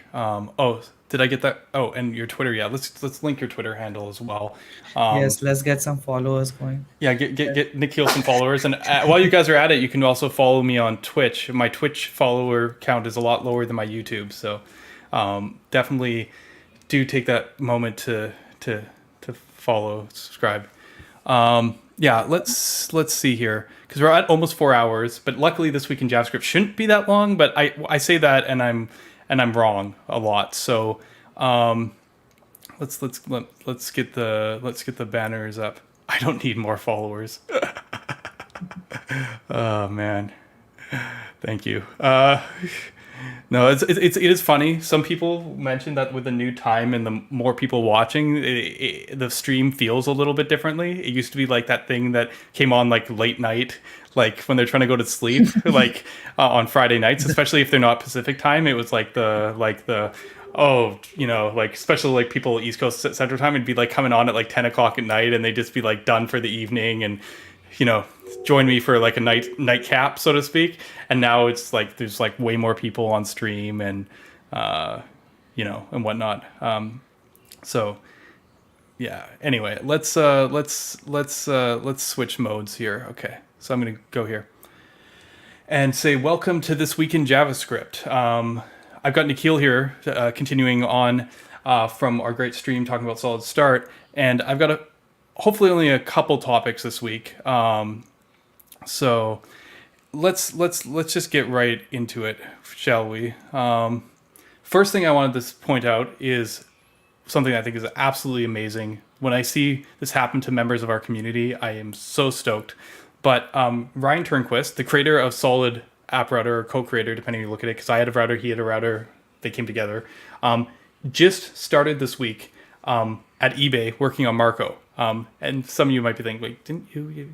Yeah, I used to work on Marco at eBay as well before I moved on to Netlify recently. But Marco team obviously has been doing amazing work on the partial hydration islands type side of things, resumability. I've covered it in other streams. You should check it out. And honestly, I wouldn't be surprised if Ryan took some of his router magic and brought it there, because we were talking about that holy grail. For comparison right now, Marco 6 prototype, that page that we were like, yeah, 5 kilobytes solid, is 1.6 kilobytes in Marco. So if they can figure out a way to get the router in there, maybe that will be the holy grail. So, you know, super excited to see this happen. More members of our community being able to get paid to work on open source full time. You know, and as I said, Marco is an amazing project. So proud of him. It's so awesome to see that. Yeah, no. And he's going to continue working on solid stuff. Don't worry about that. He's still got the router, and you can already see the influence that it's had on the stream we did today. So no worries there about Ryan. But yeah, just couldn't be happier for him. I'm so stoked to see this happen. And next thing I wanted to point out was we published a state of Solid. You should check it out. A lot of stuff has happened the last few months. I have a hard time even keeping track of it all, honestly. Between sponsorships, we won Breakthrough of the Year. It actually came in the mail, but unfortunately it came in a little bit cracked. The award. I mean, I could show this on stream. It was actually, I was pretty stoked to get it. It has like cool backlighting and stuff, but it sits on this light stand and lights up, but it ended up getting damaged. Oh well. But yeah, just so much stuff. Honestly, I'm not going to cover that all because that stuff did not all happen in This Week in JavaScript, but just incredible growth, incredible everything, meetups. Yeah, just check it out. Great videos, talks. Nikhil joining Core. I forgot to mention he's the newest Core team member. Unsurprising to anyone watching the stream at this point. Joining Netlify. Just read the article if you care at all about what's going on with Solid. Let's move on. The next big thing that happened, you know, I'm sure people in my stream are very conscious of stuff like performance. You might have seen this tweet, which you can't see right now because I'm on my screen. Yeah. But you might have seen this tweet, which means you didn't see me talking about the state of Solid. I am so silly. Anyways, it's fine. I was actually scrolling through the article for the state of Solid, but yeah, we didn't see that. Yeah, that's hilarious. I think that's okay. Yeah, I mean it's fine. Just lots of stuff. Yeah. Anyway, this probably caught a lot of your eyes, because a lot of people here care about performance, and they saw this incredible benchmark, which, to be fair, Preact is also working on something similar, although they're not taking a compiled route, which is using basically the compiler to do smarter VDOM updates. And they were talking about how it made 11 times less scripting in this test. This kicked up some controversy a little bit, maybe not a ton, but it definitely got a lot of attention. So, a few people, kind of looked into it, and the benchmark does show off something pretty amazing, but there was there's a couple little things that affected its accuracy, so to speak. And we kind of gently nudged the author, who, by the way, is 17 years old. This guy's incredible. I've talked to him a number of times the past week. Like his thinking, he shared some writing he had on the subject in terms of where you could take the VDOM. It's amazing. But basically, we're going to get million in the JS framework benchmark and kind of more standardized tests. This is a good thing, because this article actually ended up leading to partially to Marvin Hagmeister from Preact actually writing about how you can accidentally mess up benchmarks. And this is a topic very close to my heart, because I have done this a ton. And I was talking about how I've pretty much done all of these. And yeah, this article is worth dissecting on its own. Using outdated versions. This is probably a bit of a nod to what happened the other week. Remember, I was using an outdated code from Preact in the SSR benchmark because I just kept on bumping the versions. I tried to keep them up to date, but the way the code works is different. They use a new compiler. So that didn't properly represent the performance for Preact, right? People are like, oh, why is Preact, slower on the SSR? Well, part of it was because of outdated code. But yeah, he goes into a bunch of stuff. Batching, this happens. Sometimes you accidentally batch things you don't realize. Accidental overhead. This is actually what happened in the millions benchmark. He actually describes what happened and how essentially there was this accidental difference between the conversion that was getting measured for the other comparisons versus the millions one, and this is how it was 11x. It was largely this, and just so many great hints. Benchmarking is hard, so I very much appreciate this article because it really kind of helped kind of lay out stuff. It's just so funny. I could see he was probably had this idea in his head after what happened with the SSR benchmark I published the other day, and then he saw the millions one. He's just like, okay, I'm just gonna write them all out. This is a great list, great reference for anyone getting to benchmarks, just to kind of remind themselves, am I doing everything that I should be doing? So yeah, really awesome article. But yeah, all that being said, Million.js is pretty freaking cool. What they're attempting to do with the compiler. I just want to take a second to kind of look at this. For the most part, they've trying to keep the same API as React, and there's obviously features that they don't completely cover. A lot of the stuff around fiber, they don't have fiber or like the same suspense and stuff. But for doing the core React stuff, actually, you know what? Is it possible? Can I just fork this on Stacklets? I hope no one minds. I'm just kind of curious what their compiler does. Sorry, this is such a tangent, but you know me. Okay, so this is this. Okay, so if I'm using Stacklets and it's not going to die on me, let's see what we can do here. Actually, maybe I don't need to reload the site. Aiden, this looks like it. This, yeah. Okay, yeah, it's a VDAP. Okay. React million source. Oh, beautiful. Okay, we found the money here. Okay, because we can actually see the compilation. If anyone has used VDOM libraries, they generally compile to something called Hyperscript, and Hyperscript is these H functions, and I actually see hints of an H function. It says for compat. See? H and fragment, these are Hyperscript functions. You see H image. This is what VDOM compilation usually looks like. Looks like this onion of function and function and function and function all calling each other. But there's a problem with this, right? because if you have to rerun this over and over and over again, you're calling a bunch of functions to create temporary objects, and you do it over and over again. Do you see what they've done here? He's flattened out the VDOM structure into static objects through compilation. I like this. He's not the first to have done that, though. Inferno actually works this way, and Vue's custom output, like not for JSX, for other stuff, works kind of similar.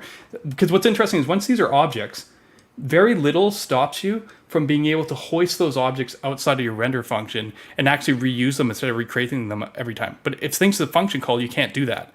So this kind of level of VDOM optimization right off the start is making good impression with me. Yeah, sorry, I'm geeking out a bit. Some people probably don't remember. I actually did a little work on Marco 5, playing around with optimizing the VDOM. I got my hands a little dirty in there and seeing different kind of... It's not only reactive libraries that I have a decent understanding of, but I've also spent some time with VDOM structures. Yeah, so it's hard to tell like what the set count is without looking in the code, so we'd probably have to look at it. I think right off the start, though, this is an interesting point that the compilation is not standard JSX. This is immediately into custom compiler zone. So it's, as I said, I think we're going to see more and more of this. I think that's what makes JSX so powerful. And actually, that actually is a perfect segue, almost like it was planned, to talk about this tweet where a lot of discussion this week was actually about JSX. So like, React will one day fall, but will JSX go with it? One can only hope. Some people really hate JSX. I don't know. What like, do you have any feelings towards JSX, Nikhil? I don't get it. I think I started loving all this like React and Solid and stuff because of the JSX. Like, it just made so much sense to me. Yeah. That you write your components that way. I actually hate single file components. Like, I hope those go away. Yeah. Single file components I definitely dislike as well. But there is a certain... It's interesting because when I think of things like Marco and Marco 6, it doesn't feel like single file components anymore. I'm okay with that, but that's because the problem with single file components, but here's the thing, this is why this is such a thing, is single file components go code, view, CSS. Like they have 3 independent code blocks. So the people who like single file components kind of are like the same people who are like, I miss MVC. Like, follow me. Like they're... Right, like essentially, like that's the argument. They're like, I like separation of concerns. That's the kind of stuff that comes back in. So basically, that age-old argument that happened way back, 10 years ago, is still going on and living in that. I just never realized that's what it was until more recently. But here's the thing: by the time that happens, maybe I was saying, because React's going to take forever. Like, even if people are like, no, React isn't the solution today, it's going to be like a decade before it was gone. And that isn't the case. React's getting better and better and keeps on improving. I said JSX is really good to a point, but then when you want more, it's like a cliff. Because JSX offers a universal syntax that all tooling recognizes. But if someone goes and creates a framework tomorrow, they can be up and running in a couple hours instead of years. And I mean years, because think about how long it takes to get TypeScript and language server components and Prettier and ESLint and VS Code highlighting and all that stuff. Like, you can basically just take JSX and hit the ground running. But see, that alone is not good enough to justify its existence, but it makes it attractive. But I also don't think that that's where the dislike comes from. I was mentioning, because even if JSX were to die, for me, I would want to keep a lot of its strength in its successor. Yeah, like, just think of how much tooling we got for free because of JSX. And, some people, might prefer some of the power you get from Svelte's templating. Like, we brought, like, one of the things that we did that we kind of borrowed from Svelte, or technically from older frameworks too, from the templating side, is the use of directives and like different kind of namespacing hacks and stuff. I mean, so technically you could use JSX to do a lot of the stuff, but there's some niceties like punning, like the ability to just pass in a single argument and have it be the value instead of like, do you know what I mean? Like, I can probably pull up a VS Code window to show what I'm talking about, but I'm talking about being able to go like this, right? Being able to go div disabled, and then disabled Boolean, so that sucks. Title, that's a better one, and in Svelte you can do this, and it'll just take whatever value is titled. This would be good. There's things like that are missing from JSX, and the second you try and add them, suddenly you're off the happy path. But it's a good starting point because, as much as like I was showing Millions, which has a different JSX compilation, Sol has a different JSX compilation, I think Stencil has a different JSX compilation, Inferno has a different JSX compilation. Vue doesn't, but if Vue wanted their JSX to have the same ability as their templates, they would have a different JSX compilation. What the power of JSX is that it's like a standard syntax, not that it has a specific output like Hyperscript. That's why never add it to the browser. It's the templating part, right? Right. But the thing is, I think what finally pushed it really is TypeScript. I think that was the final nail. Because if I'm going to start a new thing today, am I going to want to implement TypeScript for it myself? Vue and Svelte did that effort, which is Herculean. Marco is doing that effort that's right now too for their template syntax, and they actually have a real reason for it because Marco's language actually informs the partial hydration. It's freaking genius, but it's been an incredible amount of work there. And in fact, we're going to get Dylan Piercy to come on stream in a few weeks and actually show us how to build a language server for a custom DSL here for that. Basically, how he could make it work for Marco to have TypeScript support.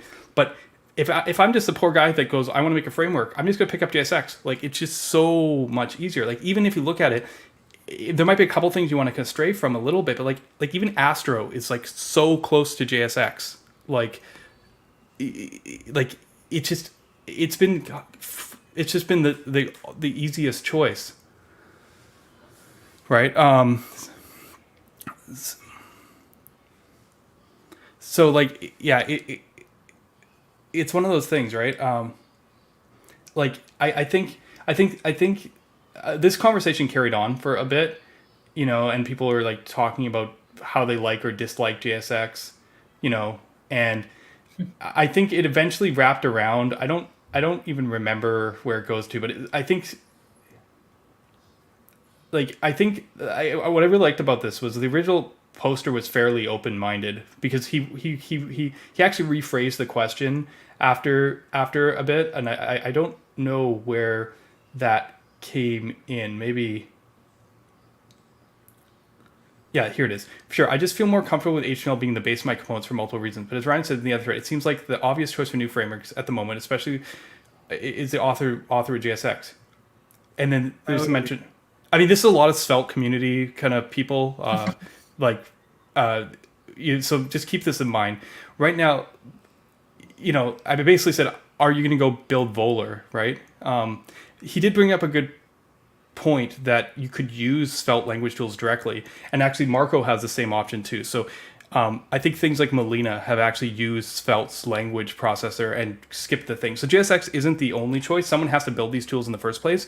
But it depends on where you want to spend your time and what hill you want to die on. I think Svelte said, hey, we know we can make that experience more accessible. We can make it easier to build web apps and kind of make the language more reflect the intent. So I have a lot of respect for that. But if that's not your mission statement, you might not spend the effort and just go, okay, I just want to make the fastest APIs or focus on architecture. Quick uses some special compilation on top of JSX as well, right?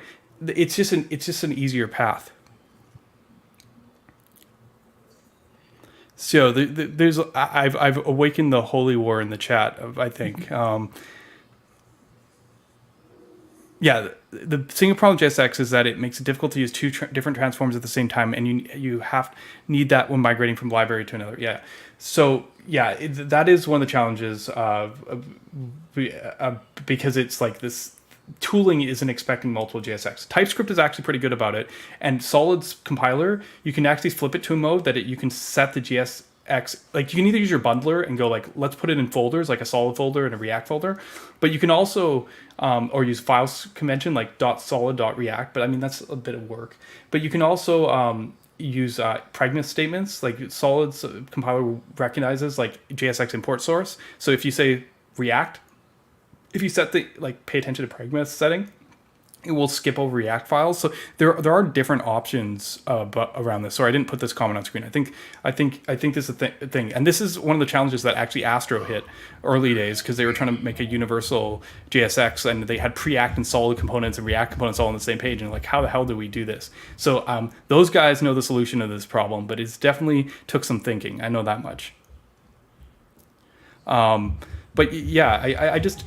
It's just MDX love. There you go. Yeah, Astro's recent MDX thing looks amazing, and I want to check that out more. But again, it built on this kind of foundation of JSX. People, you guys are great. CoffeeScript trolling me.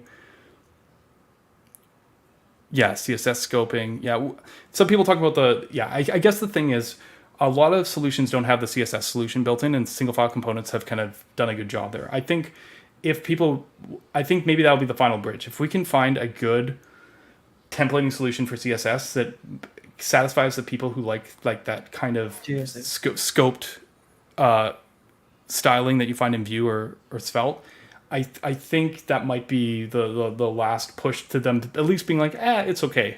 I doubt they'll still like it. But you know, maybe I'm not not selling people on JSX, but I think the scope styling side, I'm not sure if that's still the best way to even do styling, right? Because I think there have been a lot of approaches with scope styling. I think Next used to have the style JSX thing, and I think you also implemented it for Solid, but I don't even know how many people really use that. I think feels like people just end up doing either Tailwind or the CSS thing, or SAS or module CSS. There's so many things. Yeah, style JSX was really close to the mark, and we haven't updated it recently, so we probably should. But yeah, I mean, that's a problem. I can't. If I mention CSS on my server, they'll continue going for 3 days about it. Like I just like it's such a hot topic that making those decisions is hard. I mean, it's fine. I can appreciate where people are like, look, this is hound for me. I don't have to worry about it. But when you're on the other side and you have the options, getting people to agree is like, it's incredible hard.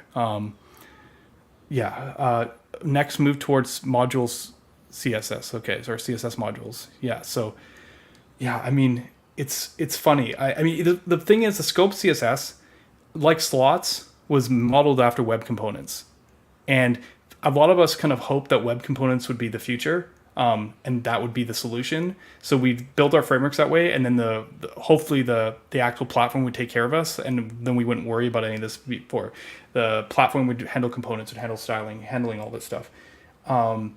And we just haven't really gone there. And over time, we've realized we want different things out of our components. And it's funny because components have gone on to do more stuff, like HTTP status codes, for example. But then they've also we're kind of learning that we shouldn't restrict our runtime to our components. That, you know, like all the stuff that we're doing with Solid, and in a way what Quick is doing is saying that components aren't the right unit of re-rendering. So, you know, from that perspective, we're getting farther and farther away from components in the kind of idea of what web components are. And also, I'm not going to get into this too much, but you can check out my stream next week, August 9th, when we talk about the state of web components. I've great set of people there. We're going to have, I think, Mishko Hevery from Quick on there, Dylan from Marco, myself, Justin from Lit. There's a lot of representation from people kind of around the field.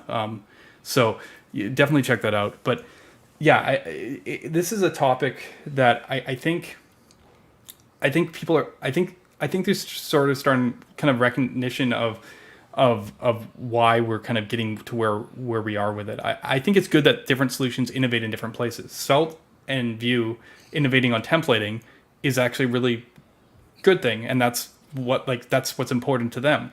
You know, Quick probably doesn't care that much. You know, and Solid hasn't historically either. We've been working on how do we change the model, how do we change the underlying architecture. That's what we care about. So yeah, I think JSX at least is here to stay. I love to get punning in, like that, a couple features, but the spec's been kind of locked out. It feels like at Facebook. Someone suggested that in JSX. There's an open issue since like 2013 or 14. It's just, I don't know if it'll ever happen. And the problem is if I go and add that to Solid and everyone will be happy, suddenly none of the tooling will support it. TypeScript will probably choke and all your things, and I just can't do that. I mean, I'm not ready to take that leap into creating a whole ecosystem of tooling plugins myself just because I want that one feature. Exactly. Yeah. So, yeah, and I mean, I think even MDX, like adopting JSX, I think was quite powerful. Like if I want to do any single file templating, I think I'll probably go with something like MDX. right. Have some state on top. Yeah. So, let's. I got one more one that came up. You can see this kind of snuck in between. This tweet went pretty viral, and it's a bit of. I mean, this is the state of JavaScript in general. Everything okay, babe? You've barely touched the newest JavaScript framework. Shots taken. Yeah, I just wanted to bring this one up because, this is obviously a joke. But I love how on point it is in terms of like where the mindset is. This is like first impression might have been when I looked at this, I might have been like, oh man, is this just like, are we begging on new JavaScript frameworks again? Like seriously, like it's old, right? Like how many times do we have to point out, oh, there's another JavaScript framework? It's because we're not satisfied with the solution. And there's a lot of complexity there, and that's why we keep on working to do better. And sometimes we need to kind of shift things. And, this ties into the whole JavaScript fatigue angle, because you kind of like how much of JavaScript fatigue is betting all in that there's a single solution and then finding out that there isn't, and then feeling pressure versus just kind of being like, I'm going to take in little bits as I can. And I think the mindset here has actually changed, right? Because those, people were very angry about, new JavaScript frameworks a few years ago, especially around the time I started. People were super angry. They would almost get mad at me for suggesting that it could be a thing. I think, and this tweet kind of reflects it, is there's a certain acceptance. It's like an irony. Is everything okay, babe? You barely touched the newest job. It's almost an expectation of where we are at now, which is, I don't think everyone has to go learn everything in detail, but it's just kind of there's this kind of expectation, the kind of feeling right now that things are changing. And I think Madison here definitely has a good thumb on the pulse to make this kind of comment, as I said, because it is very clever joke in that sense, because it's not saying that there shouldn't be new JavaScript frameworks. It's saying that should be using all of them. Yeah, you know what I mean? It's almost like we kind of gave up on JavaScript fatigue even being a thing, because it's just a reality. Yeah, I don't know. This one just caught my eye because the subtle nuance. It's like a ever slight shift in the message. Because as you know, historically I used to have, I didn't have much success with Twitter influencers. First of all, no interest obviously Solid, which I understand. Right, what they say reaches their audience. Why would they talk about something else? And this is it was a time of JavaScript fatigue, where people are like, oh, they don't want to be told new stuff that they don't know about. But to see, as I said, just even a slight shift in the mindset is actually hopeful to me, because I'm probably reading way too much into this, but these are the kind of signs that I look for, because this is kind of taking the assumption that you're already looking at other options other than React. And as I said, subtle, clever, and kind of where things are at. So yeah, super clever tweet, even if that might have not been the tension. Fatigue of JavaScript fatigue. Yeah, that's. I'm sorry, but if you're in that boat, you're probably not in this stream because, like, yeah, everyone here is kind of chasing that cutting edge, so to speak. But yeah, this one just stood out to me for some reason. Anyway, with that, I think on that note, that's This Week in JavaScript. Thank you. Nice. All right. I think we're going to wrap up here. We're at like 4.5 hours. That's long enough for a stream, right? The chat's still going strong. Just use React. Yeah. Yeah. That's how you end your stream. Yeah. I mean, people talk about Tailwind and stuff. Yeah. This is always going to be the case. Thank you, everybody, for joining us. Thank you, Nikhil, for joining us. This has been a great stream. A lot of fun. I am so happy to be able to start, sharing the stuff about SolidStart. We still got a lot of work to do. More news.